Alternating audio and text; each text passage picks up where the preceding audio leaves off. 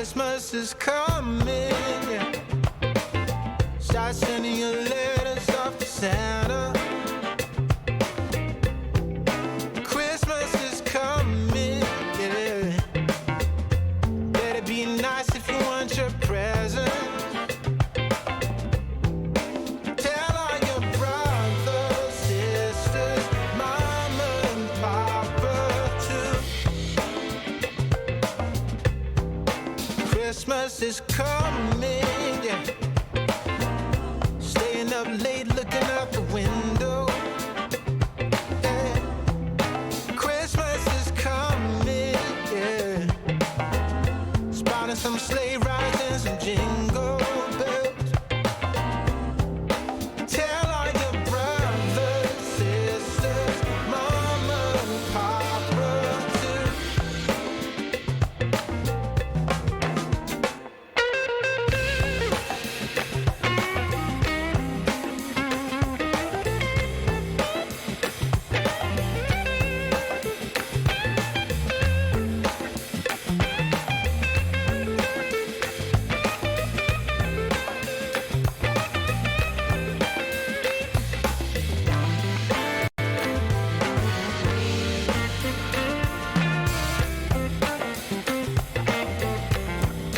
Christmas is coming, yeah. Roasting some chestnuts on the fire, yeah. Christmas is coming, yeah. Celebration and surprises. Tell all your brothers, sisters, mama and papa too. Ooh, yeah. Tell all your brothers, sisters, and mama and papa too. Oh yeah, yeah,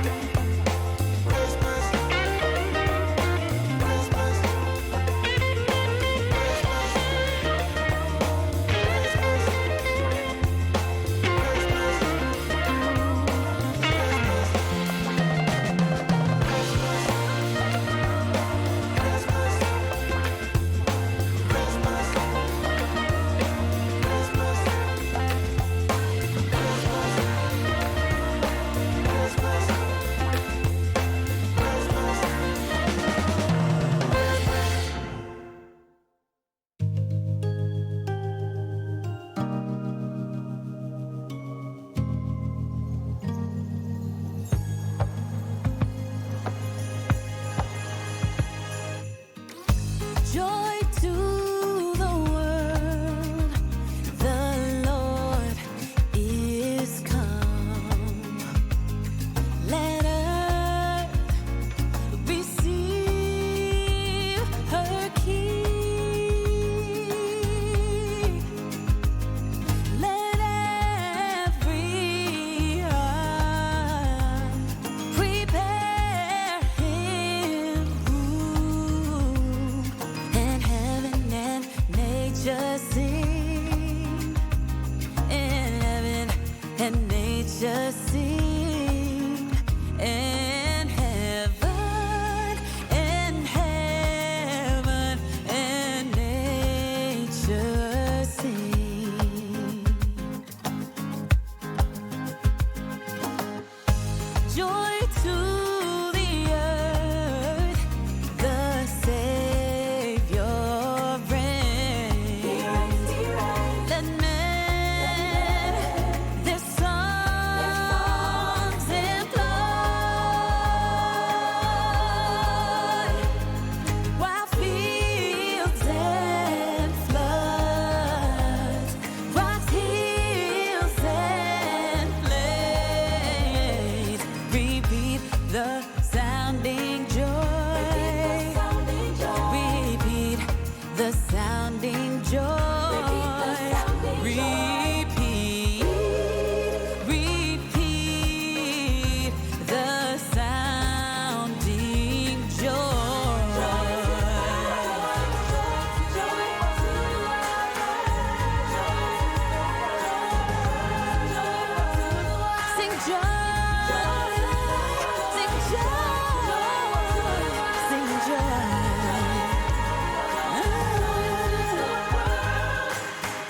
He rules the world with truth and grace, and makes the nations prove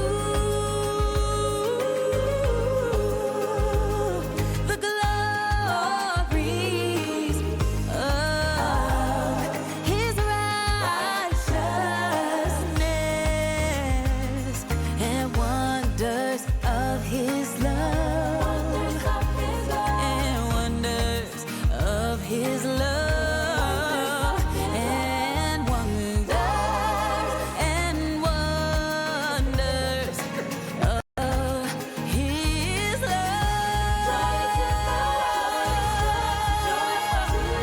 Sing joy,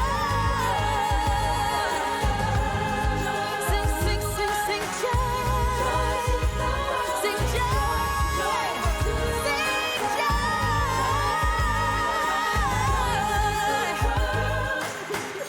Joy to the world, sing joy to the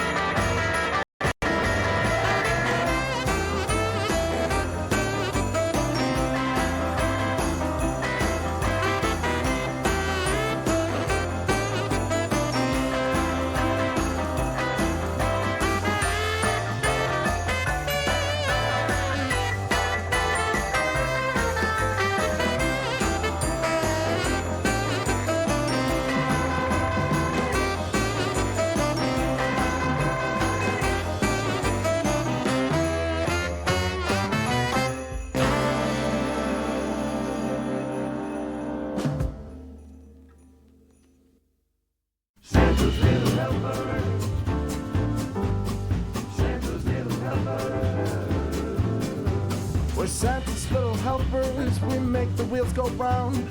Day and night, night and day, here in Christmas Town. We're Santa's little helpers, and it's us you wanna know. If you want a date under the mistletoe. We're Santa's little helpers, and we make all the toys. The trinkets for the girls and the trucks for the boys. We're Santa's little helpers, and we know every trick. 'Cause we wrote the book on Old Saint Nick. It's a foggy Christmas night. So Rudolph, shine your light. Santa's little helper. Santa's little helper.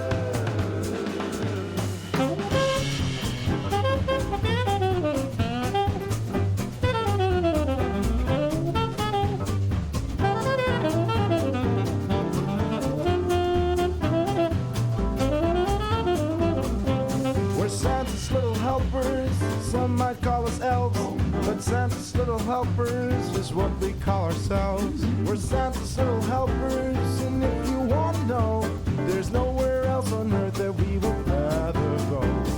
Santa's little helpers, Santa's little helpers. We're Santa's little helpers, and it's us you want to know. If you want a date under the mistletoe, if you want a kiss under the mistletoe, mistletoe, mistletoe, mistletoe.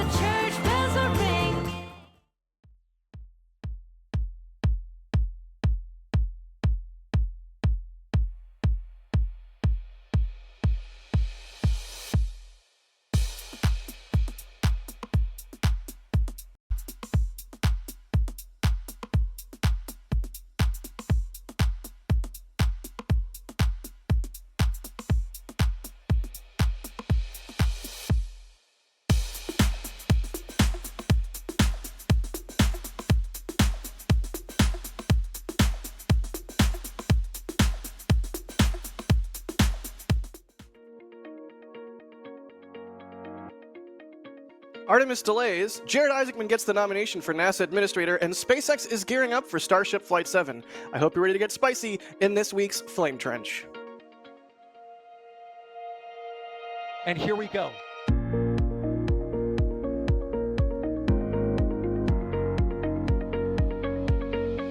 We have liftoff. Propulsion continues to be normal. R68 chamber pressure looks good. Following up. Roger, roger, Atlantis. Bottom towers fly! Yes! Echo down to nominal. Fighting downside FD off. Bring in FD off. It's orange! Oh my god! Decollage. What is it? Put that in the big bag, 343 unfolds to go. Indeed. We rise together, back to the moon and beyond. This methane will be igniting in the flare, correct? Yikes. You bet. Sure. We don't need any more of these.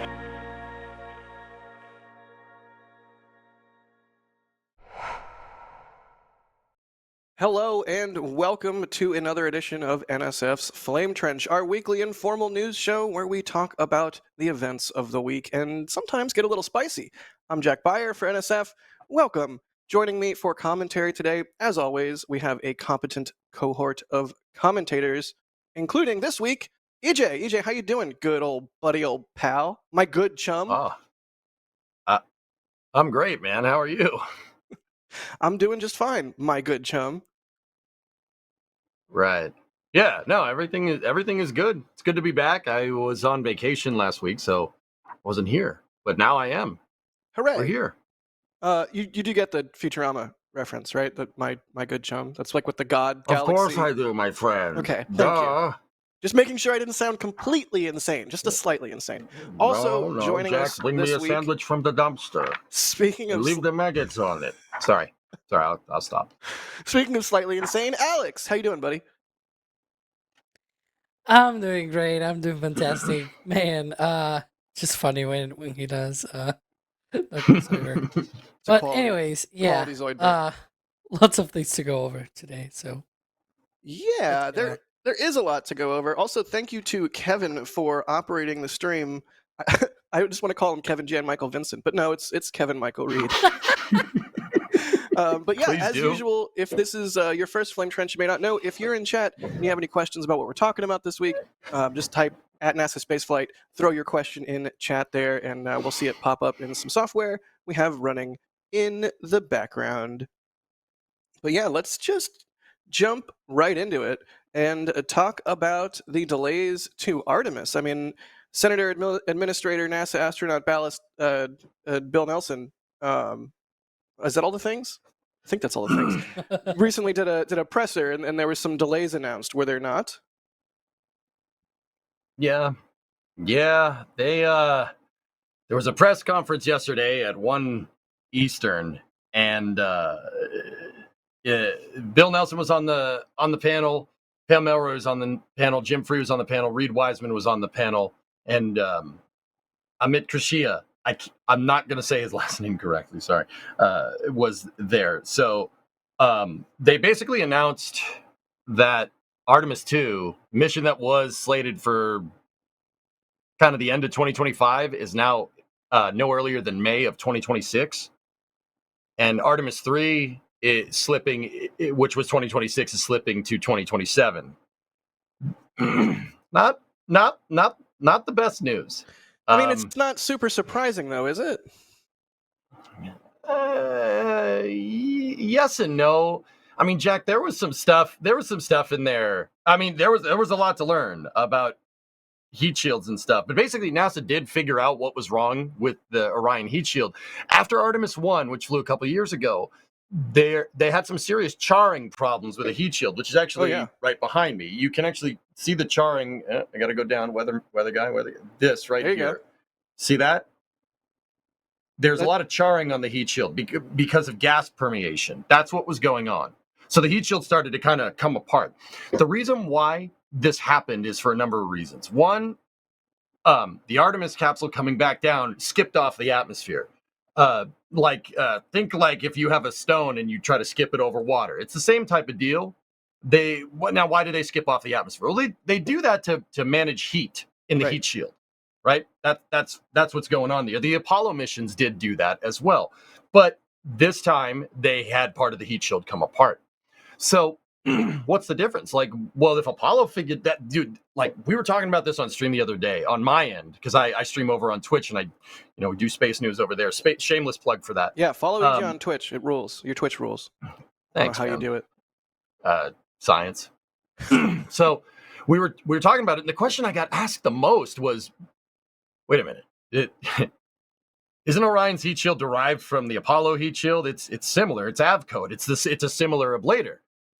How did we do this 50 years ago and didn't have an issue with it, and now we have an issue? Well, that's why I told Kevin to put this back here today, because you see how the charring is going on here, but you notice that the heat shield here is actually a bunch of different blocks. See, Right. It's a bunch of different blocks. Right. The way they decided to manufacture the heat shield is to manufacture the Avcoat in segments. How the Apollo program did it was basically one contiguous piece. It's like one a monolithic honeycomb thing, yeah. Exactly. One continuous block over the entire heat shield. And the block looks like a little honeycomb. It looks like a beehive almost, right? And they like fill the cells with the Avcode or what have you. Yeah, they would manually fill every single little honeycomb, which is probably about maybe half an inch or about 25 millimeter. There was hundreds of thousands of them, and they filled them by hand. Right. Now, so when Orion was coming back, it got extra spicy, is what you're saying. And in fact, yes, this video is from when it returned to San Diego there after Artemis 1. I don't know. I feel like I almost had more fun shooting the capsule back in San Diego than I did actually shooting Artemis 1 itself. Although, come on, shooting SLS was amazing. But I remember that day and taking photos of the heat shield and being like, I don't know if it's supposed to look like that. And there was like a minor kerfuffle on the stream and on space socials. Everyone being like, "What's going on with the heat shield?" And then sure enough, here we are. So. You said it was because of what was the reason for the additional charring? So the additional charring, and I was thinking 1 inch before. 12.7 millimeter is 1/2 inch. There you go. All right. Streamer math. All right. There's boy math, there's girl math, streamer math. Don't worry about it. So what's the difference here? The difference are those blocks. The Apollo heat shield was made in one big block with a bunch of little 1/2 inch, 12.7 millimeter inch honeycombs that were all injected with ablator. If you see, this is made in a bunch of different pieces. Now, the interesting thing about this here is that, EFT-1, the first Orion flight test, tested a heat shield that was basically pretty much derived exactly like the Apollo program. And it worked pretty well. And what NASA did was they looked at that and they said that was too hard to manufacture because we didn't have the industrial base to manufacture it, and opted for the blocked heat shield instead, thereby basically making Artemis 1 another kind of test flight. Okay, we switched it to blocks and we're wondering what happened here. It's right. We're going to figure out what happens here. Now, the heat shield did come apart. Now, why did it come apart? Well, with the Apollo heat shield design, you have that basically an array of honeycomb. And what happens with an ablative heat shield is that when it burns, it releases gas. Some of that gas, because there's an area of stagnation basically in front of the heat shield between the bow shock where the plasma stuff is and the actual heat shield itself. A lot of gas gets caught in there, and some of it permeates back into the heat shield. And what that was doing is creating pneumatic pressure inside of the heat shield and causing it to crack. Now, with the honeycomb design on Apollo, you didn't need to worry about that. You don't need to worry about it because the honeycomb basically mitigates any cracking that would happen. But because they'd switched from that honeycomb design in one big block on the heat shield to a bunch of smaller blocks, the ablator, the Avcoat, does crack. It cracks and permeates a little bit, right? And that allows the pressure that gets caught up in the heat shield, the pneumatic pressure, causes the heat shield to delaminate. It's actually kind of similar to Flight 1, Starship Flight 1 with the concrete. It shot gas behind the fondag, like that concrete that was on the ground, and basically cratered the entire pad. It's that. Very similar to that, but with re-entry heating and not concrete. Now, what is NASA's remedy for this problem? Well, on Artemis 2, the first flight of Orion, they're going to fly a slightly modified trajectory to prevent a slightly modified skip to prevent this from happening. And then for Artemis 3, they're going to redesign the heat shield so they can fly that trajectory, the trajectory that was flown on Artemis 1. So NASA's heat shield, or Orion's heat shield, once again, has to be redesigned because somebody decided to redesign it because, after validation flights, redesigning heat shields seems to be a good idea or something. Not. I don't understand it. It makes me so angry. It's like, hey, we did all this great work. Throw it away. And I guess EJ, one thing that we should probably talk about is why does the shorter skip reentry works versus the longer one, right? And that is in the dynamics of how that char ablation, that those pieces broke away. And so he explained, he said that essentially what happens is that you have, so there's two different things, right? Often are mixed up in common language, but in pure technical terms, they are not the same. Heat and temperature are not the same. So you have heat, which is the energy, right? That you're putting onto that heat shield material, and then you have the temperature. So what happens is that when you re-enter through the atmosphere, be it with an ablative material or a ceramic material, whatever you're going to use to re-enter the atmosphere, you have a heat, an energy being put on that material, right? Now, as the Orion capsule came out of the atmosphere on the first skip, so it re-enters, it does that first heating process, right? And so as it skips out, it stops getting heat, but the outer layer, it's hot, right? And now that temperature, all of that gets transmitted through the material down through the other layers. And as EJ was talking about, that kind of soaking of that heat, that raising temperature on the lower materials, it created gas. And so those areas that were permeable were able to liberate that gas that was being created, but the areas that were not permeable, they were essentially trapping the gas. And so when the Orion came down for the second and final reentry, because again, it's a skip reentry, right? It goes up, then goes down again into the atmosphere. On that second reentry, those places where the material had trapped that gas, that's when you had that liberation. And they actually, I'm just seeing Kevin has here one of the pictures that they showed of that side-by-side sampling of how they did they simulated. There you go. So you have the permeable material, right, on the top, and it doesn't have any liberation. And then you have the one that has the ability to trap that gas because it's not permeable. And then you have those liberations of that material because now the gas, as you come down again through the atmosphere, heats up again and liberates all of that material that is sort of the layers on top. And that is one of the problems that you have with a longer skip reentry because you allow that heat to sort of soak in a lot more. And so you may have a higher peak heating on a shorter skip reentry, but you don't let that heat to seep through the layers as much and don't create as much of that gas, and you also don't let it, pop out. And so that's why they're changing that for Artemis 2, where they're trying to mitigate the creation and also the liberation of that gas abruptly from places where they think they might have that AV code that is non-permeable. And for later heat shields, what they're doing is they're just making it so that it is permeable, so that the gas can be liberated, and so it goes out and it doesn't carry away the other layers with it. Weirdly enough, for a heat shield, more permeable, more better. I wouldn't have expected that. Because you have all of these gases, right? You have these chemical reactions happening on the material, so Right. you need to liberate that. If you don't liberate it, it can actually create, as EJ was saying, right? It's like what happened during Starship's first flight, where you had all of that pressure being, accumulated there, and now it tries to get out. And when it gets out, because it's high pressure, then poof, you have a pop there, and Creates a so void. it breaks. Yeah. Exactly. You don't want a void in your heat shield. That would be a bad thing. So, Yeah. how long did this heat shield investigation take? Like 2 years? A long time. God.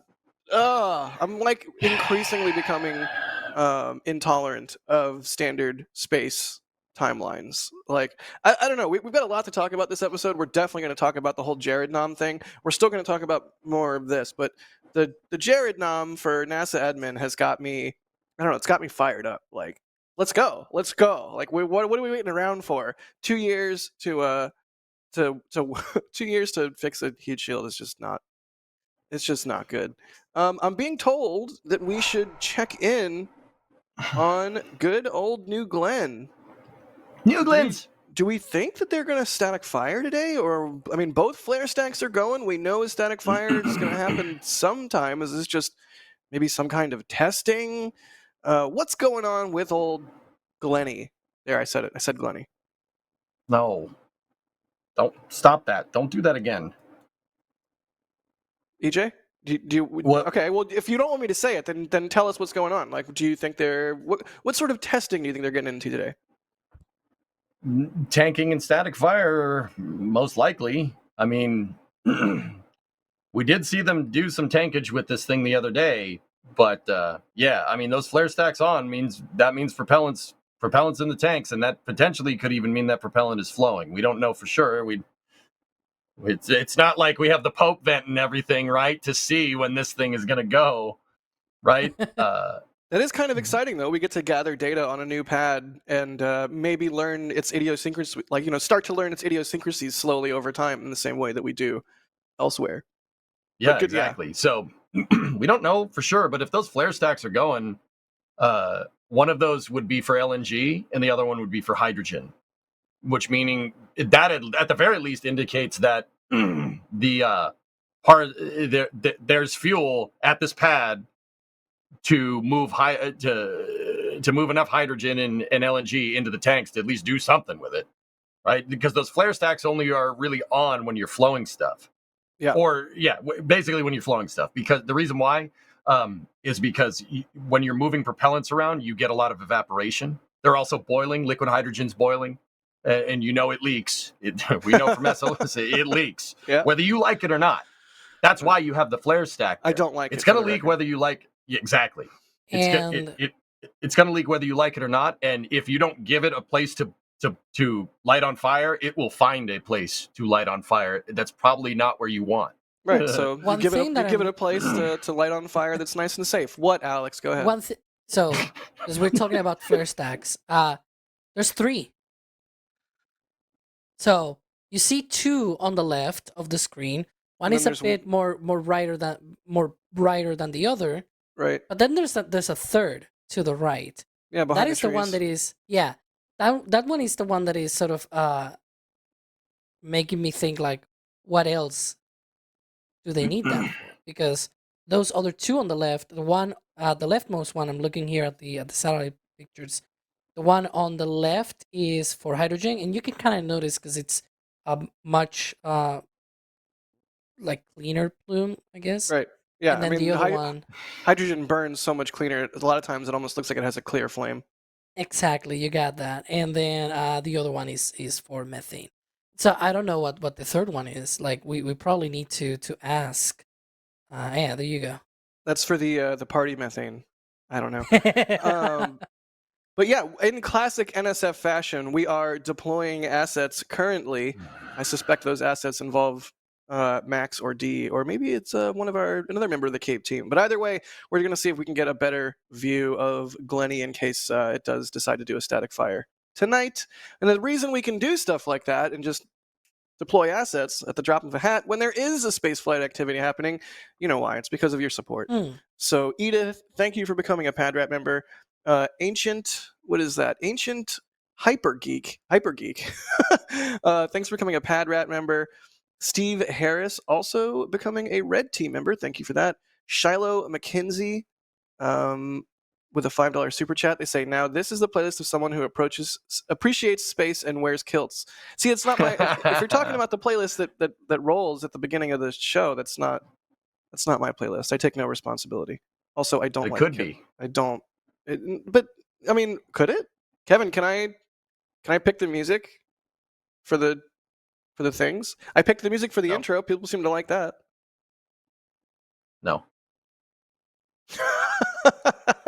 Maybe not. Okay. Maybe. I mean, I wanted to get us in the Christmas spirit or the holiday spirit. So I that's good. downloaded holiday music for That's the good. pre-show. This I'm time. not. To be clear, I'm not gunning for yet more to do. I think you do a great job. So with the little music. I mean, literally, I things. just typed holiday music and downloaded all the files that they gave me. Works. Rankley, thank you for becoming for gifting a Red Team member. Matt's gifting 10 Red Team memberships. Thanks, Matt. It's always nice seeing your name pop up. The Space Pope with a $50 super chat. Thank you so much, Space Pope. Always very generous of you. Bless your reptilian-y glory. What, Space Pope has a sound effect now? Where have I been? That's a lot of sound. We're starting to get a lot of sound effects. I don't know how long we can sustain this. Sawyer, I see you in chat. Stop it. Austin Skirvin, thank you for the $5 tip to tips.nasaspaceflight.com. They say with B-14 already the pad for testing. I'm not going to say it. Hope the strong back. You know what? We'll talk about Starship in a little bit. How about that? Ninja Decimator. Pew pew pew. Thank you, Kevin. Thanks for gifting 5 Red Team memberships. And Methane Man, thank you for gifting 10 Red Team memberships. Seriously, let's keep our eyes on Glenny and see what happens. And once again, thank you all for your support because we can do cool stuff with all the support. Like cool sound effects. Yeah, right? Okay, no, let's talk about this though. We're talking about Artemis, we're talking about Orion, and we're talking about Glenny. Here's a question from Own Madman 05 asking, given how much the Artemis missions have been pushed back, at what point would it be faster to use a current launch system with known technology and orbital assembly? Something like maybe, I don't know, Orion on a New Glenn? Question mark? Is that Could, no? Will that really help anything? We were talking about Orion being the problem for Artemis 2. That's, I mean, fair. Yeah, I'm just gonna sip my drink. You guys have you thoughts? All right, let me EJ, collect go my ahead. thoughts here. I want to hear Okay. your thoughts. Oh no! Now I've Fight. now, It's not a the fight. pressure. You know the what this pressure. means? The pressure. This means I have time to drink my soup. Go. All right. I'm not sure what putting Orion on New Glenn is going to solve if you're going to get rid of SLS. I mean, I honestly maybe potentially switch SLS to like cargo only, like a Block 1B cargo with a 10-meter fairing, and then use New Glenn in like an Ares 1 style fashion and do Earth orbit rendezvous. To be honest, I'd be kind of on board with that. That's actually pretty good because guys, you gotta remember, SLS ain't the bottleneck no more. SLS can move into operations. It's not the bottleneck. It's not. All the pieces are there at the Cape, ready to go. The only pieces that are not ready are the pieces where somebody decided after a good flight test to change the design because it was too hard to make. I have thoughts about that. I have thoughts about that, but we'll put that off to the side for a second. That could be a good case, but the question: what point would be faster to use a current launch system with known technology and orbital assembly? Well, New Glenn is really the only one I can really think of that would be able to move this Orion into low Earth orbit. New Glenn has 45 metric ton payload capacity. Vulcan VC6, maybe. In my armchair rocket scientist opinion, it would be close. Orion's heavy. It is a heavy capsule. Yeah, a lot of people are like, oh, why don't we just use Dragon for Artemis, etc. It's like, it's not, I mean, I don't know. Maybe Dragon could be outfitted to do moon stuff. Who knows? Never say never. SpaceX is crazy, and who knows what they're cooking. Right. That said, Dragon was built as a low Earth orbit taxi, right, to get to and from the ISS and to bring cargo to and from the ISS. So it's just not for that. And Orion, by comparison, is way bigger and way heavier, because you're not going to want to go to the moon in a compact car. You're going to want to take an SUV. You're going to want to take a little minibus if you can take a minibus instead of a little compact car. Or rather, take the SUV and fill it with a lot of supplies and radiation shielding and everything. Because later, at the end of the day, when Orion is fitted with everything and all of the, because it needs to get to the moon, and there's not a station yet out there to say, hey, we have like a year's worth of supplies here, right? So it needs to carry also its supplies for the mission and whatnot. So then it becomes a little bit more cluttered and whatnot. But still, you have an SUV, right? Whatever, like a big car. About this, as I was saying, just launching it in another way, it will not solve the heat shield issue, right? And as you were saying, any other alternative still means you need work. Like, I feel like a lot of people, and this is like, I can totally understand that, right? Me, myself, I also want things to happen super quickly. But even at the quickest that we've seen, for example, with SpaceX, right? They are arguably the fastest of every other company out there, right? It still takes time. And so any modification that you propose needs to be done now. Like, you need to start already on a bunch of these things. And as we will talk soon, probably, it's been tried before. It's a thing that has been proposed in the past, and when it was proposed, it was just rejected, and that was 6 years ago. If it had been done then, maybe, but now we're stuck with what we're stuck, right? So, what to do? I have no idea. Thankfully, I'm not the guy in charge. Hold on, nor about to be the guy in charge. What do you just refresh my memory for a second? What are you saying? What would have changed 6 years ago? What would we have changed? Just curious. I missed that part.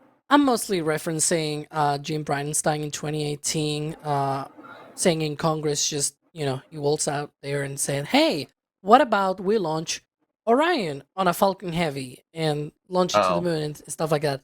And I know this is not along those lines, but I'm more talking broadly here about proposals to do Artemis, right? With things that are not traditional contractors and stuff like that.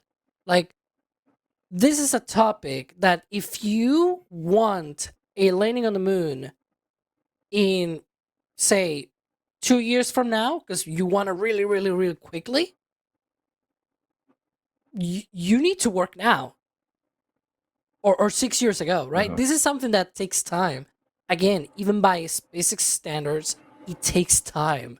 And we've seen that with Starship. Like, 4 years ago, they were launching SN8. And so, almost to the day, actually. And so, there's been a lot of progress in 4 years. It's really amazing, the progress. But still, there's a bunch of other things left to get to this. Right? Which is why I chose it as my background, because I want to remind people this is going to be bringing people to the moon. Right? God, so there's a lot of, and I get, right? Like, I want to put it in perspective. This, like, I'm not saying, oh, this is never going to happen. I'm just going to say this is going to take a lot of effort, guys, because it's a really complex machine. And so it's not going to be just, slap your fingers and it's going to be done, right? And so yeah, that makes sense. If we do things, they need to be done now. That's my ideally years and years and years ago. Now, fellas, hold up real quick. I got a question. What's up? Alex, you're saying, it would, commercial could potentially be better. The sooner we do it, the better. We have this whole thing with commercial, right? Like, not exactly that. It was more like, if you want that kind of thing to happen, you need to start now. Otherwise, you're not going to have it in the time frames that a lot of people are wanting this to happen. So, I see what you're saying. Cool. Yeah. No, I was trying to segue in it, but I suppose I'll just bring up a new topic here. Like, clearly, the thing with all these delays, right? the delays to Artemis is because of an infrequent flight rate. And I see a lot of people going off in the chat saying, these legacy contractors are just milking the government. I want to bring this topic in because it is slightly pertinent. Do you, chat, and Jack, Alex, feel free to chime in. Do you guys think that the reason why we have such a low frequency of flight and why this stuff ends up seemingly costing millions of dollars, do you think that's because, the contractors are holding NASA hostage? Or is it because NASA really hasn't had a good goal? They don't have a concrete enough program. I mean, I think the policy is really the driver here, to be honest. I mean, what do you think? I think you're not far off the mark. Honestly, I don't completely chalk it up to maliciousness, on the part of contractors. In terms of like somebody in chat, sorry, I forget your name, was like, do you think the whole switching the heat shield was like just milking it for more cash kind of thing? And not necessarily, but a contractor is going to be like, oh no, more money. Yes, we'll change the heat shield after already flying it. Like, but yeah, I think a part of it is lack of vision. Because I'm sorry, like Artemis is a cool program, and I'm not saying it should be canceled or anything like that. But Artemis as an outgrowth of Constellation, as a replacement for the shuttle, like it's all just sort of been this nebulous thing for a long time. So yeah, lack of clear goal or lack of vision, I think is part of it. Although that has been solved, I think, in large part since the Artemis program was announced. Although I would argue that it's way too scattershot. There's way too much going on with Artemis. It should be simplified. That said, I do think, like I understand the sentiment, right? Because it's programmy and keep the workforce, active and that sort of thing. So I get the sentiment, but no, and I think also part of it is Congress, right? Like Congress has to give NASA the money that they need to accomplish a high flight rate, and they simply haven't done that. And you're right, EJ. A high flight rate solves a lot of problems. Hey, how did SpaceX go from launching like no in-house satellites to literally the most of anybody? It's partially through a high flight rate. If each individual satellite you make is this bespoke jewel and it's one-off and it costs $1 billion, then you lose that satellite. That's a big deal. If you make a whole bunch of little hockey pucks and you just spit them out into orbit nonstop, hey, if 20 of them go kaput because the thing was bad on them, guess what? You just learned that thing is bad, and the next 20 will be fine. And you just repeat that process over and over and over again. So yeah, I do wish the program, like SLS and Artemis in general, had a higher flight rate, because I do feel like that would solve a lot of problems. You know what? Fly them, switch it to a monolithic heat shield, switch it back again. I don't care. If you're flying 4 times a year, you've got the flight rate to support all kinds of testing. And then that means you get a more robust vehicle, you get more safety for the humans that are going to be riding this thing and betting their life on it. Yeah, we have a lot of really good questions too about this. So I do want to get to those, and chat, keep them coming because they are awesome. But Alex, if you have any thoughts here, jump in, and then we'll run some questions, because we're already like 35-40 minutes into the show. I'm Glennie now. You have the shirt of Glennie, and I have Glennie here right in front of me. But yeah, as you were saying, it's just there's multiple facets here to take into account, right? It's policy, right, at the end of the day, because a bunch of the decisions on how we got to this point with SLS and Orion and whatnot, we got here because there was a bunch of decisions of using this hardware and how to use it. Even like it's literally in the law, and things like how much mass it needs to launch into low Earth orbit, etc., etc. All of that is in the NASA Authorization Act from back then.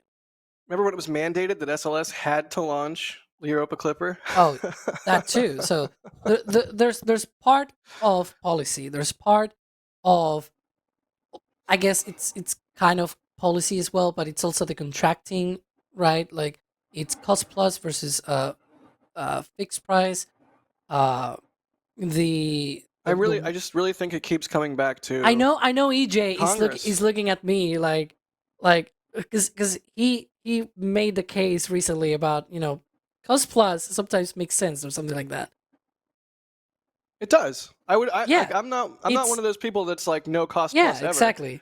I think for the most part, you should pick the contract that's right for, or pick the style of contract that's right for each individual Right. case. But cost plus has been abused. Like it's been like seriously abused. Yeah, Because there's no policy. There's no policy to state it. A cost plus contract is something when you need to procure something that you don't know how to make in a very short period of time. Right. That second part is really important, guys. Right. It's the like second part is really important, or else you're going to incentivize a contractor to just waste money. Yeah, exactly. Yeah, there you go. You can only pick two. Sorry, talking over you there a little bit, buddy.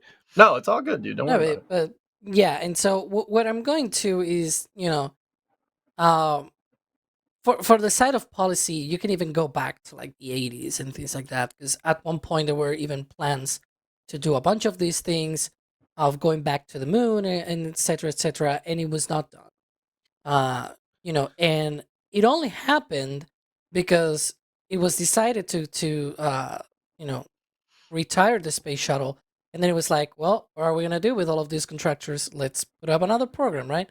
So Constellation happened, and then it was canceled. The contracts went over to SLS and Orion again, because of course that's how it happens. And so policy is a big, in my opinion, at the very least, it's one of the big things that drove us to where we are. And this might be a very unpopular opinion, but this is all Apollo's fault, because ever since all of these missions were proposed originally, it was just proposed as an Apollo on steroids, and just like,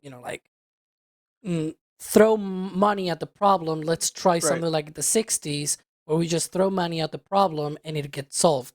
And that's not how you do things, especially after all the things that happened after Apollo. Not just NASA, but government contracting in general. Look at the defense, for example, programs and whatever. I mean, it does seem like everything, whether it's aerospace or defense, like timelines for everything since I don't know what, the 50s, 60s, 70s. It's like it takes 30 years to get a new fighter jet built, or it takes I don't even know how long it's been for the the new variant of the 787 is like many years delayed. It takes time now to do these things. Yeah, I don't know. Let's do some questions. We have a lot of questions. Well, first off, we have a lot of commenters saying that NASA's waiting on SpaceX. I don't agree with that. What do you think? Well, Alex, you go first. Do you think NASA's waiting on SpaceX because SpaceX is so far behind with their contract? Like, no way, right? As much as I've said that this is challenging to build and everything, I think with this might not even be a problem anymore, given the timelines. I could make another rant about that, but yeah, I don't think HLS will really hold up the Artemis 3 or the lunar lander. Right now, you have the heat shield. Yeah, well, EJ, go on. Orion. No, somebody's chat is confused about heat shield ablation versus heat shield fracturing and charring. I'll explain it again, just in case I wasn't clear here. You want this to burn. You don't want it to do that. See right here? See where my pointer finger is? See where that chunk is missing? That's bad. That means your heat shield is doing something that you didn't expect it to do. Yeah, you want it to deviant engineering. That is bad. Burn away in a predictable, measurable, stable, steady fashion. You don't want it to create pockets and voids of gas that then cause chunks of the material to come off far more than is actually supposed to be liberated in the first place. That's a problem. Yeah, no, that's not good. And if you're gonna say like, oh, it made it through just fine. We'll do it again. It'll probably be fine. Well, yeah, let's launch SRBs with 2 redundant O-rings in the cold. It'll probably be fine. Right. It'll probably be fine. Right. Here, let's use this external tank that has a bunch of foam delaminating because it's scrubbed 6 times. Let's launch people on it. It'll be fine. That's not how you do engineering at all. No. Yeah. That allowing that deviance is going to get someone hurt. You can't get around that. If you try, someone's going to wind up hurt. No. Right. Bad. EJ, chat. Don't do that again. on that same similar note, that like you put the example of Challenger, right, with the O rings, and I've seen some concerns of people, even former NASA astronauts, saying, this is a problem and this is a concern and whatever. Talking also back to the safety culture and the normalization of Vivians. This that they've done with Artemis 2 is not flying Challenger again. This is saying, okay, the O-rings get stiff at cold temperatures. Let's just not fly at cold temperatures, right? Like, let's wait for warmer weather. Let's change our mission. And in this case, it is changing the reentry path so that this char ablation doesn't happen. Like, it just ablates much more what you expected rather than an unexpected result, right? The long-term change, which can also be compared to what happened with Challenger, which was they changed the O-ring seal. Instead of being 2, was 3. They also changed a little bit the geometry, so it was a little bit better, etc., more redundant and whatnot. So in the future, starting with Artemis 3, that heat shield will change. It'll have a more permeable avcoat mixture. So, like, going back to the whole safety stuff, this is not like Challenger. They're not doing that. They're just saying, look, it's going to get cold. Let's just wait, right? Which is what might have been the good decision to do, right? With Artemis 2, they're saying, let's just not fly our reentry. Like, if we don't expect, let's get away from that. We don't want that. So, yeah. Yeah. All right, well, let's do some get questions. The spray bottle out, Chad. I'll do it. No. Vaquero is asking, is anyone honestly surprised at the delays? Nope. Anybody? Bueller? I could have saw it coming. Look at the one time when the president-elect was president and actually gave them a date and a deadline, stuff started falling into place and we started seeing a test flight get on the books. Right. Okay. That test flight was a little bit behind, but it still happened. And then after that, 3 years ago, they were like, oh, we'll delay it to 2025, even though it was supposed to be in 2024, right? There's no accountability there. This is what I mean about policy. You have to have a date. The date, if you have a date and you have accountability there, and you have to, even if you're a little bit late, you still took the impossible in SpaceX terms and made it late, right? Elon is saying we've been going to the moon we're going to go to Mars for like 10 years, okay? He says we're going to do it in 2 years, 10 years ago. He said it again like a couple months ago. And don't get me wrong, like, here's the thing. Yeah, you could say like, oh, he's not, he hasn't done it yet. Huh? But has anybody else gotten any closer? No. Nope. Not even close. Right? Like, yeah. I could have seen this delay coming from a mile away. Like, there's no urgency. There's no urgency there. Right. And it's just the other thing that they said is like, don't worry, despite these delays, we're still going to probably beat China there, which I'm sorry, guys. Like, all right, that's cringe. Stop. NASA, stop. I'm going to get the spray bottle out. It's unfortunate that will probably be used as a justification for increasing NASA's budget, but like the Machiavellian in me is like, well, bigger budget. I really do think a lot of the ills are, you're right, it's policy. It's also, I think, funding. Because Congress just doesn't give NASA the money that they need to. And everyone's like, why are we spending so much money on NASA? And it's like, bro, do you even understand what a fraction of a percent of the budget that NASA actually gets compared to previous years or like the Apollo years and all of the stuff that they're doing on that minuscule little budget? It's infuriating. I do want to do some more questions. Chris Lundy is asking, please help us understand how these new Artemis milestones are achievable with the current state of Starship. How can it possibly finish development and achieve human rating by then? Buddy, 4 or 5 years ago, SpaceX was flying SN8, and we're coming up on the 7th flight test of Starship. Yeah. I really do think Starship is not the long pole here. Like, yes, it's incredibly complex. Yes, orbital refilling needs to be figured out. Yes, they need to launch an HLS test demo. I believe at the end of 2025, they want to launch like a long duration coast mission for Starship as part of the HLS milestones for NASA. So there's a lot to do, but I mean, SpaceX moves fast, I think is the answer there. Plus, they already have Dragon, so they can take all they learned with Dragon Eclipse, with Station Ops, with Astronaut Ops, and plug that into Starship. And you better believe, despite us not seeing this stuff, like we get to see things at Starbase on the regular, they're working on it. I mean, they're working on the elevator. They're working on the docking adapter. They're working on the HLS ship. I wouldn't be surprised if there's HLS ship parts inside the Star Factory right now. I would not be shocked. I think we're that close.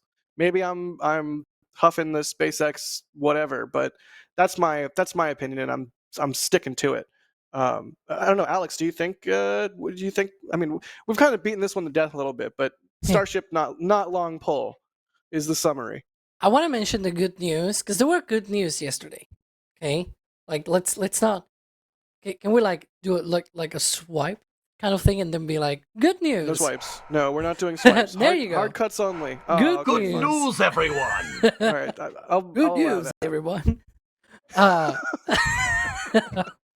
What? I had to do it. So the thing is, in between all of these news, now that Artemis 2 is sort of like no earlier than April 2026, Amit on the conference on the Q&A, he said something that is very, very interesting, and it's essentially down to potentially having Artemis 2 being sort of like trying to test the CONOPS, as they are called, which is a concept of operations between Starship and Orion. That may not mean both of them meeting in space, but at least wanting to at least have simultaneous launches so that they could test and train for when they do that on Artemis 3, because they need to launch this thing into lunar orbit and then meet, Orion needs to launch and meet with Starship around the moon. And so they want to at least have, some capacity there, especially also like the communications between Orion and Starship, because Orion needs to dock to Starship. And so Starship will be fitted with a lot of communication systems so that Orion can find it and everything, and all the Orion for Artemis 2 does not have any docking hardware, so in theory they will not be able to dock to each other, but you could in theory rendezvous between both if Starship were to be ready by then and Artemis 2 doesn't delay that much further down the line. So that's great. Like, I think that's really exciting news in my opinion, because that means we could see really incredible views of that Starship, like from a human being clicking on a camera outside of a window and seeing a Starship in orbit. Like, how cool is that? I don't know. That's gonna be amazing. No, that's gonna be amazing. That's a really good point. I'm super excited for that. The Sheriff of Patties is asking, realistically, do you think anyone is getting to the moon before 2030? Oh yeah. EJ, what do you think? Yeah. Even if our Artemis goes on its delayed, awful flight cadence trajectory, it'll do it. I would agree. Barely, but it'll do it. But who knows? I mean, the news that we're going to discuss a little bit later, maybe sooner. Alex? Yeah, before 20. Yeah, I'm positive. Let's see, a couple more. Zach Holmes is asking, why not just transfer astronauts from Orion or a different vehicle, I'm adding that part, to the HLS vehicle in low Earth orbit? Why do we have to dock around the moon? What problem does that solve? You still have to come from a capsule coming back at a lunar trajectory. Oh, you could do that, but you're going to use an SLS to get Orion into low Earth orbit? I mean, I even think like launch crew on a Dragon, dock with a Starship in low Earth orbit, take Starship to the moon, land, come back up. I guess the question is, how much propellant would Starship need to orbit the moon after landing on it versus coming back to a low Earth orbit after landing on the moon. Maybe it just doesn't have the propellant margins. I don't actually know. I don't think it does, dude. There's no, yeah. So I either mean, way, especially if it- rendezvous would probably have to be in lunar orbit versus low Earth orbit. Yeah. I have a proposal. Shoot. I'm gonna- All right, let's hear it. What's the I'm gonna go proposal? full SpaceX maxing here and say, just SpaceX maxing. launch an Nice. HLS to the moon. Yeah, launch an HLS to lunar orbit. Launch a regular Starship with crew on board all the way to lunar orbit. Rendezvous with a lander, land with a lander, go up to lunar orbit, then come back with the Starship, go through re-entry and land. I mean, that would be sick. That's Because you I don't still need think it's any. gonna be. Oh, I need to go into low Earth orbit. No, you just Right. do direct re-entry. I don't. I feel like it's going to be a long time before we see humans re-entering on a starship. I can't wait. Don't get me wrong, but I feel like I don't know. What do you just quick back of the envelope guesses? Like, what do you think? How long until humans ride a starship back to Earth from orbit? EJ, go. 2028. 28? Yep. 4 years. Dude, think about how many times the TPS will be tested by then. In the last 4 18 years. months, we've seen it tested 6 times. Yeah. That's enough to do significant revamps. Dude, I'm telling you, every entry, descent, and landing of Starship is invaluable data that you cannot test for down here. Those reentries, getting a live shot of those reentries from Starlink, you cannot. Dude, that data is treasure worth its trove. weight. Only Yeah, we had you- had 6 Orion re-entries, right? Yeah, see, that's what I'm saying. Flight data, Stop with the flight data knives is in my king. heart. Flight data is king. You can't get around it. Some of this stuff you just can't test for on the ground. There's no arc jet big enough to be able to test entire entry, descent, and landing on a heat shield. That's Right, also there's part nothing of the we do. policy problem that I mentioned before, because a lot Well, of these things yeah. were not mandated. Like they put a mandate for other things, but not, hey, launch, You can I give don't them know, something to minimum do. of 10 times a year. Like, if SLS and Orion were to launch 10 times a year, it's not Starship levels of crazy cadence, but that's even more than the shuttle, and that's like more than Saturn V. Like, Yeah. that's a lot of launches, right? Well, Like, Alex, I would say that 4 times for SLS a year is enough. And the shuttle launched 9 times in 1985, by the way. It's Yeah. not fast. That's Yeah, why I said whatever you- 10. Obligatory shuttle reference Yeah. complete. Yeah. We can check Yeah, that shuttle, one Chris, off. Chris is like shuttle. Let's see. Where? Shuttle, Venture Star, X-33, horses, Yorkshire. football, like with the round one, not the oblong throw egg. Yeah. I There you like go, the Chris. throw egg. We love you, Chris. Well, yeah, that's what, but anyway, to bring us back on track, Starship's going to have, dude, it's only a matter of time before SpaceX dials in that heat shield. And I think that speaks to a larger, Alex, your proposal for architecture speaks to a larger thing at play here. There's going to be a day of reckoning, right?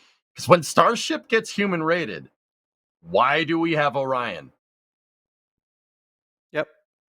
Yeah, good point. That's what I've been saying is that, you know, Orion exists right now. If you fly it more, you could have the potential of having 2 ways to get to the moon, not 1.5. You know what I'm saying? Yep.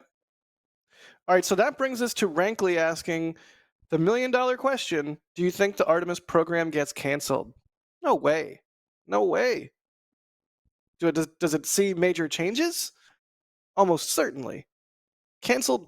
Absolutely You not. have to. You have to change it, dude. There's EJ, I'm getting flashbacks to like what 2, 3, 4 weeks ago when you were like, you know, simplify. That's like let's go, and that's 'Cause you part of have the to. reason why the announcement of Jared Isaacman getting the nom for NASA admin is so dang exciting. We're gonna talk about that in a second. I got like 2 more. I've got like a couple more. Come on, a couple more. really good Artemis questions, really good support, guys. Yeah, we appreciate it. Thank We've you. been getting some good ones, and I know we've been talking about this for like an hour already, and I like to keep things moving. But this is the important conversation, especially in light of Jared's appointment or nomination, I should say. Horizon Space says that NASA can't get rid of Orion because ESA. Oh, I'm supposed to say ESA, aren't I? Yes. Which is the right one? I never remember. Just like you say NASA, it's ESA. Okay, thank you. It's not NASA- NASA. Okay, yeah. NASA Space, Horizon Space says NASA can't get rid of Orion because ESA is producing the Orion service module. You said Yeah, ESA. fair point.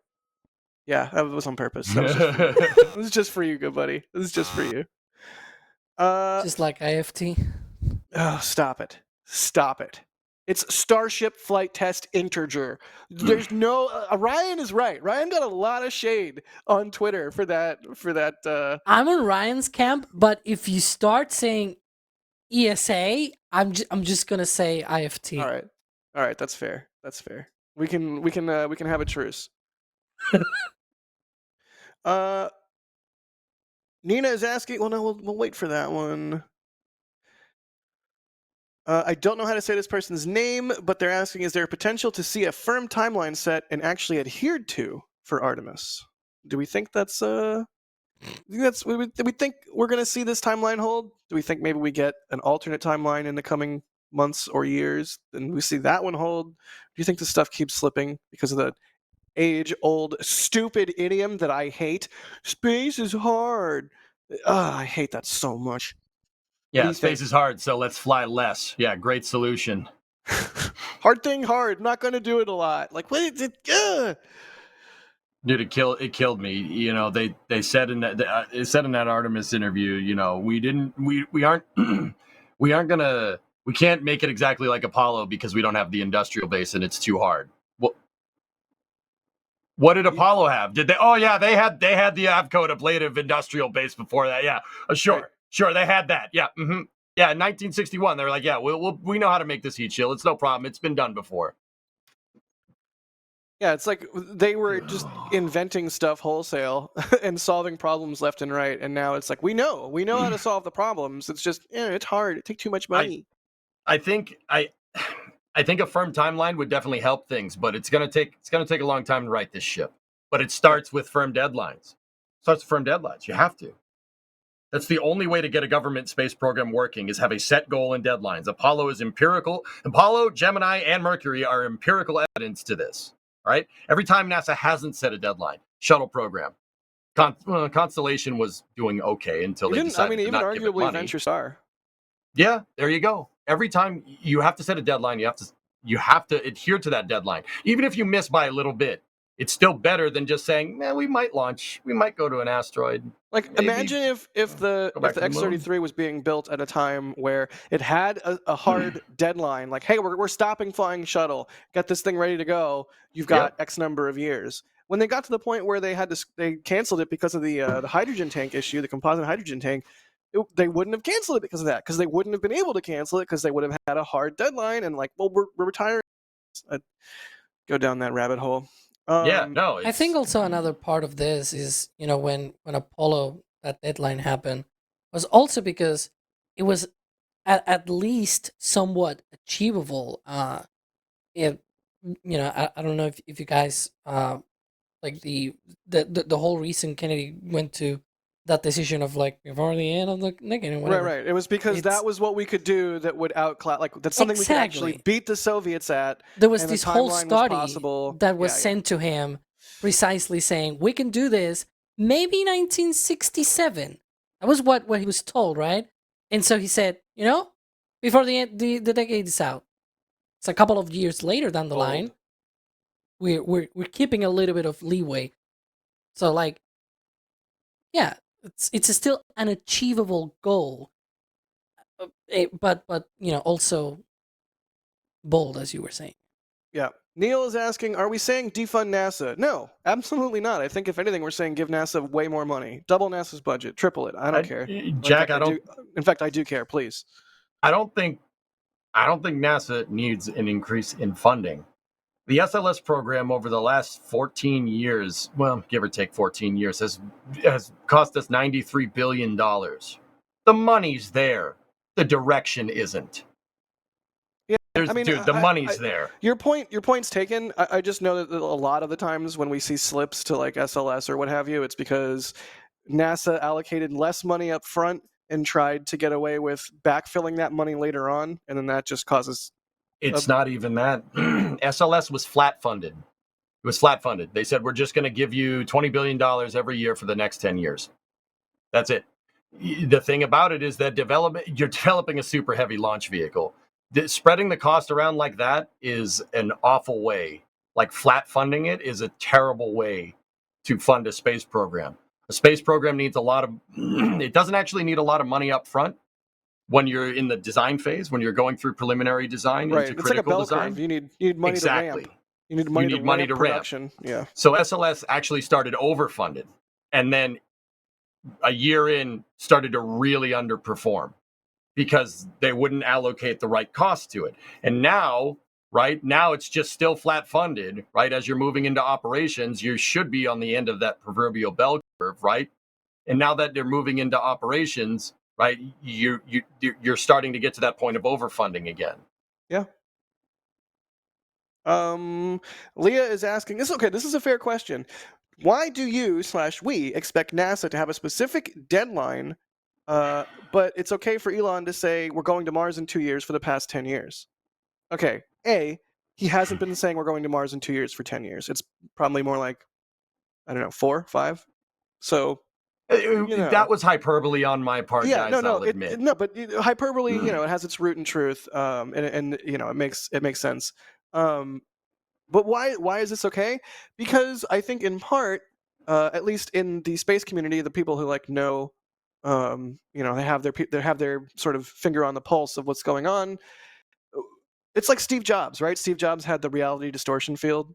Elon very much, I think, more than any other prominent business figure other than Steve, has a reality distortion field, and he can say things like, "We're going to Mars in 2 years," and it can be plausibly believable sometimes. But the point is when you have ambitious deadlines, you achieve ambitious goals. When you have lame deadlines, does that fire up your workforce? No. Does that fire up your individual person's desire to come into work and really give it their all? No.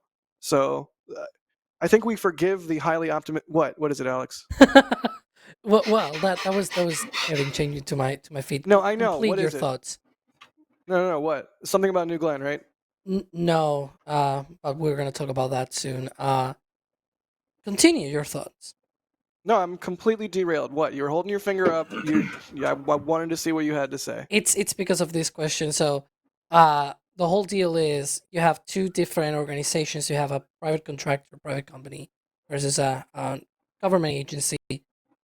As I was saying, when Kennedy set up the Before the Decade South thing, that was an achievable goal, but it was bold as well, right?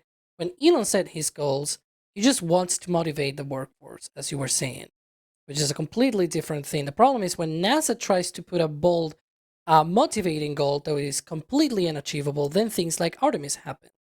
In 2019, the landing date for HLS, or what was later known as HLS, was brought forward from 2028 to 2024. Right.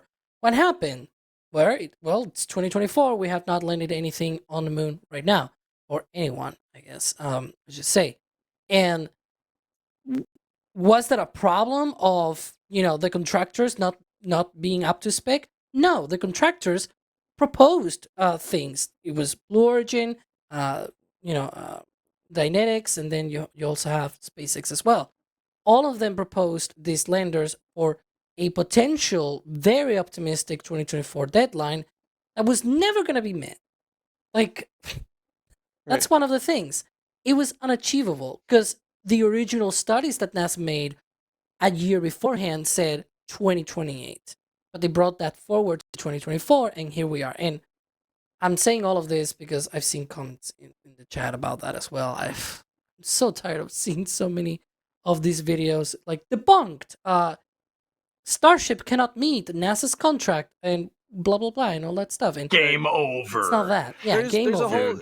It's so weird. In the same way that there's a whole sort of cottage industry of people like us at NSF who cover spaceflight and Starbase specifically, there's also a whole cottage industry of just hate people, just haters, just people who just want to make people mad and appeal to the Elon rage machine, which, Hey, wait, I know something that'll cheer me up. Come here. Come on. Oh, it's a dog. Doggo. Like it says hi. All right. Okay, puppy. Hello. All right. Okay, we got show to do. We got a show to do. You're a good girl. All right, let's move on. Now that we had a little bit of a chaser there, a little puppy chaser. Good girl. Palate cleanse. Right. Activity is ramping up at Pad 36, yeah. Jerry Pike says. Thanks to Jerry for getting this out there.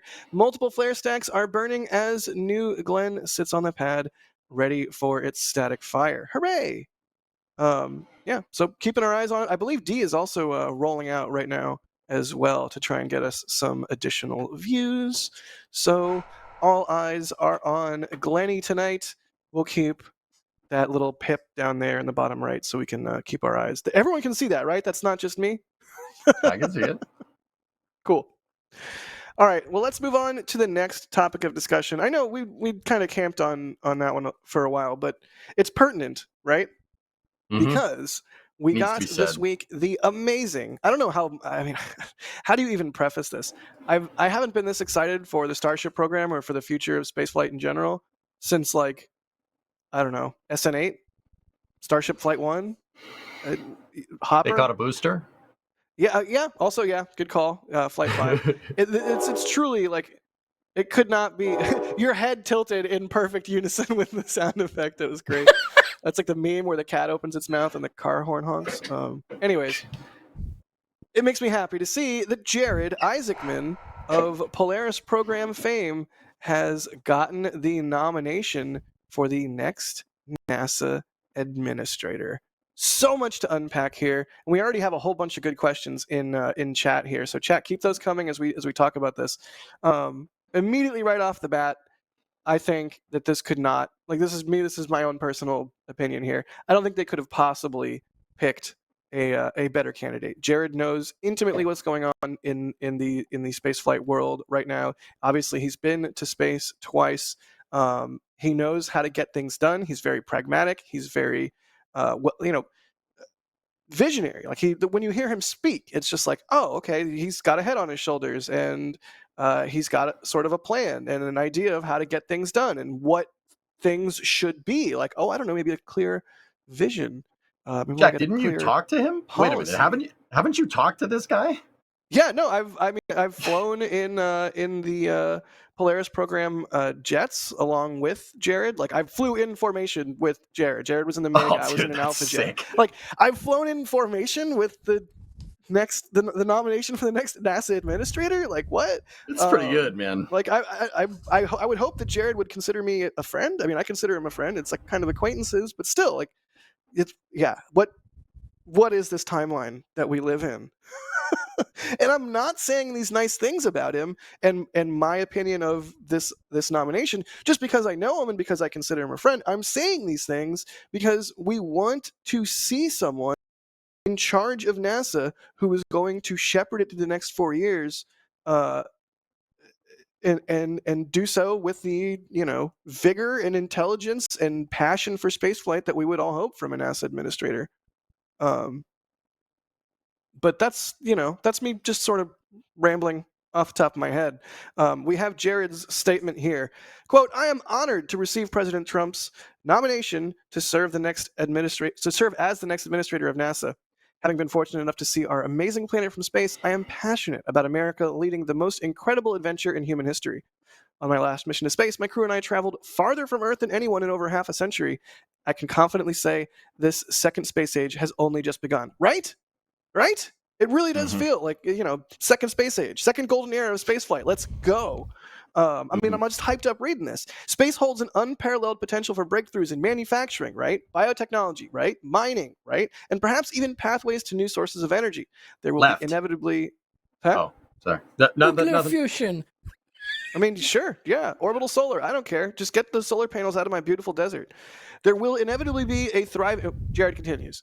There will inevitably be a thriving space economy, one that will create opportunities for countless people to live and work in space. Let's go. At NASA, we will passionately pursue these possibilities and usher in an era where humanity becomes a true spacefaring civilization. I mean, hype. I was born after the moon landings. My children were born after the final space shuttle launch. With the support of President Trump, I can promise you this: we will never again lose our ability to journey to the stars and never settle for second place. We will inspire children, yours and mine, to look up and dream of what is possible. Americans will walk on the moon and Mars, and in doing so, we will make life better here on Earth. I more than anything, and there's a lot in this statement to love. More than anything, that particular line, let's go to space and let's do so in order to make life on Earth better. That's, I mean, anytime anyone's like, why are you wasting all this money on space flight? It's like, you understand how much better our life is on Earth because we go to space, right? Like, do you like satellite imagery on your mapping app? Do you like, I don't know, accurate weather reports? Do you like, I don't know, any number of biomedical advancements that have taken place over the last, however many decades? Hello, McFly. I feel like I'm just shouting a lot, but we need to make like a tree off this planet and get out of here. I don't know, EJ. What was your reaction? I mean, I know mine was essentially, oh my god, oh my god, oh my god, and it was like the Office gif where they're spraying the champagne, everyone's running around. Like that was just my soul that day. So, you know what? When I first saw this, I was like, wait, you can do that? Wait a minute. You can do this? You can get this done? Like, that's a thing? You could pick him? I mean, it's kind of out of left field, and I'm kind of about it. That's pretty good. I thought maybe Jim would get another consideration. Which would have been good, to be fair. No, but that would have been fine. Right? I think we all, in our everyday lives, whether it's space flight or anything else, I think we're all sick of more of the same. It's 2024. And I know we're not going to get flying cars tomorrow, but like, we're all sick and tired of the same old, same old. Let's get some real meaningful, different people involved and get some real meaningful progress getting humans to be a spacefaring civilization. Let's not just sit around and do the same crappy, slow stuff over and over and over and expect different results and expect to inspire people. I mean, that's not inspiring. What's inspiring to people? Rapid progress. Saying, hey, kids out there right now, if you're even watching this, there is a high likelihood that you will get to live and work on either the moon or Mars, if you so choose. How cool is that?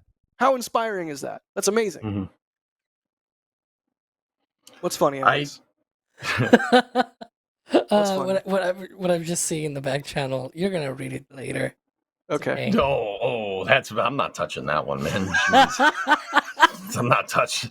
You guys are nuts. We'll hit support here in a little bit. Do you want EJ, chat to implode? Let's not do that. go off, King.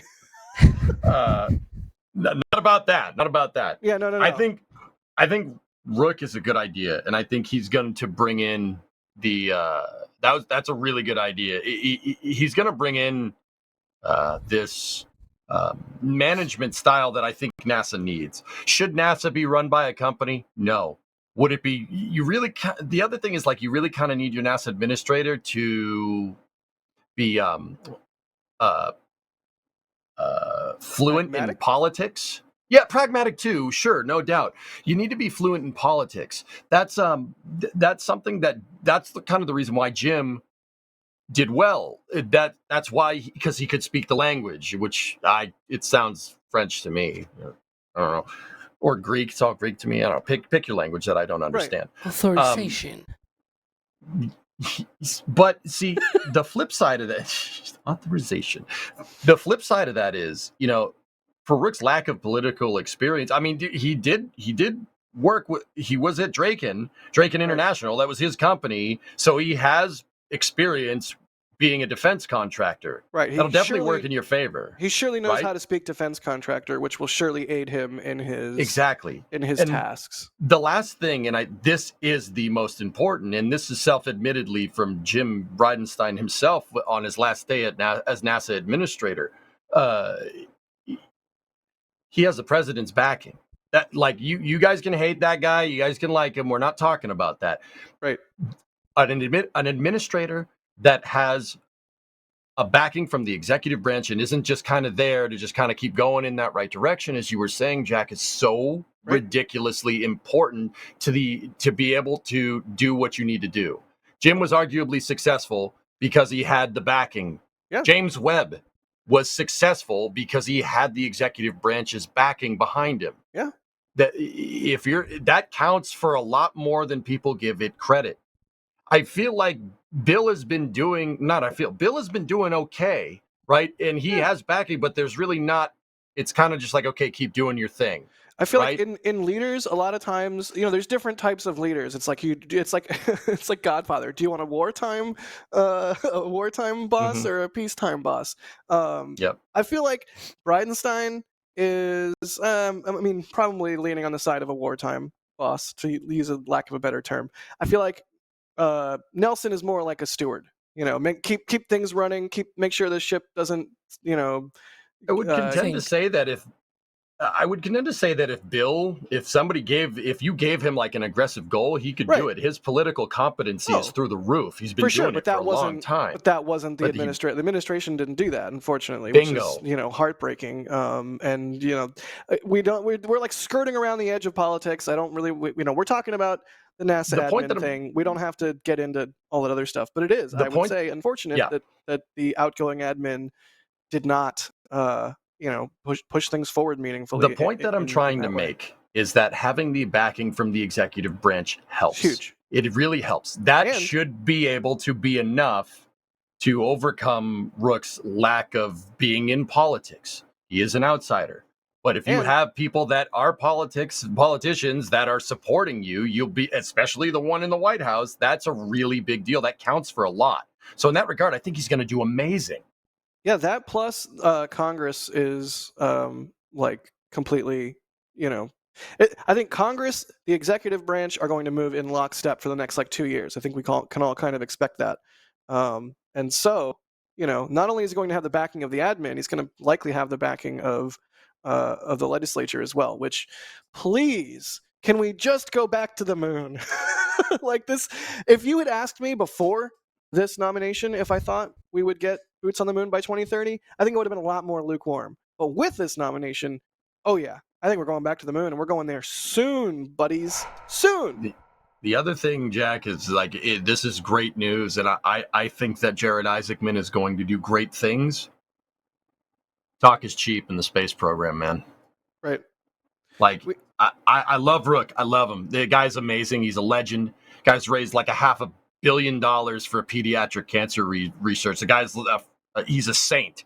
Right? And like to the but point, talk to that is point cheap. specifically, improve life on Earth through space flight. And He'll do it. You can talk about science, you can talk about technology, but just in the fact of getting people excited about going to space, between Inspiration 4 and Polaris Dawn, he has raised an enormous amount of money toward pediatric cancer, which, like, kids with cancer, can you think of a more horrible thing?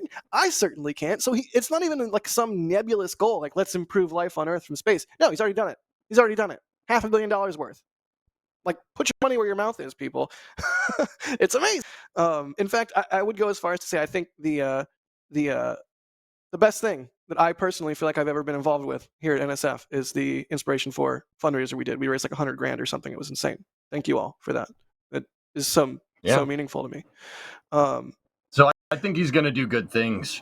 I really do. I think he'll do good things, but talk is cheap. Let's wait and see what happens. Alex, what do you think? Well, to your point, he has talked a lot, but he has walked a lot. So, Yeah, exactly. That leads me to believe that he's going to do good things. But once again, talk is cheap. We'll see what happens. He has to get nominated. He has to get confirmed by the Senate. That's important to understand. But Alex, what do you think? I do want to hear what Alex has to think. But really quick, Kevin was showing on screen that Congress is already kind of getting in lockstep.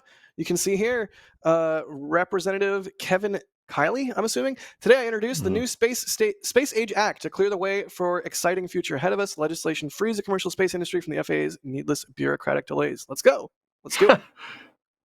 But yeah, Alex, thoughts on the Isaacman nom? How happy is your heart? Because I don't know if you can tell, I'm stoked about this. Like, this has got me fired up. We have a perfect super chat about that. Which I know. is what we were talking We'll about. get to it. Make sure your answer is super long, so it takes like 30 minutes to get to. No, I'm gonna try to be as dang, man, as right sure as there. possible Right here to his with face. my thoughts. The first thing that I thought when I saw it was like, wait, what? Like, at first it's like this sort of thing of like, It's this a joke, right? Because you don't expect. I did not expect this to pop up, but hey, as you two were saying, he's very talented. You see there. I think that's from, yeah, that's from Players Dawn because it's with a visor Look at and that! the Look at that face. camera. That's the face of a man who's Um, seen the Earth from space. and yeah, like he has experience. There's a lot of good things, right? My only issues is not with him, but rather with what will happen. While we're expecting that he'll probably be, getting the approval Alex. of Senate and everything. Alex, But can I interrupt you for a second here? sure. I just want to take a look at this image. Kevin, go back to the image. I'm sorry, I'm backseat operating the stream here. But yeah, just contrast the look of a man who has seen Earth from the farthest of any human being in 50 years on the right. And then the operator. Look at the gleam in his eye. Like he is just overjoyed. And then contrast with the SpaceX employee in the back who's probably up at like 3 a.m. Probably Someone that stressed because said they're doing important recovery work with a Jack, space capsule. So I would be stressed as well. Anyways, just I love the Jack, contrast between the two faces. Go, Alex. I'm gonna mighty unlikely says that's the face of a man that lived with a diaper for 3 days. I mean, they're not wrong. But yeah, so coming back to what I was saying, in my case, it's more about what will happen, right? Look, it's a fact that this will not be the first time that Trump is president of the United States, and during his first term, this was already tried, like a bunch of things to try to, cut through the red tape and try to, and like every attempt, right? You sometimes fail, and in that case, I think it's not that maybe it failed completely, but there were things that were not properly done, right? Jim Bridenstine tried to at least get through SLS. He proposed at one point this sort of thing of like, let's launch Orion on Falcon Heavy and whatnot. And then, as usual, Congress was like, "What are you gonna do?" Right? And they cut him short. So you guys were talking about Jim, for example. By the end of his term, there were rumors that Trump was not very happy with Jim, precisely because he never got to do a bunch of major things that he really wanted to have at NASA. Because again, Congress was in the way, and so it was like, I'm doing my best with what I have, right? I'm trying to set up things and also and don't do forget this the Artemis pandemic program. happened, which is like a giant black spot on my brain. Like I still can't believe we all lived through that insanity. Yeah. But yeah, no, that's a good point. So and so that's my point here, right? Now there's this new effort and everything, and so will it succeed? We'll see, right? And so that's my take. I'm happy for Jared, of course. I think it's better than some of the potential other proposals, I guess, like another legislator, some Yoshmo kind of thing, right? That you don't really know about, and who's this guy? And now he's gonna run NASA. At least Jared, we know him. From the last few years, he's been very vocal about space flight and whatnot. So I'm happy by that. I'm just concerned about, he wants big changes. Will he be able to do? I think even if he achieves 10% of a bunch of the things that they want to, right? Like if we get at least the gears going, that's one of the things that's kind of needed, right? Like just get the ball rolling. Right. As I was saying before, if we want things to happen, we need to make decisions. And sometimes you cannot make the full decision, but just start at least with the ball rolling, right? And to get to there. But all right. We'll see. We will see. I want to do some support, and then we're gonna do. We have so many good questions from chat. Where did that one go? There was a guy named Sean. It was right above EJ making an Office Space reference. I'm scrolling. This is not good TV. I'm so sorry. Yeah, okay. Basically, someone named Sean in chat. Sorry, I'm not seeing it now. Hi, Sean. Said something to the effect of their opinion is that Jared only got this nom because they're a billionaire and they're friends with Elon, and they don't expect space fans to agree, but that's their opinion. I couldn't disagree more. I couldn't. Dude's been to space twice. Like he's operated a Red Air contractor for the Defense Department and for various military various branches of the military. Like this dude knows what's up. He's not only been to space, but he can talk the talk and is an aviator. Like you would want somebody that has the knowledge base and skill set that he has and passion for space flight. Here's my thing. I would want that. And this might be a skin crawling question. It might be a hard question to answer. So what? How's that any different than what's happened the last 50 years? Yep. So what? At least this guy wants to do something, right? Yep. Yeah, and so what? Politics to me is always there's always some amount of cronyism, right? And right. So what? But it ain't anything different. It doesn't make it good. I don't think in this case it's necessarily bad in any way, but it's just how it is. That's the Beltway kind of thing. Like that's DC for you. It's unfortunate, but that's the nature of the world that we live in.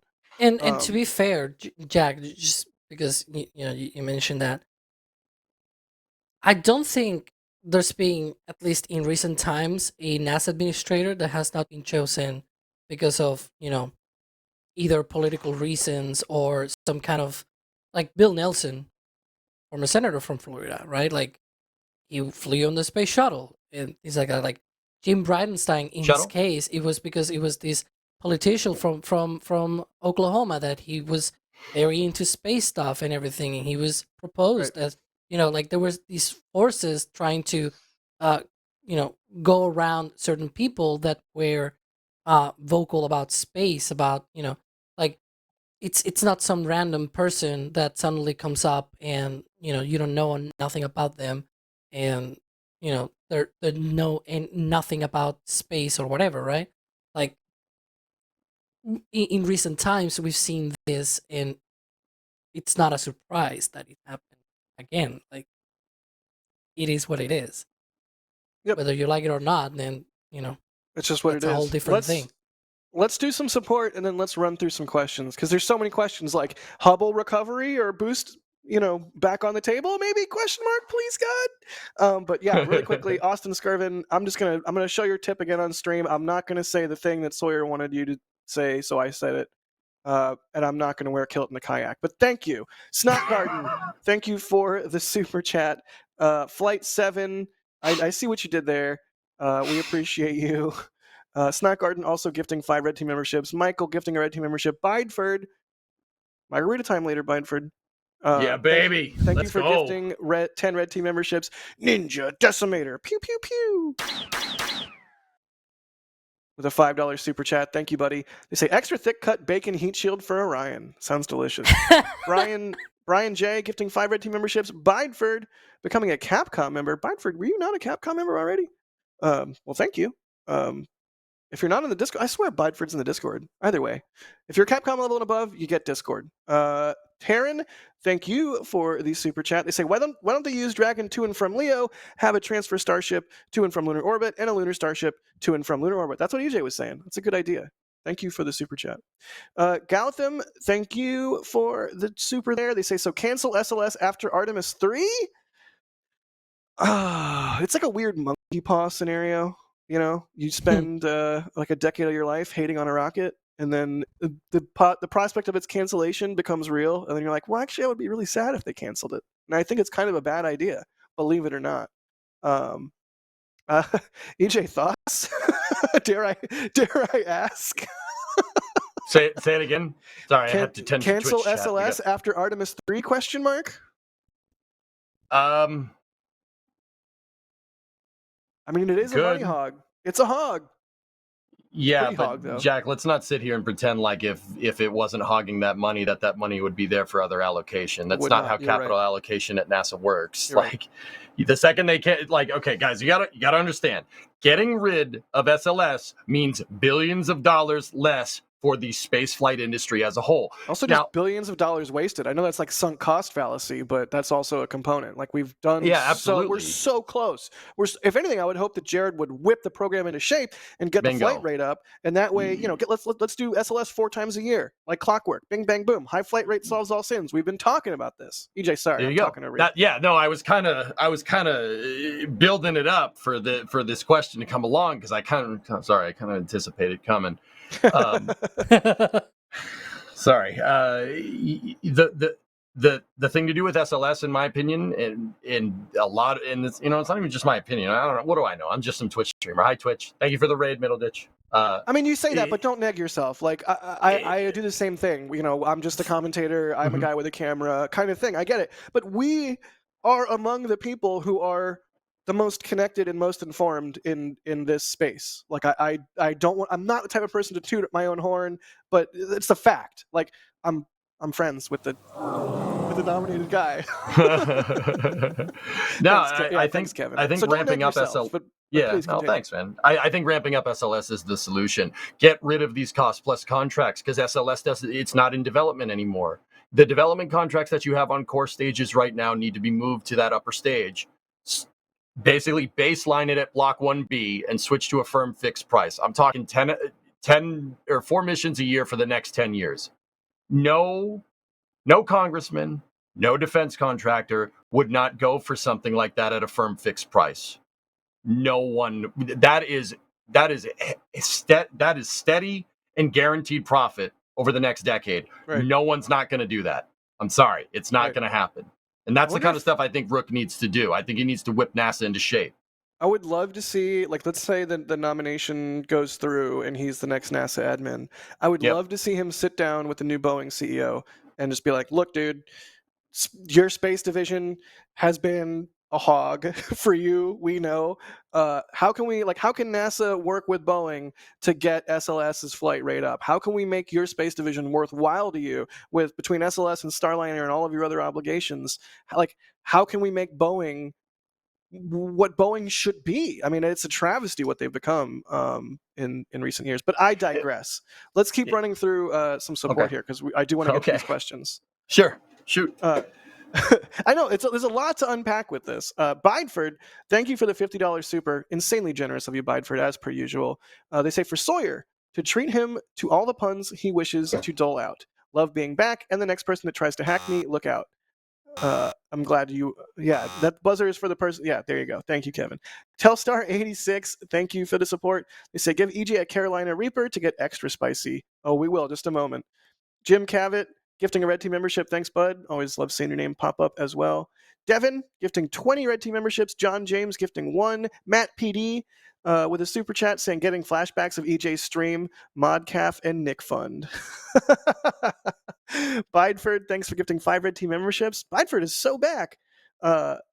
Steve Kalovic with a $5 super. They say, is your dog named Bacon? That would be weird when you eat. No, her name's Leica. She's a good girl. Astro Joe says, I work for Jared. He's an amazing leader. Yeah, I mean, in all of my interactions with him, I have zero bad to say. He just seems like an incredibly smart, incredibly thoughtful, incredibly driven individual. And that's exactly the kind of person that I think we all want to see at the head of NASA. Steve Kalovic. That's what NASA needs, dude. That's what they need. You need somebody with character, like what Jim did. You need somebody like that. But you also need somebody to be politically competent. But that's another story. Go with the question. We need to find out what Jared's Diet Mountain Dew is. Steve Kalovic, they say, I haven't seen Jack this happy since beating Trevor in a debate. No, like I said, this has got me really fired up. I don't know if you can tell. Wait, that happened? If you're a longtime viewer, like, this is Good Mood Jack. Good Mood Jack's rare. I like Good Mood Jack. I'm glad he's around. Telstar86 gifting 5 Red Team memberships. Thank you so much, everybody. We have a cool job, the coolest job, and we only get to do it because of your support. So thank you. Let's keep talking about Jared's nom. So yeah, Brian Mandow is asking, Jared equals Hubble plus Dragon? ? Do we think that a Hubble boost mission and repair could be back on in the cards? Like, what can a NASA admin really like? How much leeway do they have to just be like, do this? Like, could he reactivate SR-71s? Let's get NASA flying SR-71s again. Jared likes old aircraft. Come on. Wait, you could do that? It honors the people who built it. It honors the country who flew it. It's just in science. SR-71, right? Let's go. Like, okay, I digress again. Hubble, Dragon, maybe. I don't think we would see that with Jared flying the mission, but certainly maybe him as admin could remove some of the roadblocks that were in place to it actually happening. What do you think, EJ? Yeah, I think that's definitely on the table. Yeah, I think that NASA over the years has been conditioned to be kind of very not stingy. That's not the right word, but they're the mentality behind not doing the Hubble servicing mission was that it would be better, we could get more science telescope if we just take our redundant systems, make them primary, and use them till they break, rather than trying to come up with kind of a bespoke resupply mission. And there is merit to that idea, right? Sure, but dude, just go fix it. I know it's a difficult thing. Space is hard, yada yada. You're telling me we don't have a commercial space industrial base to be able to get that done? Give me a break. That kind of mentality is not. That's not good for spaceflight. That's not a good way of looking at it. Let's go fix Hubble. Let's go grab ISS modules and bring them back down with Starship. Yeah. Right? Let's go do on-orbit refueling. Let's do it. Let's use Starship to build another space station shuttle style. Why? Because we can. Right. Because we can. Because we're getting to the point where we could do that. Let's do asteroids. Stuff like this. Right? Yes. Let's clean up low Earth orbit. Let's many things. Let's. Do you think Apollo was going to be like this? No. That the Apollo was like, okay, we'll figure this out. We'll get it done. We know we have a big goal. We'll get it done. We'll go and do it. And then they did it. You got to put their mind to it. You think Apollo would have been like, oh, we can't service the satellite because it's too risky? It's too Give me hard. a break. Yeah. Give me a break. It's too hard is a terrible look for NASA. Yep. Give me a break. And I think Rook is going to change that, which is why I'm pumped about it, just as pumped as you are. I know you might not. It might not seem like it. I get a little spicy, but that's what they need. You need somebody like that. This is what needs to happen. We can't go service Hubble. Oh, dude, we should have a constellation of Hubbles up there. This is ridiculous. Ridiculous. Let me just go out on yeah. Well, here's the thing, EJ. We do have a constellation of Hubbles, except the organization that operates them is a little one called the NRO, and they're all pointed at Earth. Yeah, doesn't the Nancy Grace Roman telescope use an optical tube that was donated to NASA by the NRO? They're like, hey, we have this telescope lying around that we're not going to use. You can have it if you want. And NASA's like, oh my God, we can do so much science with this. And we have who knows how many of those operated by the NRO, all pointed at Earth. And we have one Hubble pointed out into space. That's a crime. That's what I mean, dude. I got into a big fight with a friend of mine years and years and years ago because I learned this and was like, hey, did you know the Hubble has a 2.3 meter primary mirror? Because we had manufacturing heritage for a 2.3 meter primary mirror, because that's what spy satellites used. They just had to grind it a different way for a different use. And they're like, no way, man. That's no way. And I'm like, no, it's true. We have a lot of Hubbles in orbit. It's just most of them, all of them except for one, are pointed. Make a lot of James Webb Space Telescopes. Yeah, make a lot of science. More science, more better, please. Mm-hmm. Yeah, it's this. Oh, we can't do this. We don't want to do this. We don't want to do that. Oh, it's not technically. Dude, come on. Enough of that. We could only scrounge together the Hubble Space Telescope because it was left over. It was scraps from the DoD. Right. That's ridiculous. That's ridiculous. No, that's not how we, as Rook so eloquently put it, that's not how you be in first place in space flight. Right. That's how you come in second place, to use his words. Yeah. No. You think that other countries are thinking like that? No way. Not a chance. This is just go and fix it. Just go and fix it, please. It's probably more symbolic than anything, but I'm Jared Isaacman. It's day one for me at NASA. I'm going to put out a memo to all offices, and one of the things, I'm sure there's so many things that memo could say, especially knowing the things a NASA admin would know, but one of the things I would suggest on that memo to be is a banning, wholesale, across the board, of any utterance of space is hard. I hate I that thought you were going to phrase. say IFT. Also yes. Also but no, like, it's 2024. Space shouldn't be hard. If anything, SpaceX is proving with Falcon 9 that space is complicated, space is challenging, but it's not hard. It's a solved problem in so many ways. And yeah, I don't know. Again, it's more nebulous, like, I mean, dude, I know that people are going to look at it and be like, well, EJ, servicing Hubble's not that simple. You know, you can't call Hubble scraps. Like, dude, you can't. I understand, but that's what I mean, dude. Over the last 50 years with NASA, we've been conditioned to just compromise. Not. I know you have to compromise because it's a political process, but like, we had to be fine. No, you can't have space station freedom. You have the ISS. No, you can't keep the Saturn V. Here's the shuttle instead. Every time we've done that, we've ended up worse. NASA's ended up worse off. All right, it's time to realize that, right? The one time where NASA had carte blanche to do what they want, they actually achieved what their goal was.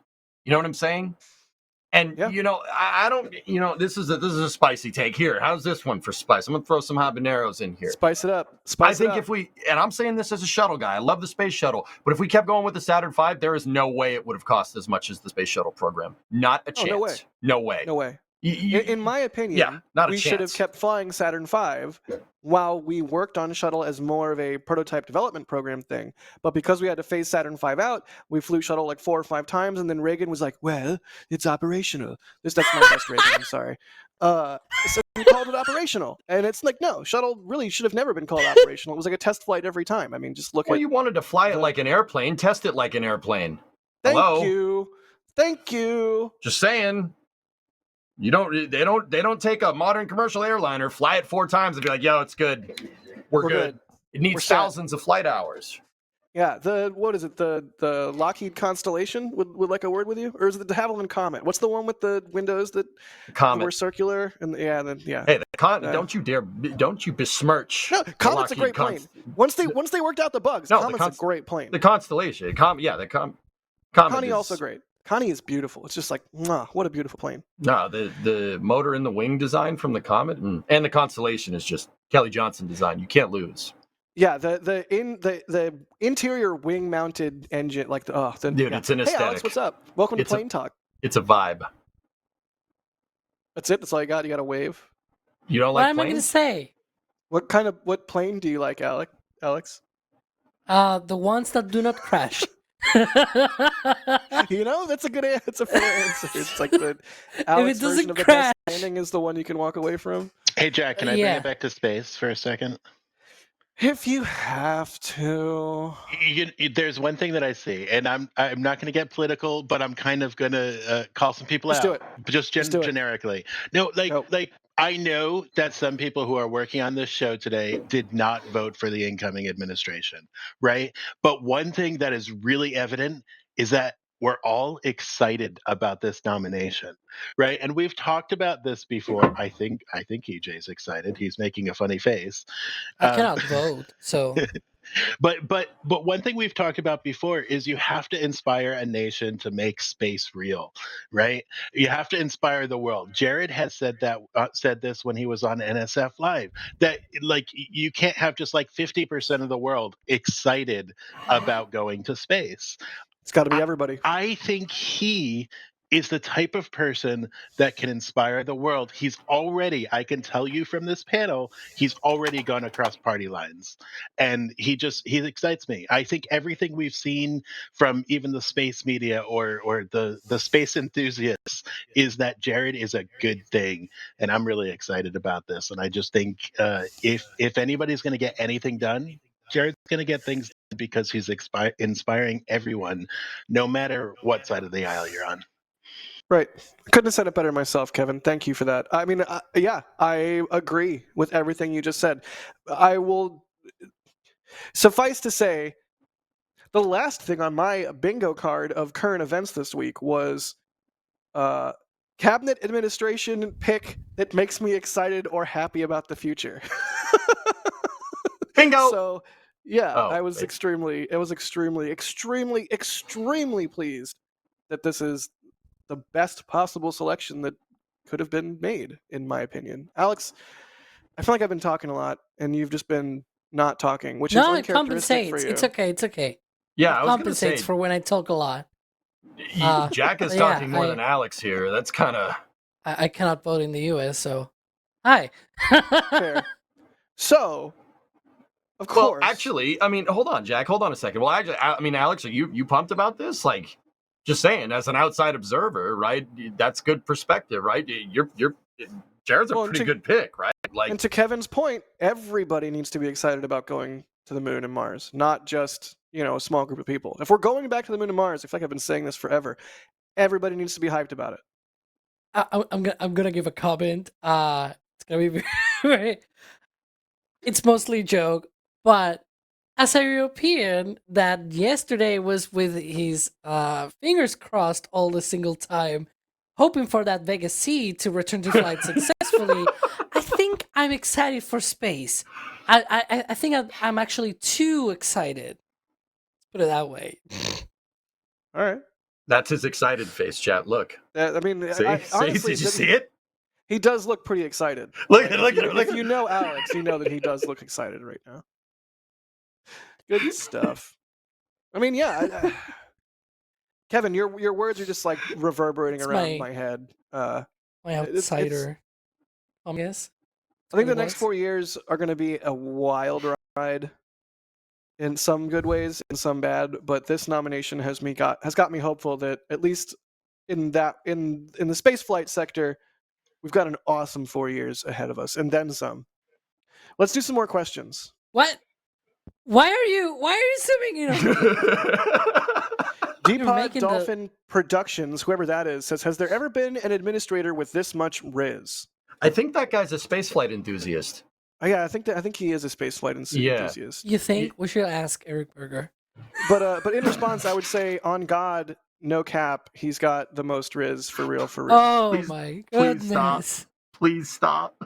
Someone mute him. Kevin, you actually have muting powers. Can you? Please don't do that again. Okay. Nina is asking, with the appointment of Jared to NASA, will there be more funding to get to the moon? What do you think? We're going to see an increase to NASA's budgets? Or do you think we just will see like a streamlining? This is, I guess, the mime motion for streamlining. I guess streamlining would be more like streamlining. I don't know. Somebody talk, please, for the love of God.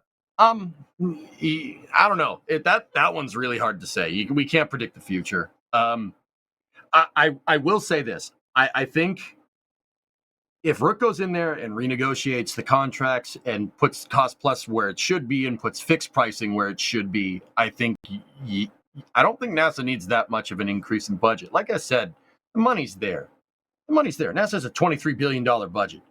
And I know, I understand that's not all SLS. It's spread around. Like, nor am I going to be like, if Rook comes along and says we need $42 billion and Congress and the president are like, all right, let's do that. I'm not going to be upset. Let me put it to you like that. But I don't think you don't really need that much of a funding increase to really start leveraging the system to work for you. So I mean, I would hope more money for NASA is not a bad thing. I see people out there getting confused, like, giving NASA more money is a bad thing. No, that's not a bad thing. That's a good thing. I think people more like how it gets allocated. But Jared has said, actually, in past posts on X, talking about how, the capital allocation at NASA. So it's something that's on his radar, which is great. That's a great thing. It's great. It's really good. Yeah, maybe it's possible. That would be awesome. I'm just so happy. Oh, I'm happy. Hold me. Oh, geez. Oh, geez, guys. I think I love Isaacman now. Oh, geez. Oh, geez. Oh, gosh, we're going back to the moon. All right, I'll stop. We can't both do it. Only you can do it. More questions. Keep your questions coming too, guys. I've got my eyes on chat. Sawyer's mad. I'm not going to say the thing, but Sawyer can deal with it. Dan O'Keefe's asking, with all these delays, do you see SpaceX scooping NASA on the moon landing and just doing it themselves? Nope, absolutely not. Especially not with Jared as the admin. Yeah, no, I don't think that. Any relation with Sean, Dan? What? Oh, it's Dan O'Keefe.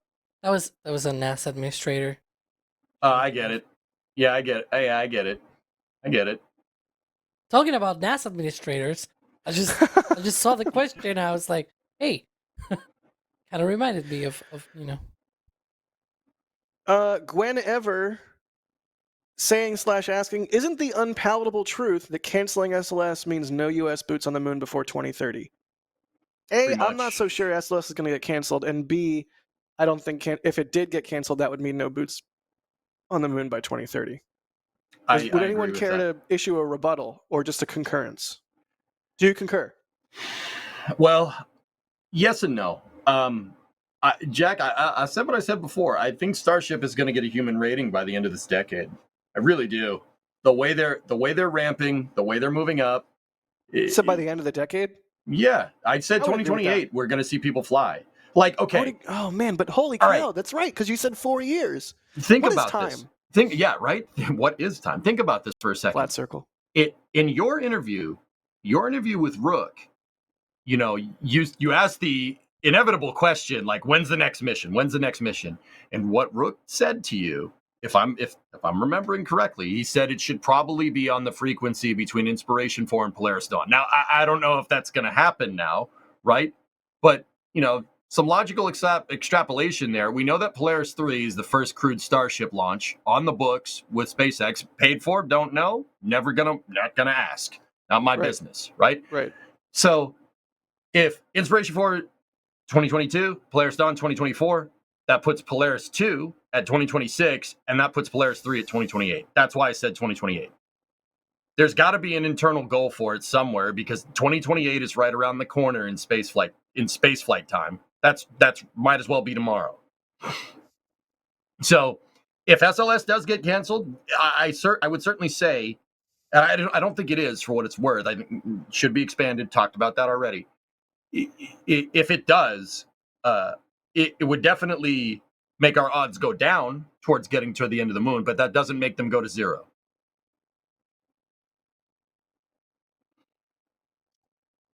Yeah, that's all I have to say about that. Oh, sorry. I think my internet just dropped out for a second. I lost the last 3 words that you said, and then you said, well, that's all I have to say about that. Thanks, and Vietnam, that's all I have to say about that. And then something jumped up and bit me. And then he's running something bit me. Something bit me. It gets me every time. It's like the narrator says something bit me, and then him in the scene says something bit me, like in the yeah. Forrest Gump. Watch it if you haven't. If you haven't seen Forrest Gump, what are you, Trevor? Like, what's wrong with you? And you probably also go to Olive Garden. Again with the Olive Garden. Still salty about that. Just the that pasta. The Thick 4445. Thanks for the super chat. They say, I agree. Don't think we should cancel until good replacement. Yeah. I mean, redundancy, dissimilar redundancy. How many times do we have to say that word or those words on this show? Dissimilar redundancy, good. I would be bummed if they canceled SLS. Rather than multiple heavy lifters is good. Rather than dissimilar redundancy, I should say more like continuity, right? Rather than. Also, yeah. Like when the space shuttle was retired, the U.S. had to go to Russia, right, to get Soyuz right into orbit and whatnot. Which really was I understand the geopolitical reasoning for that, but also what a travesty. Exactly. And Russian stuff. How did that You don't turn want out? a gap in capabilities. You want continuity. You want a smooth transition so that when you leave the older capability, you still have another one that you can use. And so, continuity. It's good. You know what? And here's perhaps my spiciest. Here we go. Buckle up, buttercups. Here's perhaps my spiciest take for you here. You know what? I do think NASA should, to a certain extent, serve as a jobs and knowledge base program. Guess what? It's good for our country to have aerospace and spaceflight manufacturing in an industrial base. It's a good thing for the government to subsidize that to a certain extent, because we need that capability in our country. And if it's not going to just pop up indigenously and organically, then guess what? The government needs to stimulate that somehow. Obviously, it's a spectrum, and there's way too much and there's way too little. But I think on the whole, yes, we want smart people in this country, and yes, we want those smart people to have jobs, and yes, sometimes that means the government needs to subsidize that stuff. I never liked people calling Stop it, Kevin. I never liked people calling SLS a jobs program and implying that a jobs program is bad. What the heck was the Apollo program? That was a 400,000 strong jobs program. The difference is the goal, what you're doing. Yeah, I mean, right? You know what else was a jobs program? The interstate highway system. You know what else was a jobs program? The Manhattan Project. All kinds of works, like the Hoover Dam jobs program. What was the? Oh God, I'm forgetting the name. Manhattan Project? No, that wasn't a jobs program, right? Hang on, no. Oh, we don't have those. We don't have those here. Whoops. we have freight trains and sometimes subways. That's it. Sorry, no high speed anything here. Hey, our freight logistics distribution network is the best in the world. That's all I'm saying. Yeah, it's what happens when you give the railroad companies all of the rails and the passenger trains have to pull into a frickin' siding, and then capitalism runs rampant at the railroad companies, and they try and do precision scheduled railroading. Okay, no. Let's stop. Let's stop. I'm not. This is not the show to argue about the ills of. Hey, we're known for going off the rails. How far do you want to take this? I mean, it's 6:00. We got some time. Can I go get some more tea? Yeah, go ahead. I thought you were going to rant about. Well, okay, all right, fine. The reason why private companies own all the dang rails and all the freight companies own the rails is because the government basically forced the nationalization of the railroads with Penn Central, and it imploded catastrophically in 1970, and they sold everything off. And the stuff that wasn't profitable, they kept. And then all the passenger service that wasn't profitable that they kept became Amtrak. Which itself wasn't profitable, except for the northeastern. There it is. Look at the crazy eyes, man. That's how you know. Boom. I'll lean into the Zoom. I don't care. Das is in our back channel also saying civilian conservation corps. So many national parks. Yeah. You know what? Jobs programs are good sometimes. Yes, Blue Benji, I know about precision scheduled railroading, and it's infuriating. Hey, you know what? We can make graph go up and make more money if we just have one guy on the train instead of two. And then if anything goes wrong on the train, the guy's got to get out. Okay, anyways. I like trains. I like trains. You know what would be cool? Building trains on the moon. That would be sick. Moon train. We could do that if we went to the moon. We're taking it back to the beginning of the new. You talk too much about trains for being Americans. Moon train. Bro, I love trains. We like trains. We like trains here. Train good, car bad. It's an established fact. Don't even I was on vacation. Yeah, it's a very American position. I understand I was on vacation last week, and you know what I did on my vacation? I went to a train station. That's not being used as a train station anymore, but hey, it was a train station. It was beautiful. Nice. Michigan Central, if anybody's wondering. It was awesome. Heck yeah. That's what I do on my vacations because I'm a nerd. Let's do some more questions because we're nerds. Vaquero is asking second ISS deorbit Dragon to boost Hubble. I hadn't even thought of that. Instead of use the ultra big. Why are we showing Twiss? Hey, look, it's Twiss. Oh yeah, Moon Train. It's the Moon baby. Train. It's the Moon baby. Train. No, hang on. That is the Flame Train talking about the Moon Train, which features the Twiz. It's like we've reached another level. Yeah, it's another Kevin, take this layer. And then play this back in let's go deeper. We need to go deeper. Someone play the Inception music. Oh man. RC Horseman, thank you for gifting 10 Red Team memberships. You're the best. And Miss Daisy, what the heck with $100 tip? Wow. Miss Daisy. Yeah, baby. Speaking of rails, is there to drive you because you're Miss Daisy. Yeah, thank you. That's incredibly generous of you. They say I'm late. Another hour off the rails, please. Love what you do. Thanks as always. Lean into it, EJ. Oh, I will. With support like that, I mean, how could he not? Seriously, thank you so much. That's very incredibly generous of you. Thank you. All right.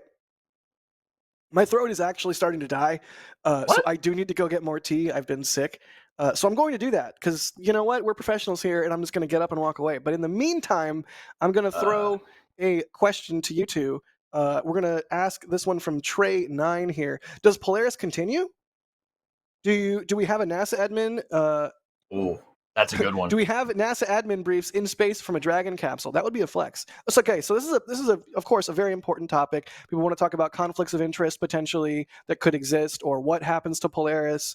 I personally think Jared will handle all of that in the nomination process. I'm not worried about it at all. Do I think he'll continue to fly as NASA admin? I don't think it's impossible, but I could see him saying, you know what, not going to fly. I'm going to do the work here on the ground to enable others to fly. And I could see him flying, after his term as NASA admin.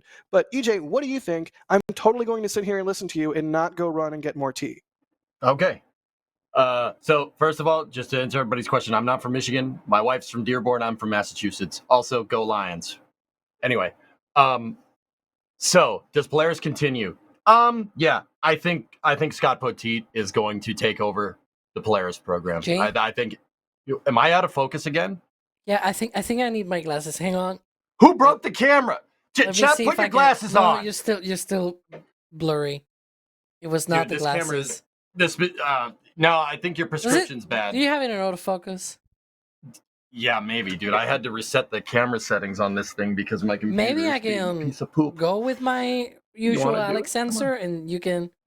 Oh, I got it. I fixed it. See, you put your glasses on. Look what happened. Oh, no, yeah, it was the glasses. Hang on. Yeah. Sorry. Yeah, apologies about that. I've been having some weird camera problems. My goggles, they do nothing. They seem to be fixing it. Anyway, so I think Scott Poteet's going to take over Polaris. If I had to guess.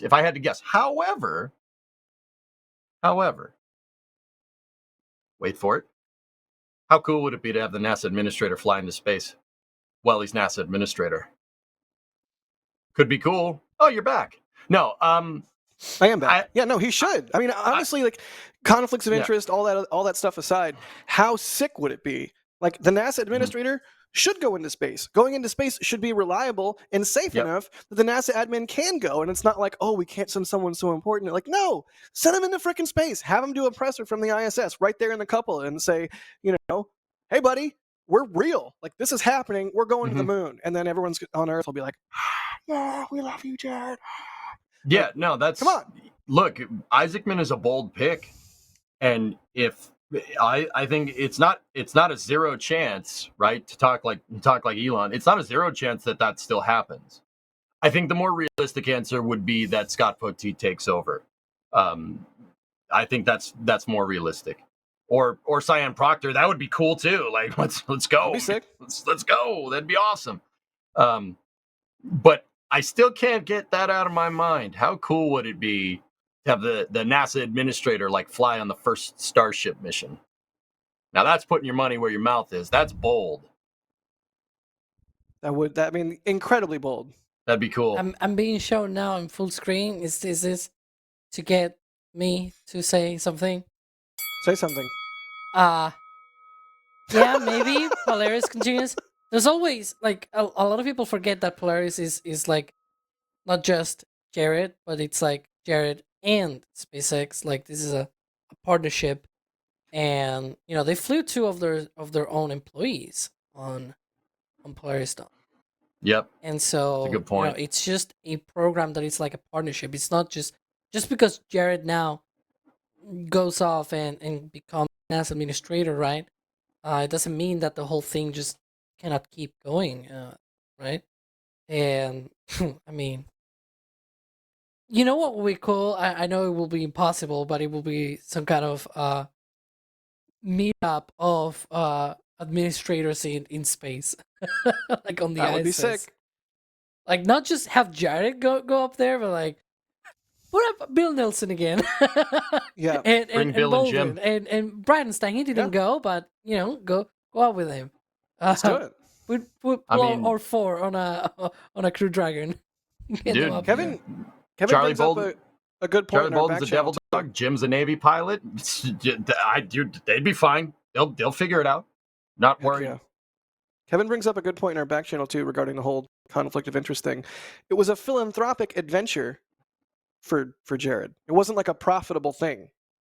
So that's something to bear in mind as well. That's a good point from Kevin. Miss Daisy gifting 20 Red Team memberships. Holy cow, Miss Daisy. Thank you. Huge amount of support from you on this stream. And Telstar86 says, EJ, get a new camera. Buddy, what is your port? This is the new camera, man. You have every week it's some camera problem. And you have a good camera. Like I know you do this on Twitch constantly every single day. I don't know why it's always a I don't know. Kevin? Get a comment? Let's blame Kevin. It's Kevin's fault. I'm blaming the equipment. I'm the. Oh, God. Speaking of Kevin's fault, Don't do this Justin is again. asking, Stop. will there be a Ship 26 memorial video? No. All right. Moving right along. I do want to point out that there already was one, Jack. No. We Moving played on. it a couple weeks ago. You're coming through as a robot. I can't quite hear what you're saying. Lying. It's really garbled. You're going into a tunnel. I could hear myself twice, and I know I'm not a robot. Did you guys hear anything? I just like he's breaking up. I don't. Yeah, this is the Flame Trench, Kevin. UHF com check. Beep. I'm sorry, he's gone. Sorry. Another way you can support what we do is with the merch store. In fact, it might just be the best way you can support what we do. We got all kinds of cool stuff on the merch store, like, hey, I'm drinking my tea out of a Tank Watcher mug. We also have prints in the store. A portion of the sale of each print goes to the photographer who took the image. So if you're looking for a gift for a loved one this holiday season and you're thinking of getting them something space related because they're a nerd like you and they're maybe even also watching this, sneakily get them a print. We have a whole bunch of really amazing stuff from both D, Max, and myself, and I believe Mary as well, from Flight 6 and previous Starship flights. So yeah, I mean, speaking as a photographer, there's no higher honor than somebody wanting our work on their wall. And the little bit of money we get for each sale personally of our work really does make a huge difference to enabling what we do. We've also got stickers again from all the various patch designs and with the booster return design as well. So if you wanted stickers, if you didn't get a patch for a certain mission, pop on over to the shop, grab yourself some merch this holiday season. Screw getting something from somebody else. You deserve a present. You deserve nice things. Buy. Treat yourself. Consume. Treat yourself. Do it. Right. Treat yourself. Yeah, treat yourself. Treat yourself. Treat yourself. All right. Let's keep on rolling here. Kyle Reese is asking, will Isaac going to revive the Venture Star, the 1990 to 2001 replacement of the space shuttle? There's so many like pet projects. Like somebody, I think it was TJ Cooney on Twitter was saying like, hey, Jared, reactivate a couple of F-14s and use them for aeronautic research, which I will die a sad man, at least in part, like 1% sad man, I will die, never having gotten to see an F-14 fly. So yes, I would love that. But Jared responded on Twitter and said, the Navy could do that. And I was like, well, then SR-71s for NASA? Why not? Let's go. But no, I don't think he'll revive Venture Star. Although I would really love to see a sort of refocusing of one of NASA's core goals and missions to work on the next steps in spaceflight beyond Starship, beyond Orion. What is like maybe nuclear propulsion, things like that. Hopefully Isaacman is able to lead NASA and provide them with a vision long term so that they can do what they're best at, and that's innovate in ways that doesn't make sense for the commercial sector necessarily or for other situations. I think that Rook will speak leaps and bounds for that first A in NASA, the aeronautical side of things, so the plane stuff. Why doesn't NASA dish out some contracts to Hermes or Dawn or Boom Supersonic dude, the base, the industrial base is there to work on. Wait, you have quiet supersonic transport, turbo ramjet propulsion, helium pre-cooler propulsion, even though reaction went under, right? So sweet, start nuclear powered planes. I mean, you could do that, sure. Why not? I know what's the problem? It's feasible. It's just nuclear. Let's do it. Planes. Anyways, let's do it. Okay, I love that I can do this. You might see the stupid look on my face. I am tweeting. The tweet says, small request at Rook Isaacman. Make X-Planes great again, please. Thanks. Sincerely, everyone. I can get behind this. Oh, I love it. Yeah, I I just can got a get behind this. notification. This Where timeline is this? rules. I love this timeline. Oh man. Oh, really quick store note on the patches. If you're wondering where your patch is, production is complete and they are en route to the warehouse on schedule. Pre-orders should start shipping very, very, very soon. The pre-orders should start becoming orders and shipping very, very, very soon. So thank you all for your patience. Flight 6 came up on us real fast there. We appreciate y'all accommodating the pre-order on the patches. And yeah, keep an eye on your emails. You will see them shipping out here shortly. Hooray! Hooray! A Starship flight cadence that's fast enough to cause shipping logistic issues. Oh, good deal. I love that chat's reacting to the tweet. Oh my god, he did it! Yeah, of course I wouldn't say I'm doing it and not do it. Of course I'm gonna do it. Let's do some more questions. Speaking of doing things. We already kind of hit Polaris and Jared as NASA admin. That's a good question, though, and I'm glad we got to talk about it. All 4 LX says, from my reading of the Aztec calendar behind EJ, it looks like the end of the world on 22nd December 2026. Bummer. Was looking forward to Dragonfly. That's yes. a good one. Yes. We just need you with some tinfoil on your head, like It's looking at it with some like red string, like do the red string chart. Like, what does it mean? Carol! It's all connected. It's all connected. Good stuff. So, Jack, then James? you are stoked about Jared? Is that your attempt at a segue? I guess. We're being pressured in the back channel to move on. Oh, we're being yelled at, but we're having fun. I'm having fun as well, because Stoke is very interesting. Oh my god, you're trying so hard. Good job. I know. Go ahead. Tell us about Stoke, Alex, please. No, not me. Not me. Yeah, because you told me before. Yeah. I explicitly said not me for this one. I like Stoke. Stoke is awesome. Alex, go. Yeah, so this week, Stoke just quietly updated their website with a new design of Nova, of their fully reusable rocket. It looks different. Let's put it that way. maybe if we can show the other one that actually that's some sort of like schematic and everything. I'll give Kevin some time to do that. But bottom line, it now looks a little bit more like mini Starship, I guess. The booster, they drop all of the useless paint that they no longer need. There you have it. For example, another thing, it seems perhaps it's using also hot staging as well. There doesn't seem to be any kind of stage separation mechanism. There's no grid fins. There's only landing legs essentially on that first stage, and both the first and second stages have been stretched, so they're a little bit more longer and whatnot. However, it's still the same performance. So they say it's 3 tons to low Earth orbit, fully reusable, 7 tons fully expendable. And I think they also talk about like up to like escape velocity. They can throw 800 kilograms and whatnot. The basic designs of like upper stage hydrologs, first stage is methalogs. That's pretty much the same. They also have shown extra.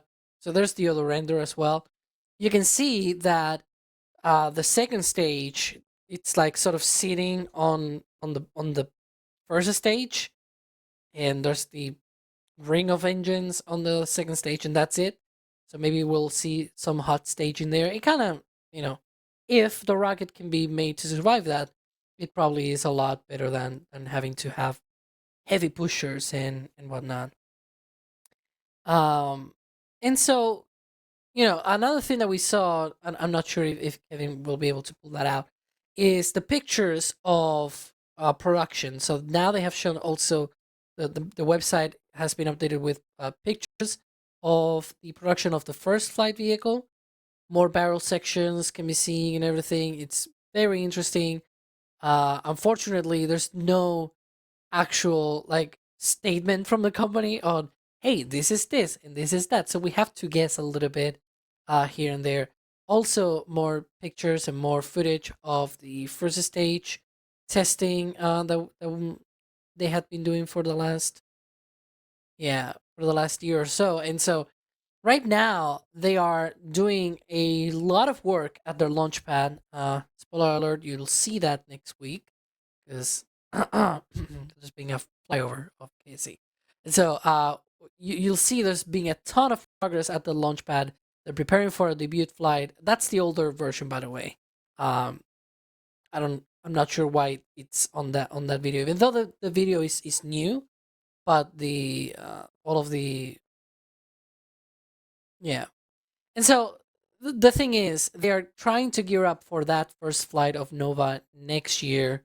They are already building the hardware, like Flight One hardware. So I'm very excited about them. I think it's a neat design. Of course, it's not Starship size. Again, this is a 3-ton to low Earth orbit rocket in full reusability mode. You can see there those performance numbers, I guess. And so it's on a, but it's still quite big. Like in expendable mode is 7 tons. Like this is Soyuz kind of performance in terms of expendable rocket, right? So this is a very medium kind of heavy lift. Well, not heavy. It's like medium lift launch vehicle kind of capability, right? And so it's not small. It's not, say, Rocket Lab Electron, right? Or Alpha or something like that. It's a lot larger, but it's not Starship level. And it's fully reusable, which is neat.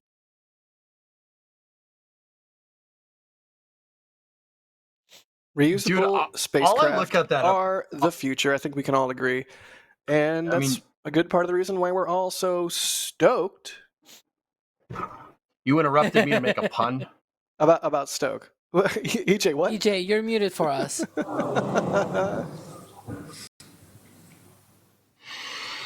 Never mind. I was going to say, every time I see Stoke second stage, I can't help but think of Chrysler SDRV, which good idea. A little crazy, but a good idea. It looks more like Delta.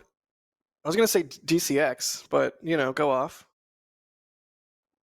SDRV was actually Rockwell's bid. Or no, it wasn't Rockwell. Who what? Yeah, maybe it was. Doesn't matter. It was a bid for the space shuttle program, and it was an SSTO that's just pod shaped. I know Stoke is a 2-stage system, and I get it, but yeah, it's just an SSTO that was pod shaped that had a gigantic arrow spike at the bottom for vertical takeoff, vertical landing. It's pretty cool. Gotta love it. Chrysler, yeah, that's right. Chrysler did SDRV. Rockets. Oh. Alex, do you just want to host? You know what? Go ahead. No, host. open up the panel.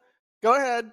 It's the Alex show. I don't know. It's the Alex show. No, go ahead. No. I don't you know. Go You're ahead. Mr. Segway. You're Mr. Segway. I don't even need to. Yeah, because I know we're on a time crunch right now because we spent 2 hours talking about Artemis and Jared. To be fair, there was a. I'm having fun too. Do you want this to be a 10-hour show? I can do that. EJ can do that. Can you? Yep. Well, you're the one making it fast, buddy. So, I mean, don't look at me. Anyways, continue, please. What's going on with the other reusable spacecraft in the room? Of course, we're talking about Starship. Yeah, because for this one, I actually have to pull up a little bit of notes here. Because, remember what happened yesterday night? We went live very unexpectedly. I actually was supposed to be on that stream and went to sleep. Yeah, good for me, I guess. And so yesterday, SpaceX rolled Booster 14 out to the pad, and they are gearing up that vehicle for a static fire test. Hopefully, in the next few days, we'll see. We'll go into the details in a minute. We also have had the static fire stand for ships moving out to the production site from Massey's, so that's also another thing. It seems like there's now closures for the roll to Massey's of the ship on top of the stand, so that it can do its own static fire test stand. So overall, what this, you know, in a very short summary here, we're about to see engine testing of Flight 7 vehicles, like Starship Flight 7 already getting, static fire testing and everything. There's the booster 14. Of course, a lot of cranes, a lot of scaffolding and everything. As always, work continues on the overall launch mount. Yeah, is this live, Kevin? I just leveled this camera today. That is not level. That needs to be leveled we're gonna better. get you out again. I need to do better. This Post is show. not. That's for memes. It's like 2 degrees off. That is not. I don't like it. So, engine testing with booster, engine testing with Ship 33. What do we think? Flight 7 in January seems entirely plausible, if you ask me. EJ? Yeah, that's gonna happen. And I actually chat over on my end on Twitch actually gave me the money to come down there. So whenever it is, I think it's gonna be in January. I'm coming down there. I'm so excited make me come for you down to come there. down here. I'm so excited. Baby. I need to decrapify my Land Rover enough that when you see it, you won't be completely mad at me. You'll just be like, I'm disappointed. But if you saw it right now, you'd be like, dude, what's wrong with you? So I have some work to do. Because once Why do you get say here, that? I am going to ask you to wrench on my Land Rover. Oh no. Yeah. Okay. Yeah, it's gonna happen. All right. The other day I was trying to grease up my drive shaft, and the stupid grease fitting pulled the Zerk off the drive shaft, or the U-bolt. I don't know how that. I was trying to remove the. Anyways, it's a great car. Hey, look, a booster rolled out. Yeah. There it is. Well, there it is. There it went. It's a good-looking booster, I gotta say. I was out there last night for the roll, and it's looking mighty clean, and that's not just because it was raining on it. Now, Alex, is there any change in this booster from 12 and 13? In the great scheme of things, so again, when I say this, if you were to look at it and just glance at it for 10 seconds, you'd be like, it's the same as the previous one, right? It is when you go to the little details when things change a little bit, but even with the really, really small details for this one, it's like there's not a lot of changes even on some of the smaller details. A bunch of the upgrades as well are now internal. Like when we saw upgrades, for example, when they went from Booster 4 to Booster 7, Booster 9, a bunch of the upgrades that we saw were external and whatever, but there were also 1,000 things that were internal, right? Now, a lot of the things are external, more or less work well, right? So we just don't see a lot of those external things going on. And so, you can think of internal things, I don't know, like better computers, better avionics, like that kind of stuff. The plumbing and etc. etc. Like there's 33 engines in that booster there, in that video that you see there. Like there's a lot of plumbing there. You can upgrade up a gazillion things in all of that, right? I was about to say something that I shouldn't say live stream, but there's a lot of stuff there that you can upgrade and you wouldn't see it, right? And so, yeah. You've been hanging around with me too much, dude. Sawyer is now offering $50 to say the thing that he once said on stream. If anybody wants to take him up on it, I will not. Just throwing that out there. No, I'm good. Thanks. Oh goodness. So hey, there was some memberships being dished out like candy in the chat, man. Oh my god. Blake Alexander gifting 10 Red Team memberships. Balake. Thank you, Blake. And Old Bear becoming a Capcom member. Hey, Capcom members, you have access to Discord, which also means you have access to all of the cool channels in Discord, from Food Chat to all the various space channels, to the Makerspace, to the gaming channel, to the Sports Ball channel. But also, you have access in that very same Discord to the pre-show and post-show that happens to the Flame Trench. So if you want to hang out with us before the show or after the show, we're just sort of shooting the stuff and hanging out. be sure to pop into the Discord and hang out for the pre-show and the post-show. It's a cool perk. Also, you get members multi-view. You get all the cool member perks. Member program, it rules, and we couldn't do this without it. So thank you, Old Bear, for becoming a member, and thank you, Blake, for gifting memberships. Oh, I love her. Alex, did you want to do a little bit of a tease, a little bit of a why not? a little bit of a flyover promo? We do have, speaking of promos, we do have This Week in Spaceflight coming out right after this show. So if you want a nice, succinct summary of the news of the week, you can check out Twist in about the 13 so. launches that happened in the last 7 days. So many launches. It's insane.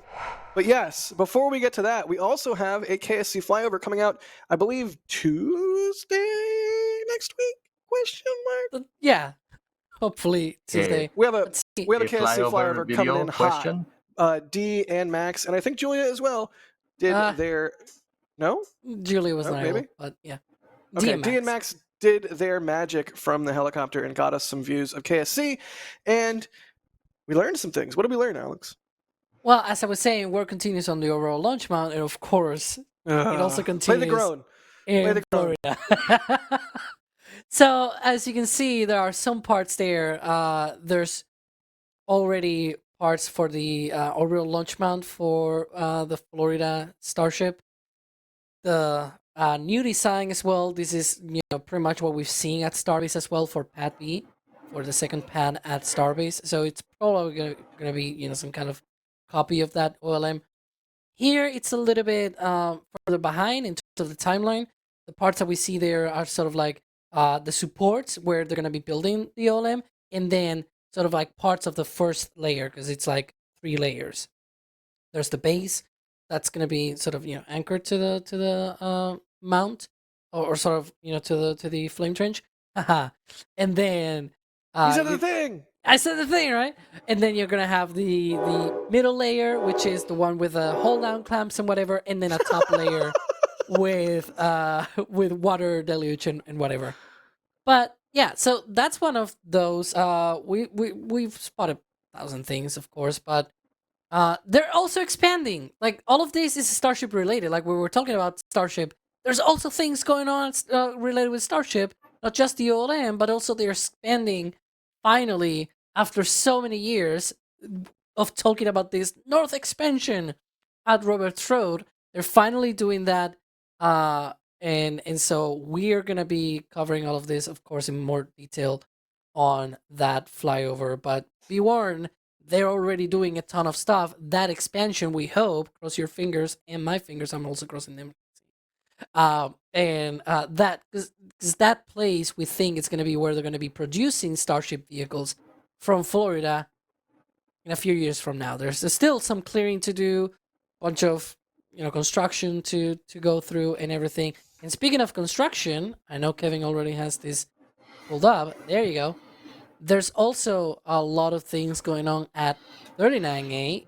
We saw those cranes being set up there. So this was during the flyover. Since then, they have started to cut up that big liquid oxygen tank that was built in 2022 when they put up the launch tower for Starship there, as you can see with the chopsticks and whatnot. So that tank, the white one, is a methane sphere. The one on the left, though, not too much to the left. Where are you going? The gray one, there. The one in the middle. Those 2 cranes have raised up. They have been cutting up the tank already. So watch Space Coast Live for all of that progress, because we are putting that out as well. Also, New Glenn testing. Glenny. Speaking of New Glenn, we also have pictures of New Glenn. I'm don't rolling call it here. that, man. I'm rolling. Don't call it that, man. Don't encourage him. There you go. No, it's Glenny. We also had Noogling on the pad, as well as Max and D were flying over the Kennedy Space Center and Cape Canaveral. But there's not just that full rocket being tested, and I know Kevin is about to use another more exciting sound effect, which I love, because we also have future New Glenn boost. Well, in this case, it's booster is at second stage. that is being tested now at the 2-cat facility. I'm gonna wait for him to spool it up. There you go. That's the second stage. And wait, did you have the 2-cat? Yeah, it's me. Is that okay? Well, we don't have I Sawyer still- with Jake, so I still think What the is- 2-cat meow should be completely different. But you know what? What I'm is- not Kevin, what so was that? I don't get to choose. What It should be was like that? meow meow. It's 2 chirps. It should be 2 just. No, it should. Hey, And that's like I that's think- like 6 cats. They're like just I do think the you beep should- beep beep beep. That's enough. It I doesn't think need you to. should call a doctor. Your cat is malfunctioning. Yeah, clearly. so that I was think a you should quick call a doctor. Your rundown. cat is Kevin's malfunctioning. just pressing Things. buttons at this point. Yeah, I'm done. Like, it's a quick rundown, quick tease. You'll get all the full details on Tuesday, and you may also see Ian Alex on that video as well. Oh my god. Well, good deal. Keep your eyes open for that. Let's do some more questions as we wrap up the show here. Speaking of Glenny, Nick is asking, when is New Glenn supposed to launch? Do we know? That's a Yes. good question. I think they're really trying to get that thing out of the hole by the end of the year. You think they will? Yeah, Hmm. absolutely.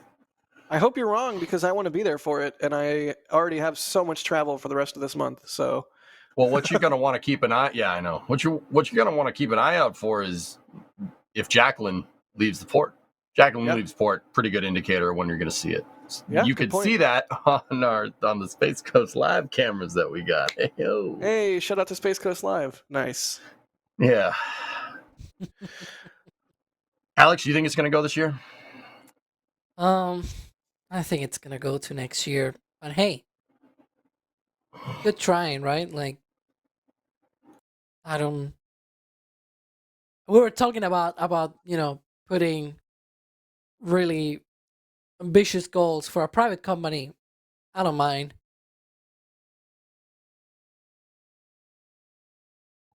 All right. So no.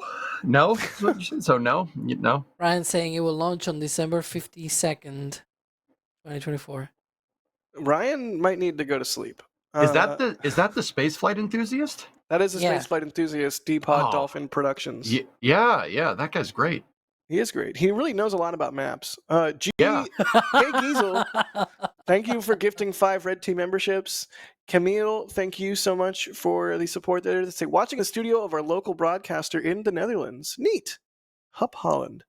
Blake Alexander, again, they say, Kevin, do not change the cat sound. Thanks for the super chat, Blake. Shiloh, thank you for the support. Oh, God.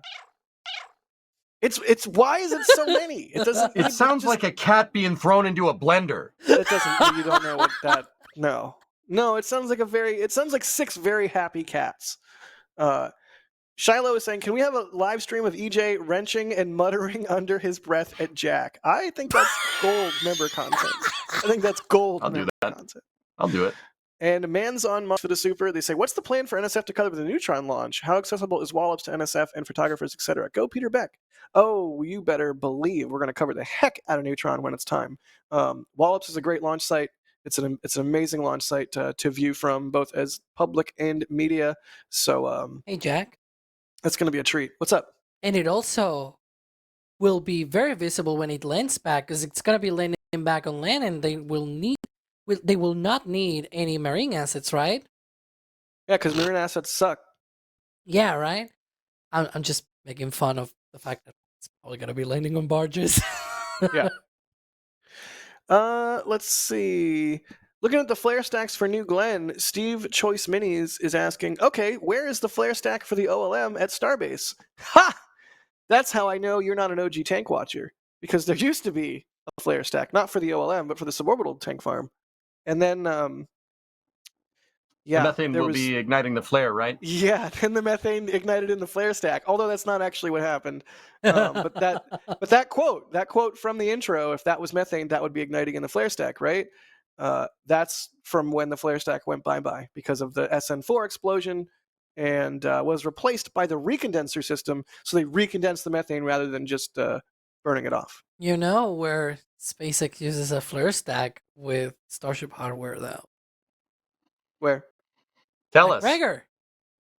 Oh yeah, good point. You can watch it out on McGregor Live.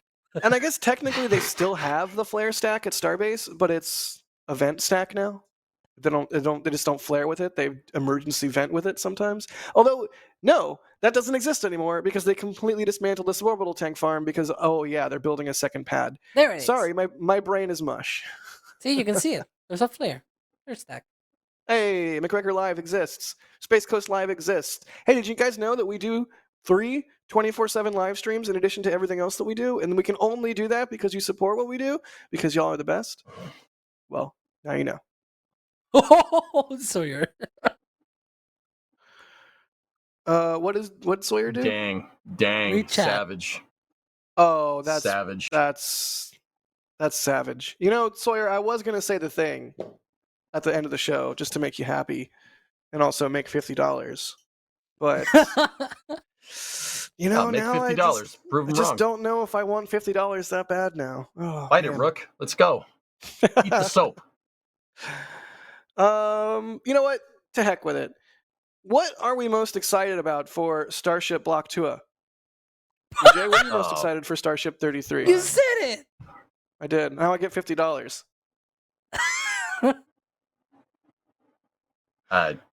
What was the question? Starship Block 2, are you excited? What are you most excited for about Block 2? It working. I'm serious. It working. Yeah. I want to see a starship come back down and land. Yeah. Yeah, I I don't know. Oh, who is it? Who is it? Who is it's the it? jail. There you go. Jack, you are in the jail. We have cut Jack in half and put his upper torso in the jail cell. My torso! And now back to 2.5 men. That was too good. Gotcha, man. That was too good. Did Sawyer really? Sawyer was the one that pervaded this whole thing? I suppose, yeah. I mean, I'm looking at the back channel. He says, "Send me your Venmo." So heck yeah, let's go.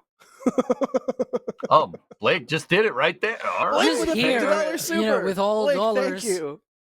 Holy cow! Oh, even Leica appreciates it. What are you doing? Dad is on TV right now. Dad's on TV. I love you. I love you. I love you. But Dad's on TV, okay? Blake, thank you for the $50. So, what are you doing? I am not climbing hardware. What is this? You are now. Yes, you're a good dog. Camille also with an $11 super. Thank you so much. They say still waiting for the NSF pet meetup. And Cranial, thank you for becoming a Pad Rat member. Oh my God, what are you doing? Nice, Sawyer. Also, okay, I got thank you so much to our flight engineers and our launch directors. I'm gonna do it. Kevin wanted to do gifts, but I'm thinking the flight engineers and the launch directors, because without them and the rest of the members, this little puppy right here wouldn't have no dog food because her daddy would be broke. Yes. No, for real. Thank you so much. No, come on, it's over. Someone clip that, please. Good job. For real though, thank you so much to all of our members. I say it all the time. We have the coolest dang job in the frickin' universe. So yeah, thank you so much. So we have like 2 minutes until This Week in Spaceflight premieres. What do we do? I can just keep laughing. No, that sounds terrible. Sawyer's happy in chat. I'm glad you're happy, Sawyer. Give me the money. Not as happy as who's Leica, that? though. Show who's a happy me Look at the money. Who's a happy dog? Show me the money. No. Show me the money. Classic. She's a good girl. Such a good girl. Yeah, she's a dog. She's actually from Starbase. Like, she showed up here at the bunkhouse one day as a little stray puppy covered in fleas and ticks. And Dan and Andrew were outside out front working on Danger Trailer, believe it or not. And then she wandered into our hearts. Anyways, that's Leica. Good girl. You filled a minute of air. Good job. Paying the bills. EJ, thanks for being on, buddy. Yeah, thanks for having me. It's always a privilege. Sorry for being a little spicy, but it's Flame Trench. But I know being Yep. I know being here is a privilege, and I appreciate everybody giving me your time. Thank you. Thanks, bud. I We stream on always Twitch, appreciate too. you sharing your knowledge and wisdom with us, and movie references, and Zoidberg voice. Got you. Oh, I got you, my friend. Also, Alex, thanks for being on, buddy. It's always a pleasure, and oh boy, so many things to talk about. Also, thank you to Kevin for operating the stream. Thank you to Ship26 for dying finally. Thank you to Pat O because they said they wanted to be thanked in the back channel. I'm Jack Beyer for NSF. That's been this week's Flame Trench. Let's all go watch This Week in Spaceflight. And here we go.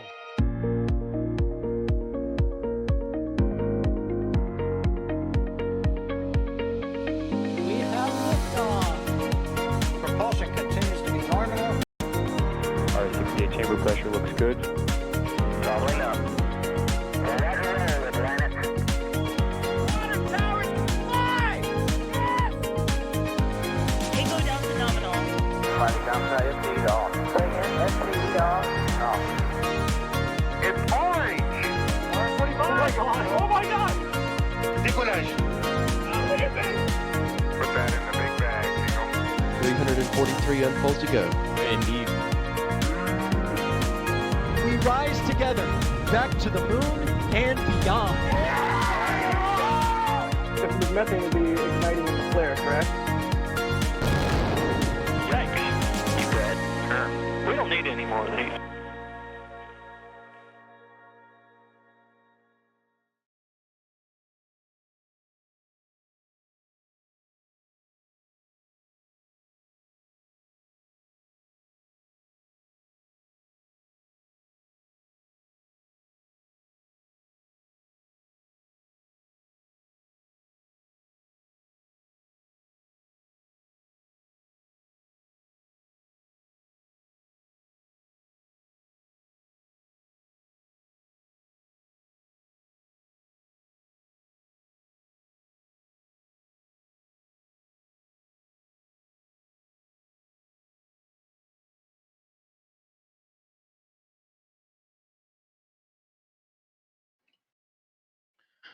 Stand by.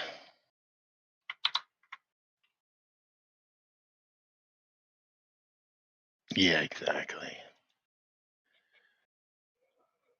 I scheduled it for 8:45 instead of 7:45. So I had to change it. I don't know.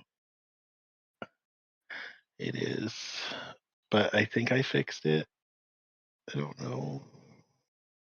Okay.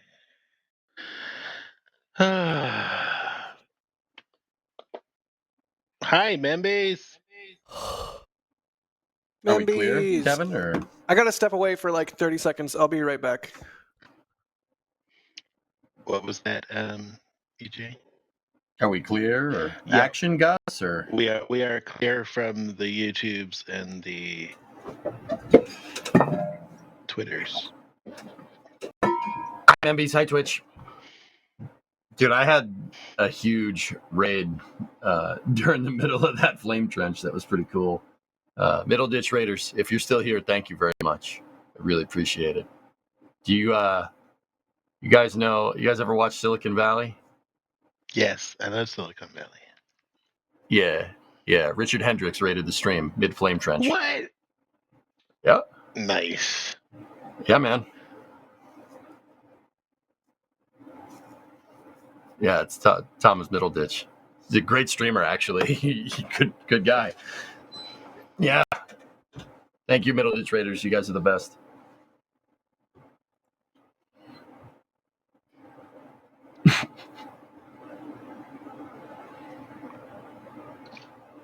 I don't know if the premiere forward happened. Did it? Does anybody know? It happened. It did. Yep. Okay. It threw me to the premiere, yeah. Okay. I only problem literally did is- that as the outro was running. Yeah. But Does he know he's still live? Yes, Graham. I know I'm still live. Did you miss the part where I just said hi Twitch like 15 seconds before you said that? No? All right, cool. Hi, Twitch. Hi, Twitch. Hi, Twitch. Well, I need to get the.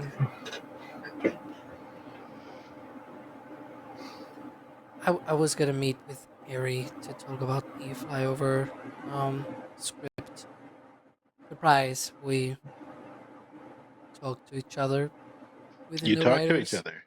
Wow. Yeah, Do you talk to a lot of when you people, make a Alex? Or? script between two different writers, then you kind of need to. I'm gonna let Leica out. I'll be right back. Patience. Hi, Membies. And Twitch.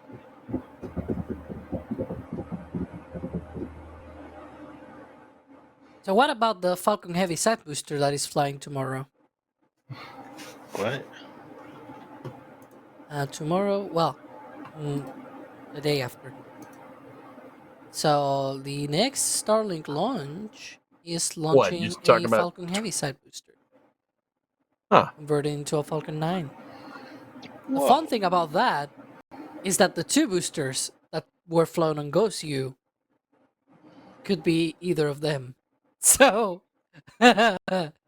we will know if it is either 72 or 86 unless we see it when the booster comes back on the drone ship. So I'm already going to be asking DM Max and Julia, like, go out there, take pictures, look out for the little number on the booster. The GIF that Kevin just has here of. Put it up. Put it up. Which one? What am I putting up? The one of EJ Oh, this that one. is there. That one. That's what Julian and Max and D need. Like.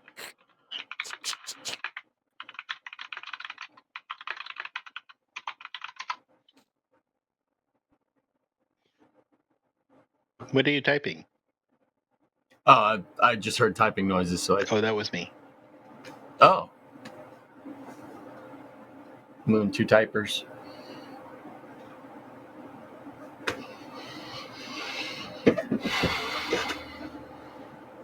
It's Friday.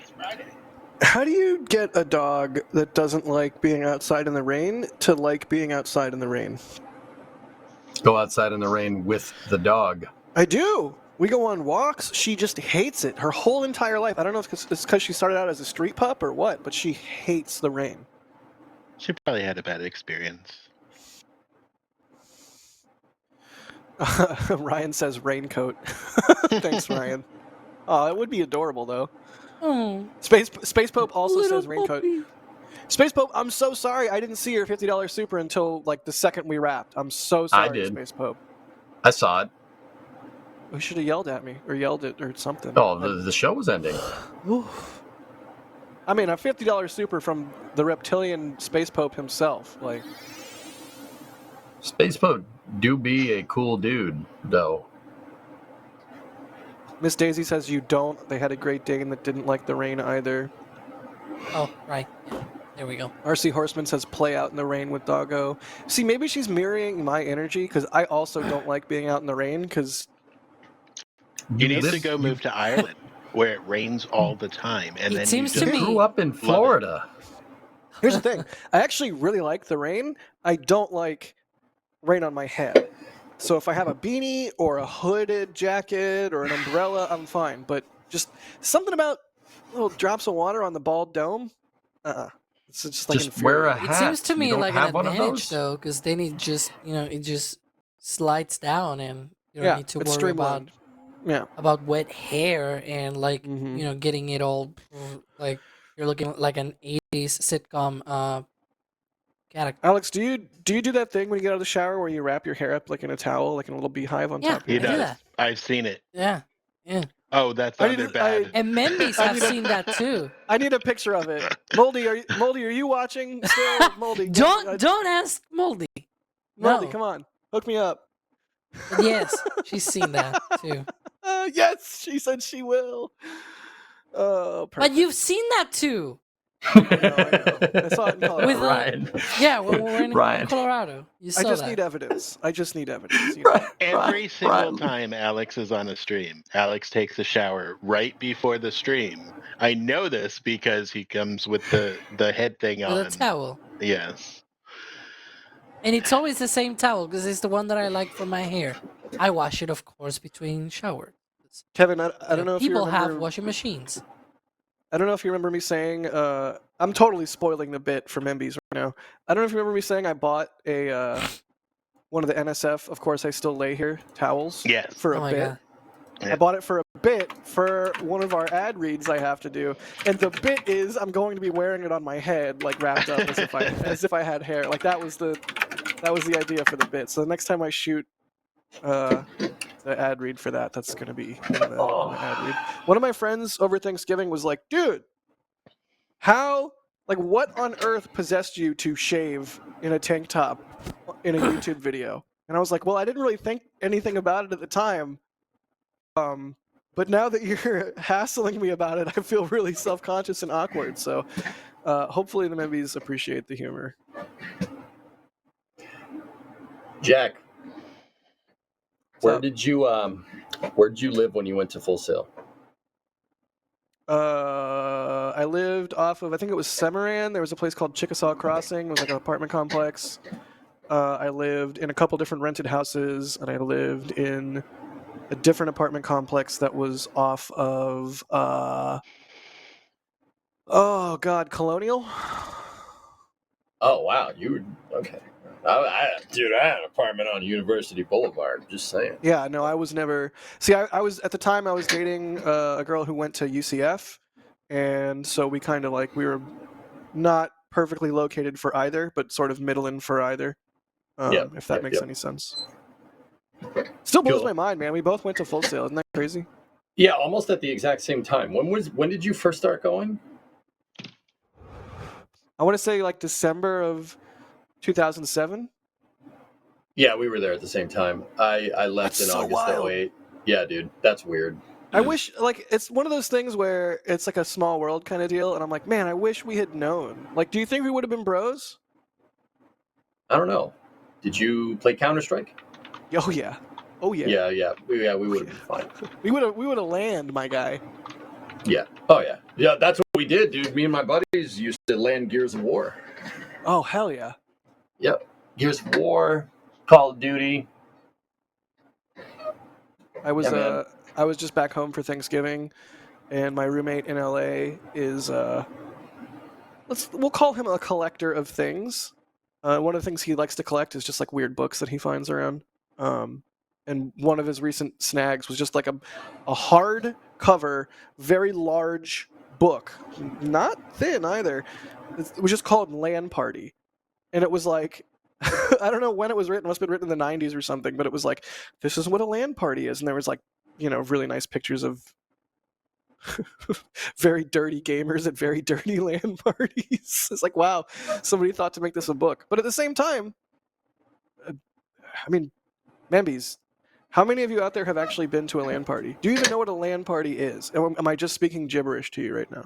Alex, do you know what a land party is? Moldy's asking if the book had the duct tape to the ceiling photo. I don't know. I didn't actually go through the whole thing. That's classic, though.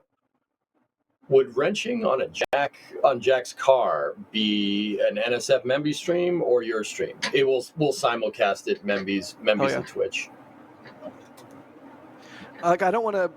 I know it's actually work, but if there is some relatively easy thing that we can do, even if it's just we'll change my oil, I do feel that would be member content gold. Because fun fact, I am not a full adult because I have never changed my own oil. I understand everything that needs to happen. There's a nut, you open it, you drain the oil, you put new oil in, you change the oil filter. I've just never done it. I've never changed my own oil. I'm a failure as a person. I've done that. What? Just open the cabinet and put in new oil. That's not unless your car is seriously burning and leaking oil, which before I got my engine redone, it was. And the oil change process was add more oil. But no, now I'm not an oil sieve anymore. So I do actually have to change my oil every several thousand miles. EJ, what would you do if I told you I've gone like 20,000 miles without changing my oil before? That's not. Oh, I don't like that face. I've done bad things to my Land Rover, man. I've treated it not right. Did you? Okay, all right. Did you just say like about 30 seconds ago that you needed to get a new engine for your car? So at like 170, there might be reasons. 160,000 miles, somewhere in there, it needed to have the head gasket redone. Not because the head gasket was going or anything, but because it was like it hadn't cooked off or overheated or anything, but it was just like time to redo the head gasket, I guess, according to my mechanic.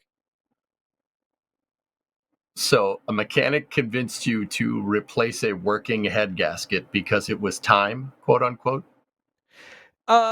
You're making it sound worse than it actually is. It needed it, but yeah. What did it need? How did it need it? How did it need it? Wait a minute. It was like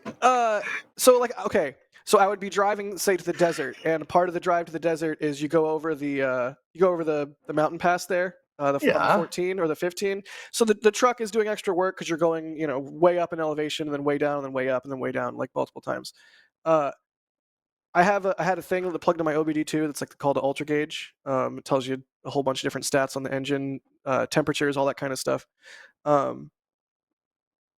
So it got to the point where I would be going over, I would be stressing out the engine basically in whatever task, and the temperatures would be getting to about, I think it was like 220.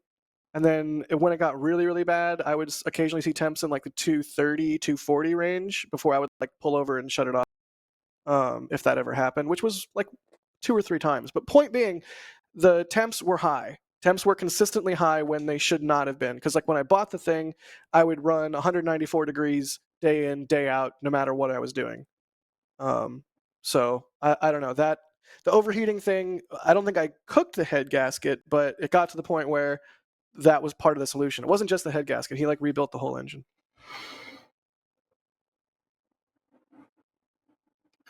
How much did that cost you? A couple grand. Don't you usually wait till like your head gasket like blows before you replace it? Like you don't like just replace it because it's like old. Or I didn't just do it for fun. Okay, I think you did. I'm bad at car, scammed you. So I'm explaining this poorly, but no, I have a good, reputable mechanic. And I think your reputable mechanic scammed you. No, it sounds like the motor needed to be flushed. Kirok, you want Celsius. If you have a car engine that gets above 100 C, you got big problems. That means the motor's about to explode. That's really bad for it. But Jack, what it most likely is just crap building up in the coolant system. And if your motor needs to be flushed, I mean, you can flush it. You might as well, while you're in there, do other things. That's probably what happened with your mechanic. It's probably what's going on. But also, head gaskets either work or they don't. Yeah, no, it's I get not that. one or the other. I understand that. Like I am aware that the head gasket is normally a catastrophic failure that you have to spend shitloads of money to get repaired because your engine blew up or what have you. Like, no, that is not what happened in my case. Mm-hmm. Mine was like, Land Rover has many hundreds of thousands of miles on it.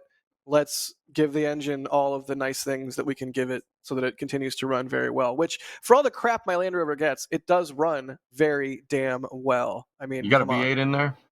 Yeah, V8, 4-liter. 3.4 liter? 4-liter. I got the SE trim. It's got the two sunroofs, the heated seats. Although the heated seats aren't wired in. Like the button is there and the heaters are in the seats, but the wiring isn't there. And that's like one of my projects one of these days is to actually wire in the seat heaters.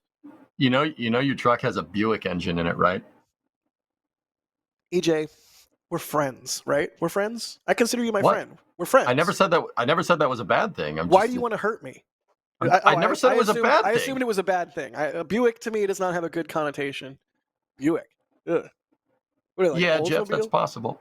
Well, okay, so you have a that's a Rover V8 in there, most likely, right? The Rover V8 is not a British design.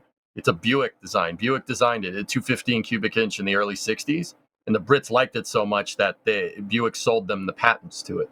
So every, that big, the British V8 that everybody knows, oh, my Land Rover, so my Land Rover, it's got a big V8 in it. No, it's an American V8. Nice try. What is it, Jared? Who is it? Cope and seethe, Ryan. It's true. Look it up. Jeff in chat, Jester Tiger says it's based on the Buick. It's better. Please. So, Jack. Yeah. Are you then aware about the dangers of vapor lock? I am. It's a Bimmer motor. It was just vapor lock. Vapor lock. Remember what I told you? Vapor lock. Vapor lock. I'm due for a Simpsons binge, man. I haven't binged on Simpsons in a hot minute. Star and I are on a run. I think she is slowing down. Maybe she will correct me here, but yeah. Where are you at? Like what season? Are you watching them? 24. Oh, ew! What? Ew! Yeah. No. You stop at like 13 max. So Carlo, go ahead. Oh, she restarted. Oh well, I'm already on season 24. Good job.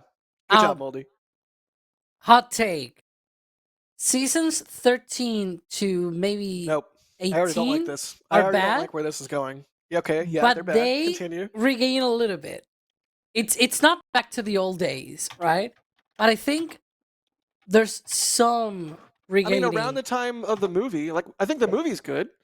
We all agree I actually think it's the other way around. Around the time of the movie, it gets so annoying, and especially because of all the political connotations, of Bush era and whatever. Like, I think after that, it just got a lot better. Right. Well, a lot better. Yeah, fair. Not a lot better, but better. Not level of old Simpsons, but better. Like, I properly laugh when I watch those chapters. I was remembering wrong. Yours, Carlo in Memby's chat is actually right. It's a you got a BMW motor in it, and so in that regard, your mechanic's probably not wrong to replace the head gasket. No, like that's the thing is, I know I don't car brain very good, but like I do actually have a good mechanic. That's one of the only reasons I bought a Land Rover in the first place. Is two separate friends of mine in LA who didn't know each other, both also drove Land Rovers at the time I was deciding what car to get. And both of them, as I was talking to them, because at the time I wanted a Jeep, because of course I want an off-road vehicle, I want a Jeep. But a four-door, four-wheel drive Jeep that's not like a soccer mom mobile is like a crap load of money. Like $40,000-$50,000, something like that, if I remember correctly. What Jeeps are you looking at? I don't know. I was looking at four-door, four-wheel drive Jeeps. Like if it's four-door and two-wheel drive, you can get them for cheaper. Or if it's two-door and four-wheel drive, you can get them for cheaper. But anyways, what did you look at Jeeps like Sean's Jeep, like Sean's old Jeep? No. I'm talking like relatively, because I didn't at the time. I was like, oh, I kind of want something newer. This is like 2013, 14.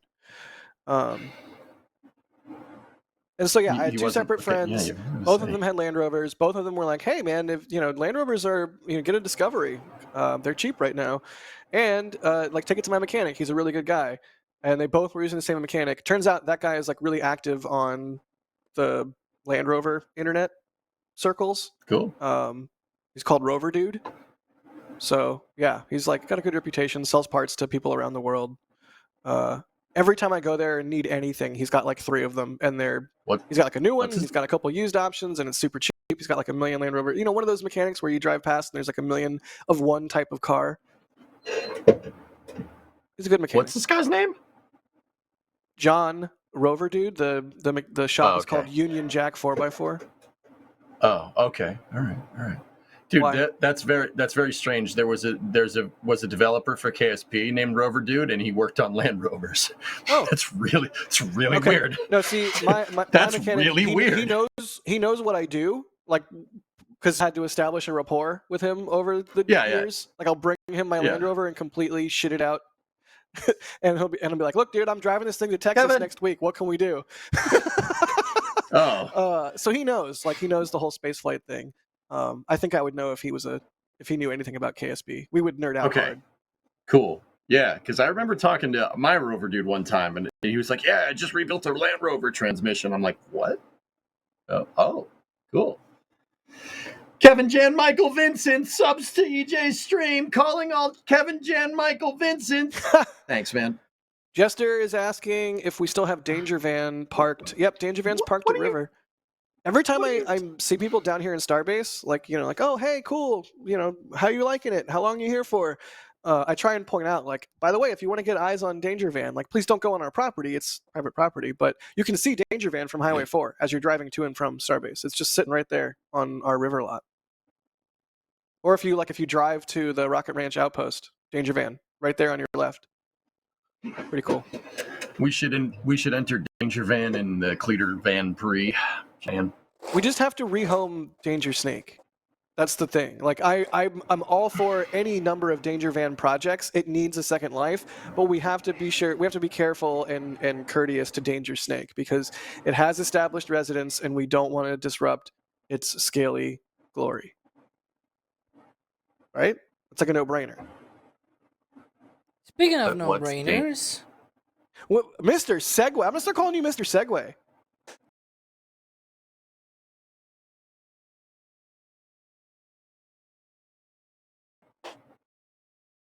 Your segue was to your sleepy. Because it's no brainer, no brain. I'm about to.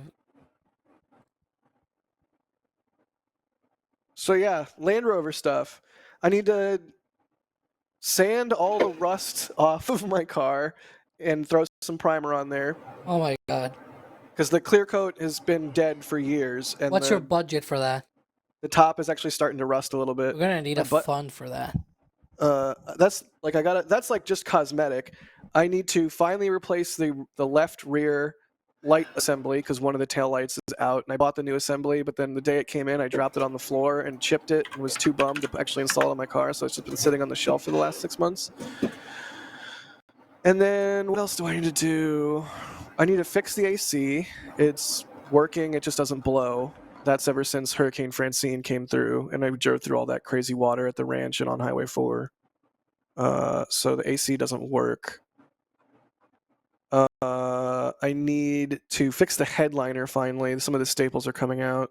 I think I might just pull the whole headliner off and sand the roof. I've seen that done a couple times. It looks pretty sick. Like you sand and paint the roof. There's so many. Oh, I need to fix the rear door. The rear door doesn't open anymore. And that sucks. So I need to fix the rear door. I also really want to install a little fold-out table on the rear door. A lot of people will do a mod where they remove the like useless hard plastic pocket on the rear door and put like a little stainless steel fold-down thing. That would be really nice. Get it nice and machined. So many projects. Okay, here's what you do. Here's what I need you to do. You need to find a junkyard down there, and you need to go get the parts that you need at the junkyard. Or I'll go with you. We'll go get the parts, and then we install the parts. It's been a while since I've been to a pick and pull. That would be a lot of fun, though. I need a new brake booster and master cylinder because I got a leak and my brakes are mush, and they've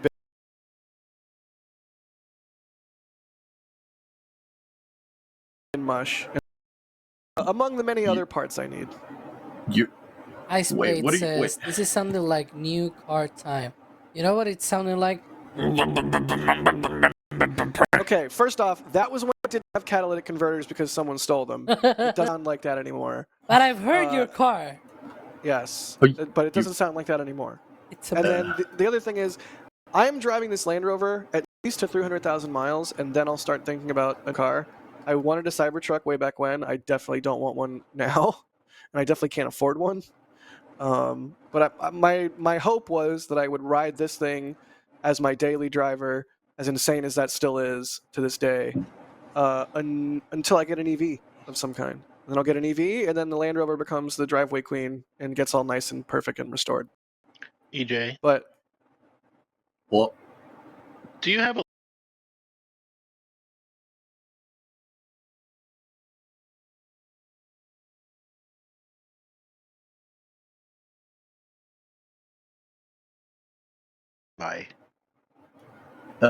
it's gone. Gone. I'm not asking EJ to do all of these repairs. I'm just listing off like all of my Land Rover projects that I have. Yeah. EJ's like, show me the money. Come on. Yeah. No, actually, Gomi and we're I back. have been talking about spending a couple days at the ranch and just having like car day. It's just I need to have some time to do it. Probably. You have Booster Static Fire Day. You have Ship Right. Static Fire Day. All the A bunch of cameras travel this are month. messy because Right. sun, it's not out and whatever. Ads to record, videos to record, videos Exactly. to shoot. The Camaro is finished, guys. It's out in my driveway, covered up. Yeah, what's your car life, EJ? Like, what's going on? What are you working on? What do you got? Like, I don't know the full details. How much time you got? Dude, we're hanging out. What do you got? I have 7 vehicles on my property right I now. love you. Keep tell me more. So one is a daily driver. You don't need to know about that one. I have, and they all run, might I add. I got the 7th one running the other day. I don't know. What do you want me? You want me to go in chronological order or what? What do you got? Put your cards on the table, bro.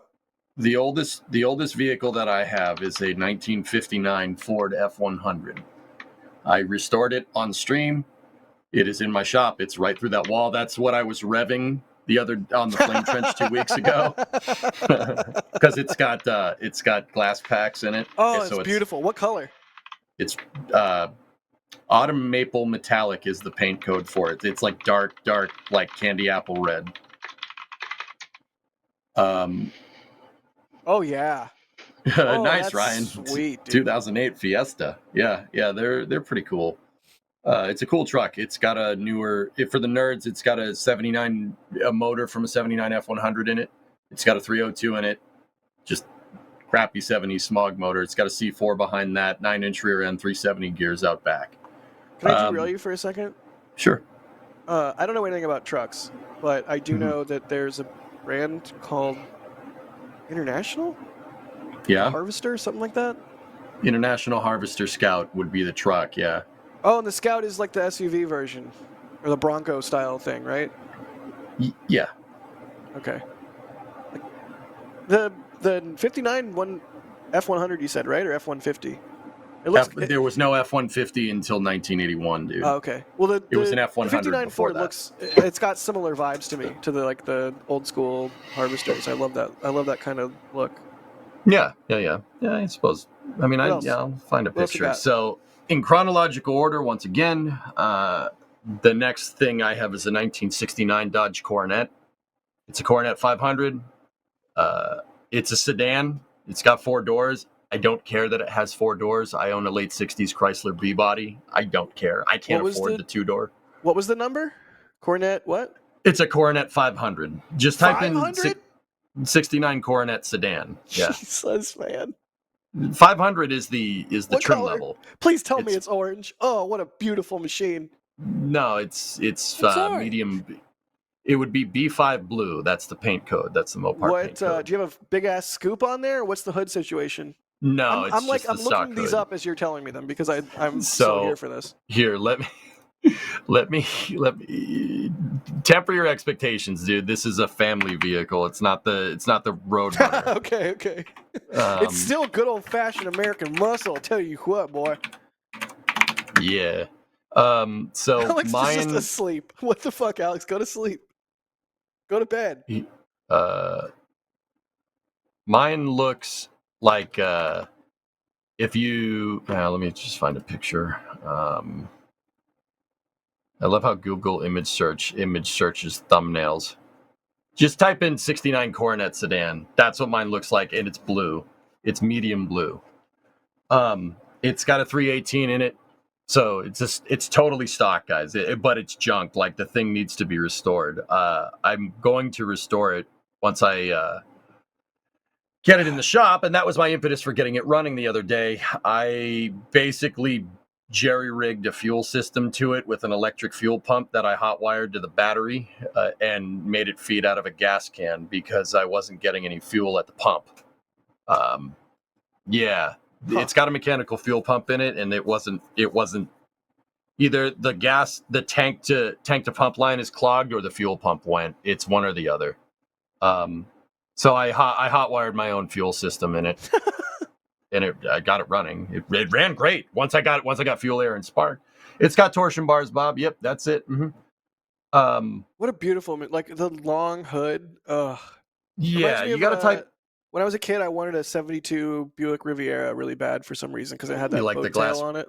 The glass windows.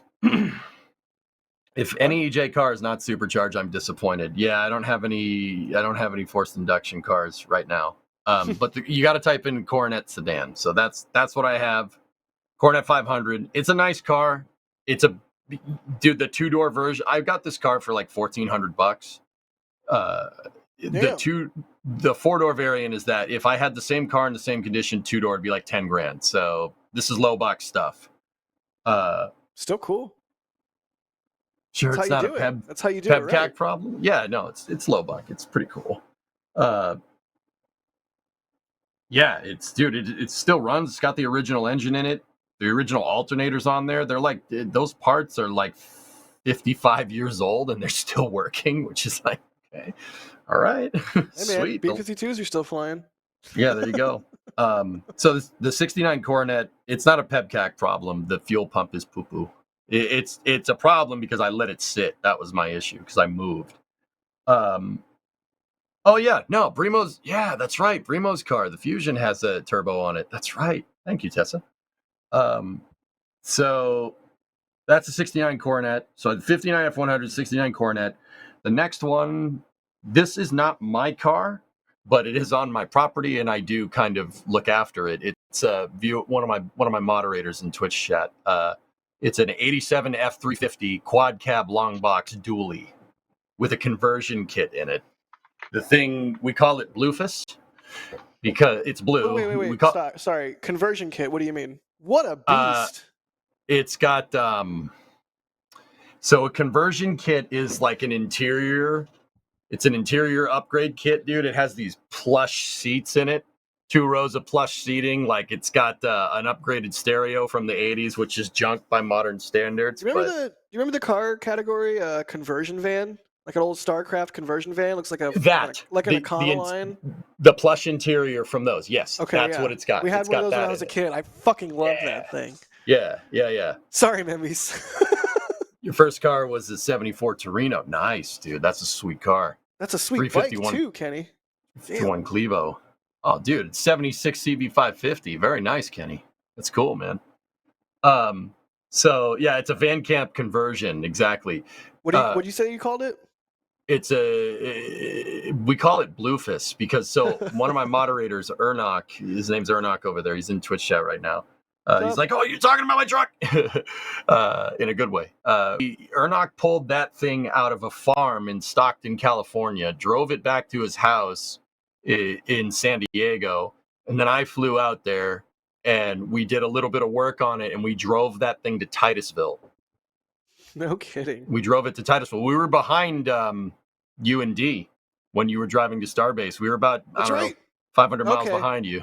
Yeah. Yep. The brakes went. So I did the brakes in my cousin's parking lot, my cousin's driveway that I know out there just happened to be near us. So remember when we thought that we might have like a crossover stream, and then that happened. I remember like pulling up your Twitch for a little bit and being like, "Oh, yep, they're definitely on the side of the road, and they're definitely not moving." Yep.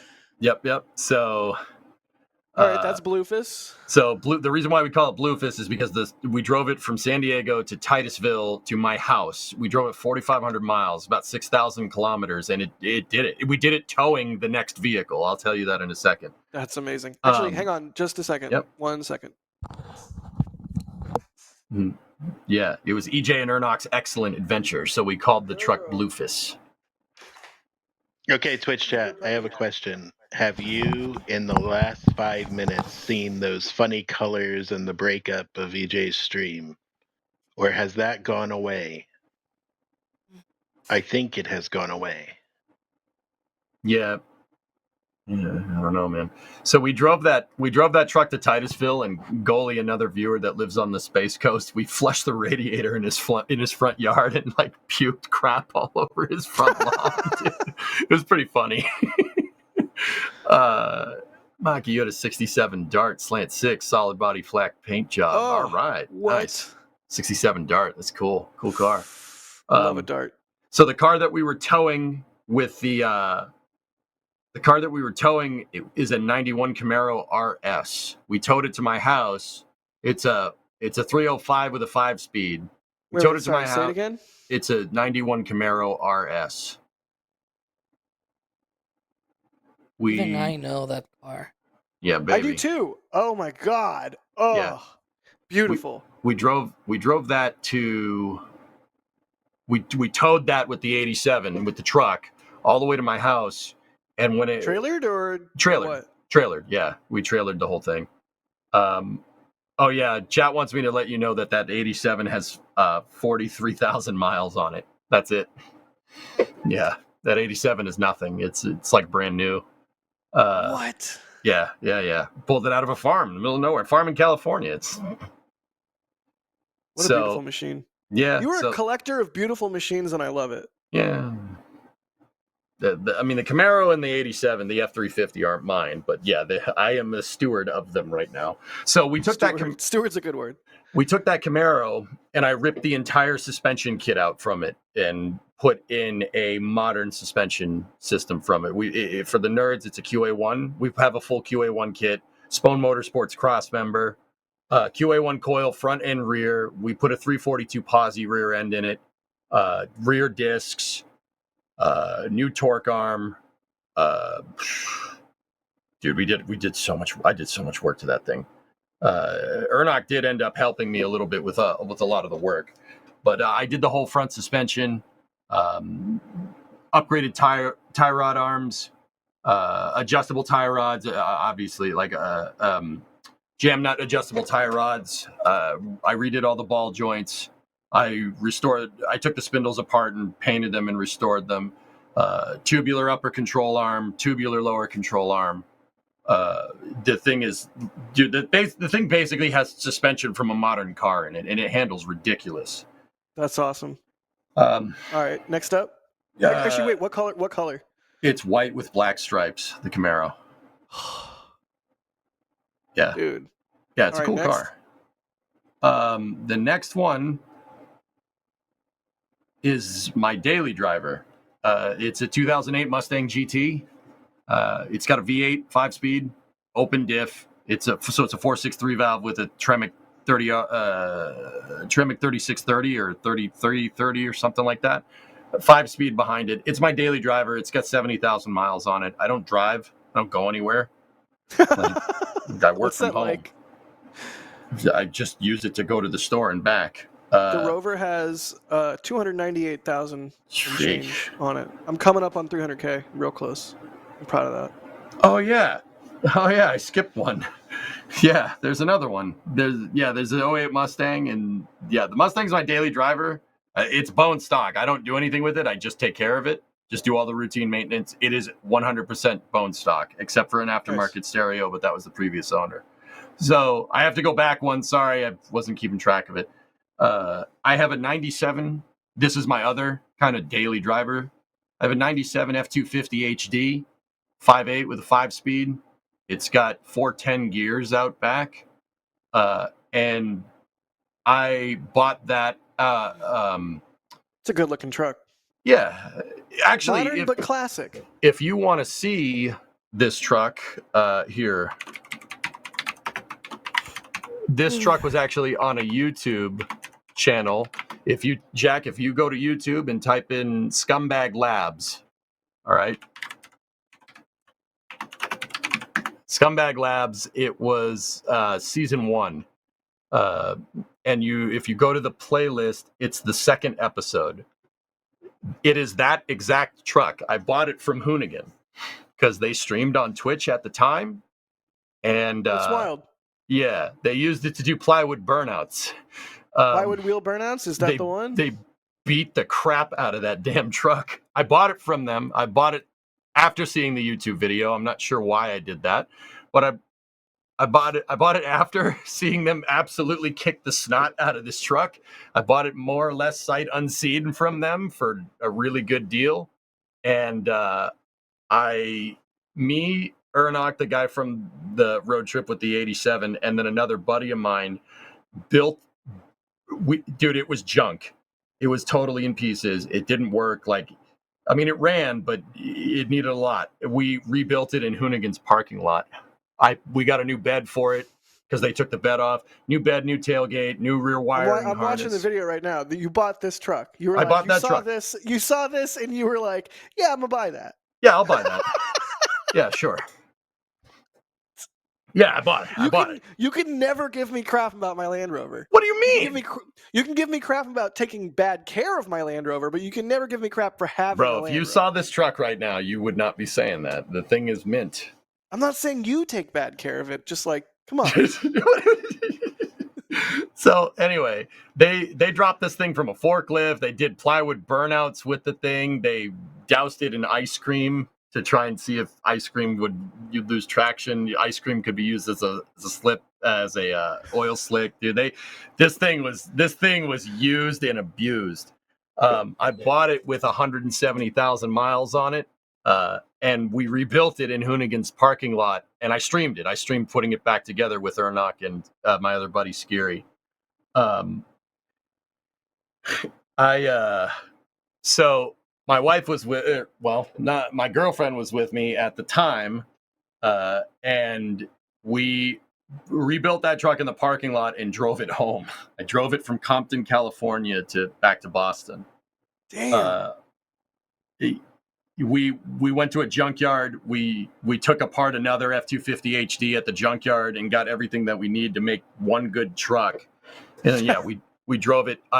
Me and Brimo, my wife, drove it all the way home. And when we got to I-40, the exit for the Grand Canyon for Flagstaff, I went north. We went north to Mather Point at the Grand Canyon, and that's where I proposed to my wife.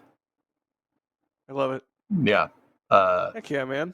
So we drove it home. There was a slight snafu where the lug nuts on the back, one of the back wheels decided to not work anymore, and the wheel came off going down the road.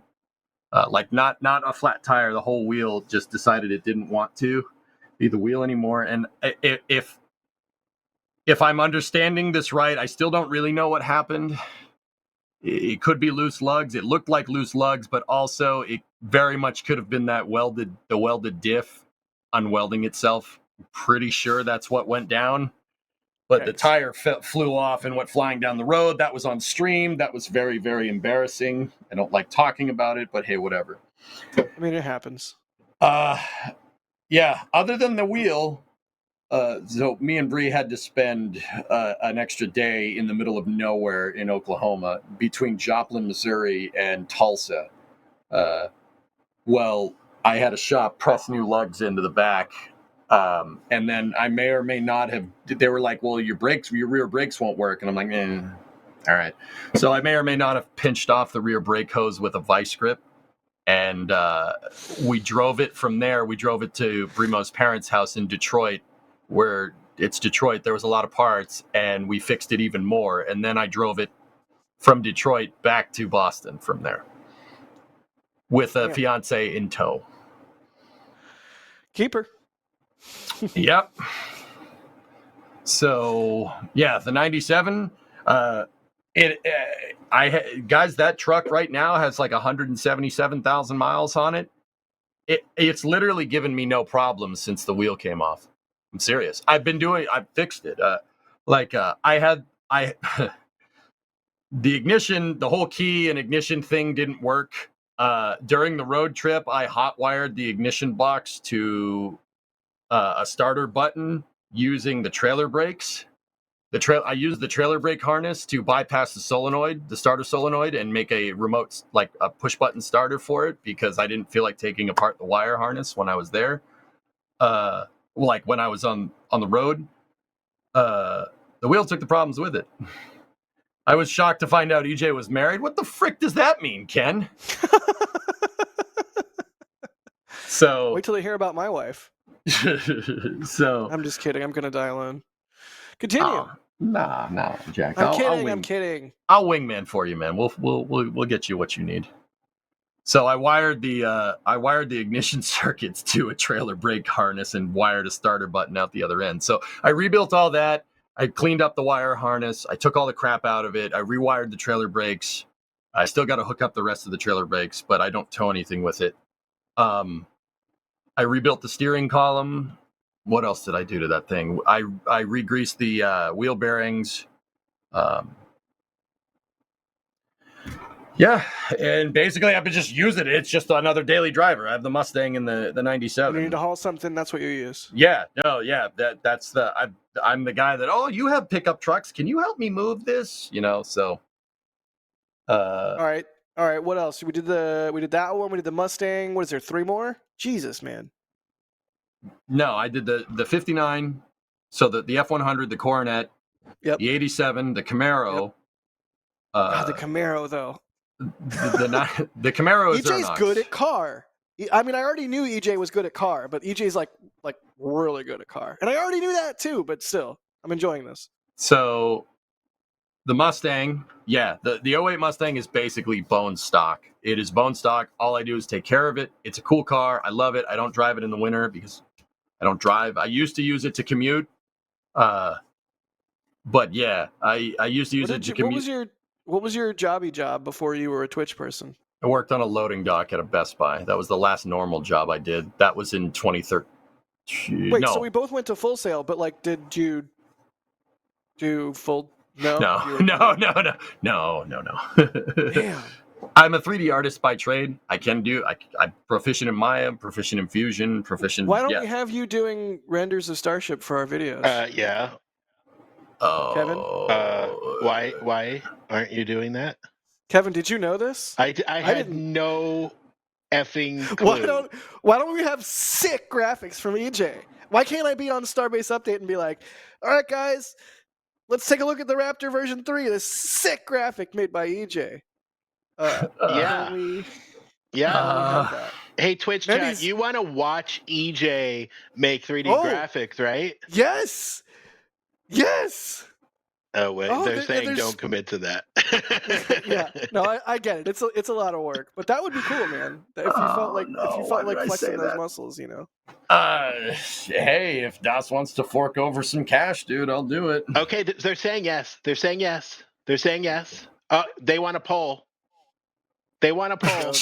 Chat, don't you dare do this to me. Come on, chat. Speaking as our content manager, and I'm sure Kevin is our producer. What the heck should I call you, Kevin? I just got myself the producer. That's it. Kevin. I Kevin gave myself a title. As the producer, I mean, so did I. Kevin as the producer. I think we can both agree. I'm like, oh, nice, God, Jeff. That would be something that would, to use a Disney phrase, plus up our videos quite a lot. And now I feel dirty because I use that stupid Walt Disneyism. And we're struggling for the graphics. That's an area where we need help.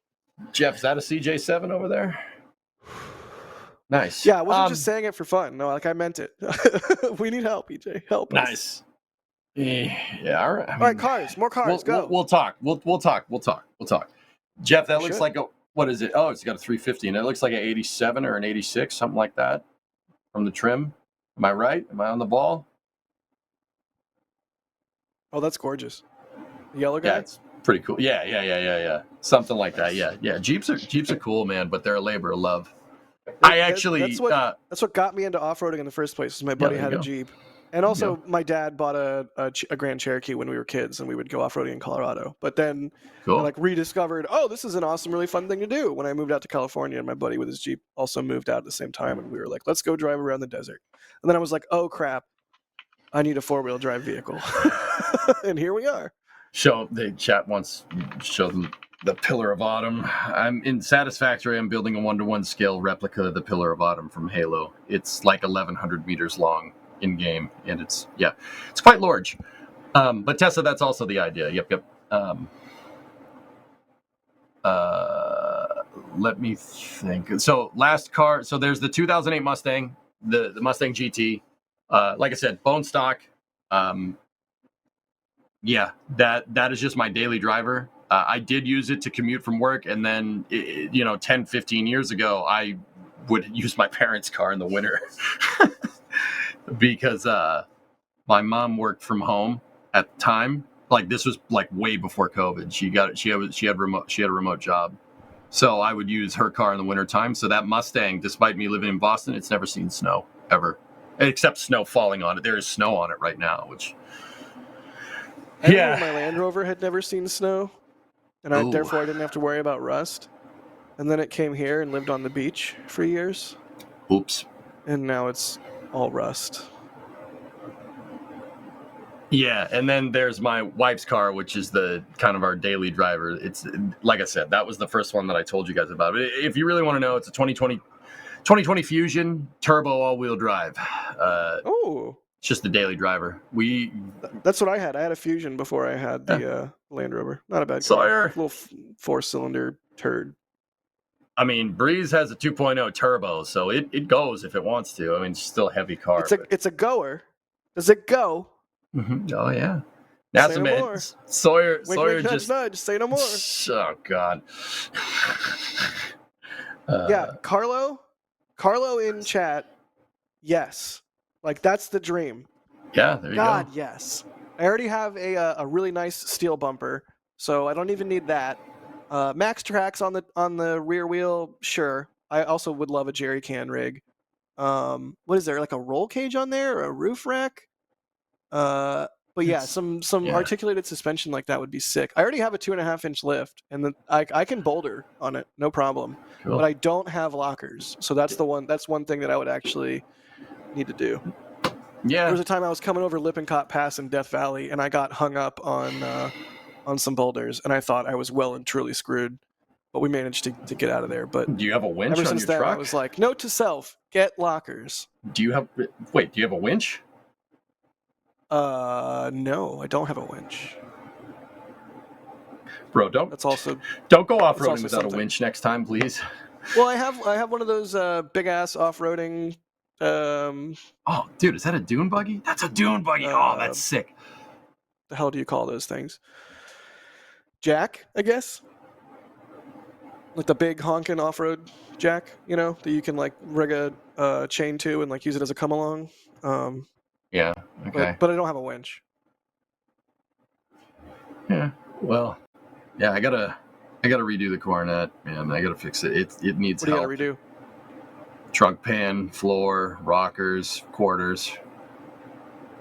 A lot of work, but it's all right. I'll fix it. No Sounds problem. like you should come down here, and we should have a car day at the ranch, and we can mess with Gomi's vehicle, a vehicle of yours, and my Rover. And hell, we'll get Sean out, and we'll mess with his.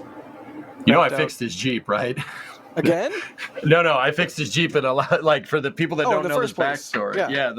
He had a cracked flex plate, and I took that thing apart in my shop, and it made it all the way to Texas, dude. It did great. It made it a period of time. It made it. This place is hell on everything, man, including cars. I was just thinking today, like, because it's been raining a lot here, and like that just makes Highway 4 that much worse. It makes the potholes that much worse, and I'm like, man, I don't feel like my suspension is bad, but I probably, regardless, need some work on my suspension just because it takes a freaking pummeling, like multiple trips up and down Highway 4 every day. Yeah. I mean, yeah, dude. I mean, you got the salty air and the road's caca. Yeah, that too. So. Well, Membies, I hope you liked Car Trench. You can solve the winch problem easily when you see him. Yeah. We can figure that out. Yeah, if you want to come over and tinker, nice. Yeah, dude, we'll do it. Oh, Jack, actually, you see the shirt that I got on, right? Yeah, Blues Brothers, nice. Yeah, so check this out. Look where I got this. All right. House of Blues. I know that's a good venue. I saw the Flaming Lips there once, and they gave everybody in the audience a laser pointer. And then at a certain point in the show, they killed all the house lights, and Wayne Cohn, the singer, held up a giant, like a silver punch bowl or something. It wasn't just a regular mirror, but he was like, everybody shine your laser pointers at the thing. And we all shine our laser pointers at the thing, and it was cool. Good venue. I think I also saw didn't ignore your resubscribe mention, Sawyer. Be quiet. Shit. Sawyer resubscribed over on the Twitch stream. And I said it, and he didn't acknowledge my acknowledgement. But anyway, that's cool, Jack. I got this shirt when I saw Dragon Force and Killswitch Engage. Ooh, nice. Yeah, that was in like 2007. That was pretty good. Well, any Memby time chat you want to hit that we didn't hit during the show regarding Isaacman or Artemis or anything else? I mean, we're in the maximum spice zone and we're hanging out. If there's anything else you got on you, I'm trying to think. Like I think I mean, I let it all out on air. I don't think I really have much. Like I'm stoked. Obviously, did not vote for the current admin, but if there's one good thing we get out of it, hey, I'll take it. At the time, Deadbringer, not so much anymore. But yeah, I mean, Jack, I meant what I said. You people might not like the president, but the president is gung ho on this because he's got Elon whispering in his ear. Right. Duh. Like, I don't what's think the thing people... from the Matrix when was it Switch is like about to get the fucking plug pulled and she's like, not like this, not like this. It's like that's. I mean, hey, if that's how we got to get to the moon, so be it. Guys, and once again, this isn't like me trying to get people to like Orange Man. I perfectly and well understood why people don't like that guy. Pretty fair, I'd say. It's more to demonstrate the point that having the president be gung ho about this is very, very important. It's important. That counts for a lot more than you might think. So I think that more than enough makes up for Rook not having like the political chops potentially to do this. I think he'll be just fine. I think even like I understand the political chops concerns, but I think like we talked about on the show, dude operated Draken, and he knows how to speak defense contractor. Maybe that's not the same as raw political chops, but like if I would expect anyone to take to it like a fish in water, I mean him. Yeah, he'll be all right. The guy's resourceful as hell. He'll get it done. Not worried. Dude, he taught himself how to code financial transaction systems in his basement. He's not stupid. Right. Like, and then parried that fortune into teaching himself how to fly fighter jets. Right. Like, he'll figure it out. I'm not worried. Right. Agreed. Yeah. Also, good night, Sawyer. Yeah, dude, he'll figure it out. Night, Sawyer. But having the president. We're not talking to Sawyer. Sawyer, we'll talk to you tomorrow. Oh God. It's bad. I hate myself for it, but he literally paid me $50. So here we are. I think having the sway of the president behind you and Rook's, drive, I think will make for a very potent combination. We should see some pretty crazy stuff at NASA. I'll give you an example. If anything, that is enough chops and power if they decide to totally redo the Artemis program. Not cancel it, expand it, and get it flying on a reasonable schedule, like what I was saying. But like in this scenario, you do 4 SLS launches a year, fund an in-house lander at NASA using hydrazine, right? Which might be, this is just a scenario I'm making up, so just bear with me. NASA works on basically LEM Mark II, right? As a hedge against Starship and SLD, right? Just in case. Let's go with what you know. It should be fine, right? SLS 4 launches a year cargo lander, and then, basically use SLS somewhat analogous, use Block 1B somewhat analogous to Ares 5, and then use New Glenn or Vulcan as your Ares 1, EOR rendezvous, out to the moon. You can use another SLS. I personally, I would say, screw Gateway, get rid of that piece of junk. They forgot to incorporate the wire harness into their total mass design.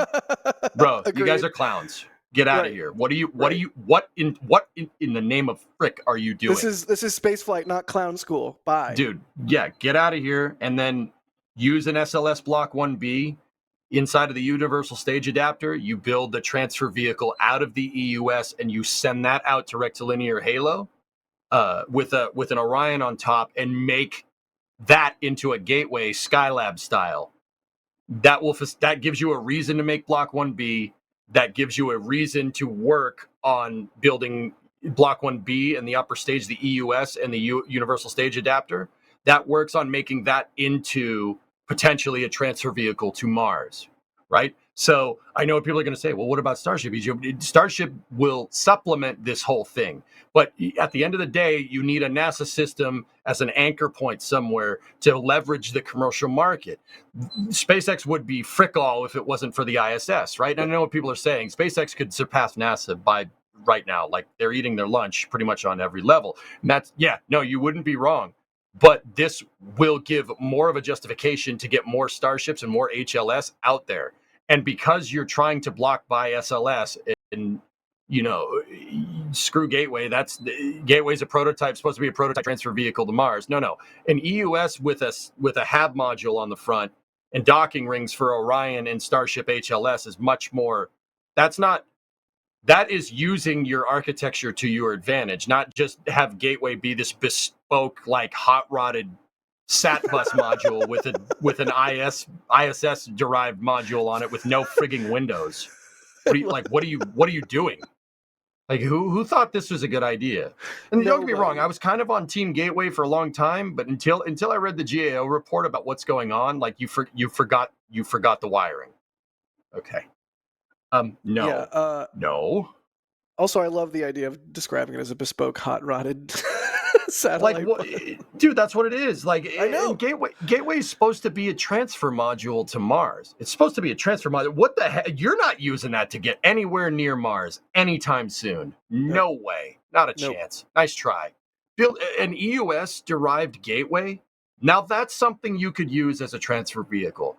That's something that you could use to mess with and make a transfer vehicle with. You could work on, SpaceX is already going to work on refueling Starship, so you pioneer refueling EUSs. If you have a fully fueled exploration upper stage in space, you're talking about a throw to Mars on the order of 30 to 40 tons. So from there, build another transfer vehicle, get it into low Earth orbit, separated from the prototype one that you have out around the moon, and then you do NASA with Orion in the EUS and this like hot rodded EUS Skylab thing. You do flybys around Venus in the early 2030s. You do flybys by Mars in the early 2030s, right? And then, from there, right, have Elon send a bunch of uncrewed starships out there, right? And if you work on mitigating boil off with the EUS for long duration coasts, you circularize around Mars. Have Starship send more tanks for this transfer vehicle back, or just have Orion just attach to it and go. The point is that SLS can be leveraged to do work. This is something that can happen. This is all something that's very feasible and very easy to. Not very easy. If it was easy, the pieces are all there. You can the pieces see, are there. Like the puzzle is not like a bunch of pieces in a box and you're like, where's the corners? No, like we found the corners, we found the edges, we can basically see the design, and it's just like, where's the blue sky pieces, where's the green grass pieces? Like it's not to say that it doesn't take work to put the puzzle together, but all the pieces are there. Yeah, exactly, Jack. Yeah, exactly. Like, what? Like, look at this. What are you gonna do with that? That's a prototype transfer vehicle to Mars. Does NASA understand what you need to get to Mars? I wish we were live still. I really do. I wanted to say this, but we ran out of time. Like, dude, if Alex didn't keep shuffling us along. No, yeah. I'm joking. It was appreciated. What's your Twitch name? EJ_SA, Jimmy. I'm over there right now. Space Enthusiast is asking us, question for Jack and EJ, because I don't understand U.S. politics like I do UK politics. Mm-hmm. Do you think Jared would have been informed of this potential outcome by the Trump team before the election? I don't. Hard. That's hard to say. Yeah. I mean, before the election, they might have like informally floated a thing and been like, hey, would you be interested in this if Trump wins? I don't know. Maybe. I don't even know if that's something they would have thought of before the election. It's like, sorry, I don't have a better answer for you, but honestly, no idea. So, Serbian over in my chat says, I think the real move for any future stations of any kind will be to use large diameter modules using Starship's large payload volume. That's exactly why I said make work on SLS 1B. Universal stage adapter's already in the pipe. Orion's already in the pipe, but also work on the 10-meter SLS fairing. So you can launch 9-meter modules into space, and then Starship could service them. you got to understand having an expendable vehicle. Look, I don't like having expendable vehicles as much as the next guy. I think that's the past, but we have it. It works. There's no other alternative. And right now, and don't get me wrong, Starship could come along and be awesome. But if we keep going with SLS right now, we have the potential to have 2 ways to get to the moon, not just one. Why would you not want this? I don't know. I can't figure this out. People go, oh, but my tax dollars, implying it's going to go somewhere that more useful than this. That's a good joke. Yeah. Right? Yeah. You know, you have SLS, and just stop it at block 1B. Take block 2 and just throw it away, right? Because you don't decide that you're going to make iterative upgrades to a design over time like that. That's ridiculous, right? Based off of SLS's 4-flight-a-year flight cadence, you make the iterative upgrades and design a new block based off of your flight data, not based off of hopes and dreams, because that's stupid, right? Like, just that's, you know, that would be like SpaceX trying to build Starship without Falcon 9. That's not going to happen. That wouldn't have happened that way. I mean, look at Blue. They went from New Shepard to New Glenn. Look at how long that took. That took 8 years, right? And that's with Blue. Yeah. You know, Blue doesn't go slow. Like, I know it seems like they do, but they don't. You can't just crap out a heavy lift launch vehicle like that. You can't just do that. Yeah, but like also, how are you gonna fiddle around in New Shepard territory for so damn long and not even really fly that much? There is so much stuff they don't tell you about. Like, oh, for sure. Sorry, Blue people. I don't mean to get the word out. There's so many test articles and there's so much stuff behind the scenes that they don't tell you, and I don't know why they don't say anything about it. It's mind-boggling. But they don't. You're right. No, because I'm not saying they're not out there doing the work. Clearly they are. I mean, look at New Shepard, look at New Glenn. It's no for the idea. longest time it was like, you know, Blue has the steamroller. They're going to take the steamroller out of the garage someday. And we didn't even see what the steamroller looked like. Now we know what the steamroller looks like, but you know, it's been a long road. Anyways, I love Blue. I'm excited to see him fly. Dude, I'm wearing a Glenny shirt for Christ's sake. That's not his name. It's not just New Shepard. It's not just New Glenn. I mean, we know they're working on landers, but they're also working on nuclear stuff too. They're working on nuclear engines. I can't confirm that. That's just speculation on my part based off of the job postings. They're working, dude. Jeff Bezos is trying to build a logistics distribution system that rivals Amazon, but in space. And in that regard, dude, they're working on stuff that you have no clue. Like, I don't even know everything, but I know that that's what they're trying to do. And to say that they don't have the money to do it is kind of dumb, right? Like, that's definitely happening. Like, dude, look at that huge factory that's in the NSF flyovers. That huge thing. That's like Roberts Road is big. Like, that's a big one. Blue's complex is just as big, and that's just one. That's just one. They have what they're doing at Huntsville. They have what they're doing in Kent. They have Van Horn. Dude, this is no joke. They're building a foundation to build a monster space program. Yeah, forgive me. I never meant to imply that I thought that they were a joke, but I do. Yeah, I got you. You look at when they were founded before SpaceX, and you look at how fast SpaceX has moved, and how steadily I hear you, man. and ferociously Blue has. I mean, it's their motto, right? Gratitum ferociter, like step by step ferociously. So, I mean, that's what they've been doing. It says says what it is on the box. I mean, Vulcan, I have seen that. Right? It's just very different methods of getting to the same place. Right. You know, Blue is testing and being very methodical about it, whereas SpaceX would rather blow up a bunch of starships and just get data. You know, I think they're both getting data. It's just how they get to that final point where they're both have orbital rockets. And you know what? I wouldn't be surprised if New Glenn is perfectly successful. You know. Mm-hmm. Oh, I think so. I think I won't be surprised either. And it'll be interesting when New Glenn does fly in the next couple months, whenever it happens, this month, next year, whatever. And to see what their cadence is like after Flight 1, and to sort of extrapolate, like, yeah, Starship and New Glenn kind of got to about the same point in readiness at about the same time when everything was said and done. Kind of nifty. Falcons, you're saying, did you see the latest video about Komatsu about their lunar heavy equipment? I did see that. Somebody linked that during one of my space news segments over on my stream. And Jeff, do you think NASA could save money if they built SLS parts at the Cape instead of shipping them up from all over the place in huge barges? Yeah, NASA could save money, but then they'd have no money. Part of the reason why NASA works and why SLS has been able to go on for such a long time is because NASA has facilities scattered all over the United States. That makes it so congressmen want to fund NASA because it puts jobs in their districts. So that's why they build it in Michoud. It's tested that's in Alabama. That's in New Orleans, right? That's one of the arguably less good parts about the whole jobs program thing. Didn't get to on air really, but the jobs program is a loaded term that has a couple different connotations, and one of the connotations is, pork, government pork, which is like NASA is unkillable by design, dude. Send money to various districts to get congressional backing. Which Jeff, if you want to go ahead. No, you're right. It's that's how NASA is structured intentionally in order to secure its longevity, because, like you said, it's untenable.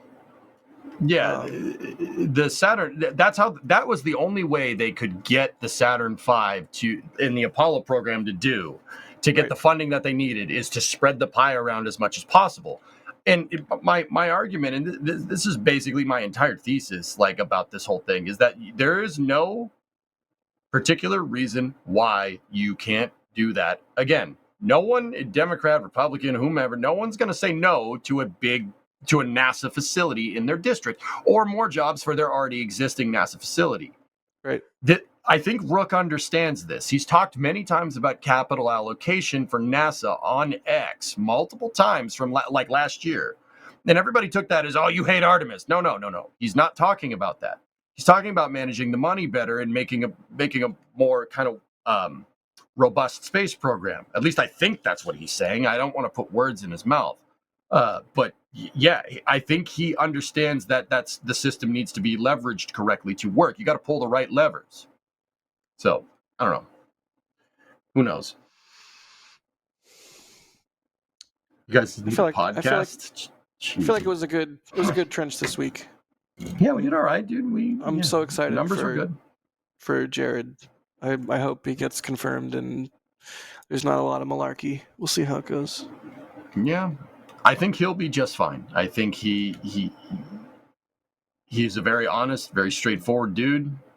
He's very candid, but very classy about what he says. I think he'll be fine. Classy is one of the, if you're going to make a Jared Isaacman word cloud, classy would be one of the bigger words in the word cloud. I'm probably just dating myself dude. Because word clouds were hip in the 90s, but there you go. Yeah, he's just a good dude. The guy found a way to do the kind of stuff he wants to do, fly fighter jets and go to space and stuff, and also raise billions of not billions. Inspiration Millions. 4 brought in 250 mil plus. So did Polaris Dawn. The guy has literally actually raised $500 million for pediatric cancer. Once again, that's having your cake and eating it too. The guy's winning at life. Right. He'll be fine. Perhaps more than any other human right now. Yeah, he's pretty good, man. It's a good pick. It really is. He's a good pick. Startlingly good. Dude, I was, like I said, that morning, Thursday morning, my DMs exploded, and I'm just sitting there. I'm like, wait, you can do that? Yep. Wait, that's doable? This is a thing that you... Oh, all right. I'm so glad that I was online at the time, because just the collective gasp of joy from the entire space community was really fun to experience. That was a good in real space time. news, dude. Yeah. All right, I am toast. I still feel like a trash bag full of trash, so I'm gonna dose myself with NyQuil. And you are. I know. Damn. I might have to. I should probably replace CP11's battery tonight. Also, did the generator die? When did the generator die? Kevin, do you know? No one has said anything anywhere. Can you check the audio at Highway? Yes. Generator is still generating. It's still generating, according to Jay. What's Highway at? 76%. 76. Trombones led the big parade. 110 cornets led the way. Rows and rows of the finest virtuosos. That's all I remember. That's cool, goalie. Oh, Oklahoma win the win. Yeah, It's such I don't a know. horrible show, dude. It's so bad. It's so bad. Why is it still in my brain? All right. We about ready to wrap this one up? Yeah. So we're at 76%. Do I need to like? Do you want me to fill up the tank and have it keep running overnight, or what do we think? Is 76 good? I think highway's good at this point. Trailer could use it. Trailer could use it. Does trailer have a charger in the box? I forget. I'm not sure. J-Volt, we have many solar panels. The problem's not that. There's no sun. Yeah. Well, either way, I should probably go swap CP11's battery. So, EJ, love you, man. Thanks for being on, dude. All right, Thanks for bro. hanging out with the Membies with me. Yeah, of course, dude. Well, I guess that's it. I guess I roll the outro now. Membies, we love you. Roll Thank it. you, Membies. If you're on, Jester, I know I need to level the frickin'. I know. If you're on Twitch, I'll be back over there in a second. Nice. Go hang out on Twitch with EJ. Yay. All right. Bye. Bye, Membies. And here we go. We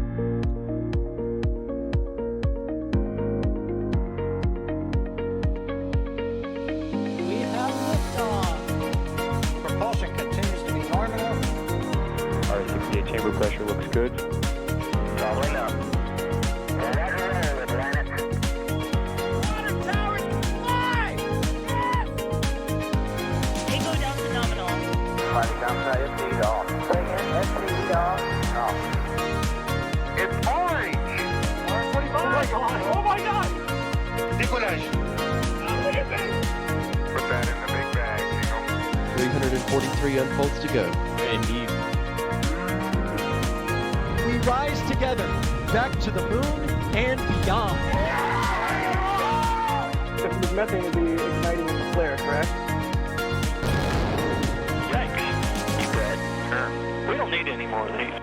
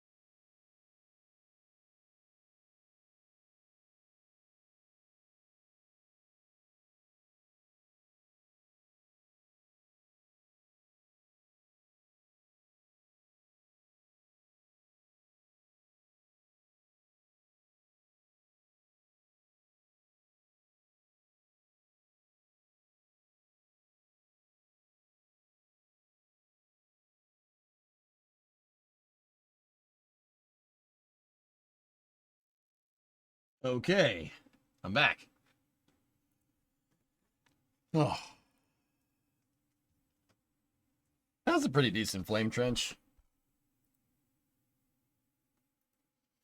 Pretty good. Pretty good. It's pretty fun.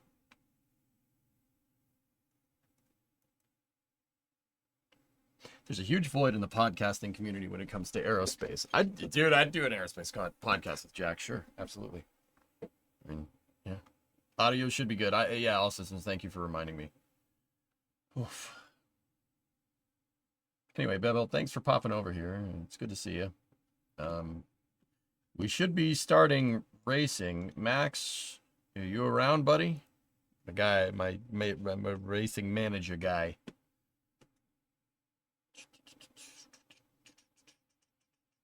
Falcon Punch, what's up, man? Sounds like it was good. Yeah, it was all right.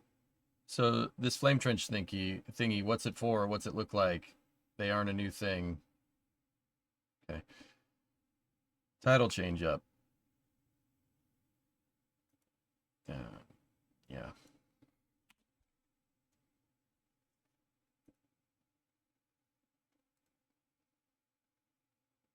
I don't know, like, not as heated as the Ship 26 discussion 2 weeks ago, but better since more forward-looking. Yep. Yeah, looks like the racing crowd isn't here yet, so what are we going to do? I might take a break and go get something to eat. I've been sitting here for 9 hours straight. Yeah, I'm probably going to go check on Bree. If you guys want to give me, like, about an hour, I'll be back for racing, for Friday night racing. We actually have some fun races planned tonight. Yeah, we got a bunch of shenaniganry races, which is pretty cool. They should be a good time.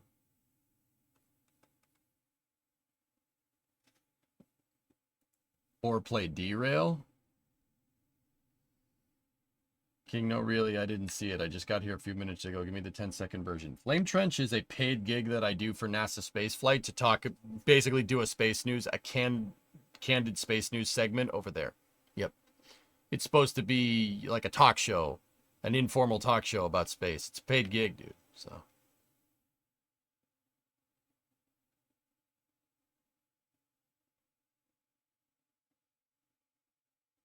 Yeah, that's what it is. I do it every Friday at 5 p.m.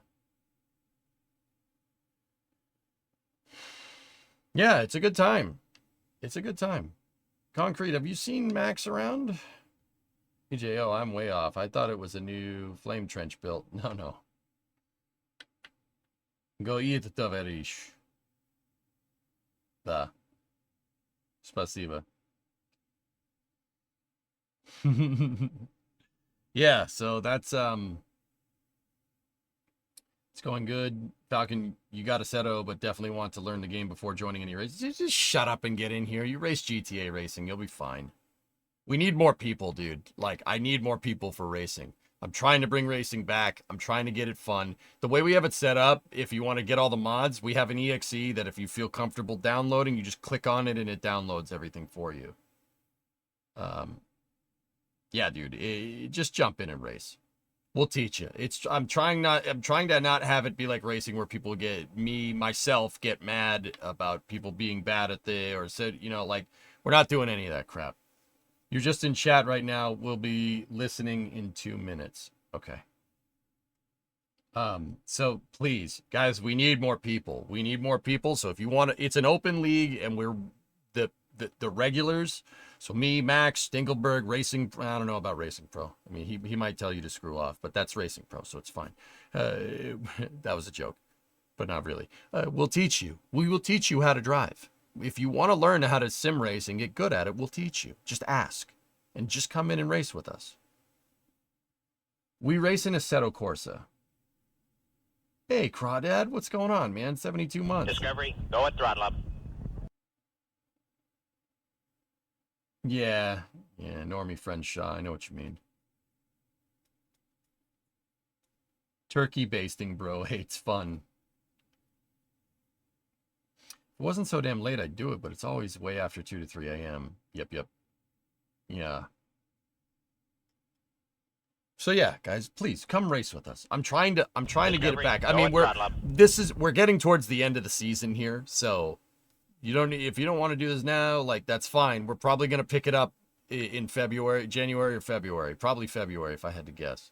What hardware would you need for racing? You can race with a controller, Saturn V, but it is sim racing, so a wheel would probably be a good idea. Trying to get back into the game, but you're making me thinking about pulling the racing rig out. I'm going to, weather guy. You might as well. When is Scary's off season? I love when he races with you guys too. Oh, I don't know. I think he might be done, but he might not be. I think he's doing testing or not.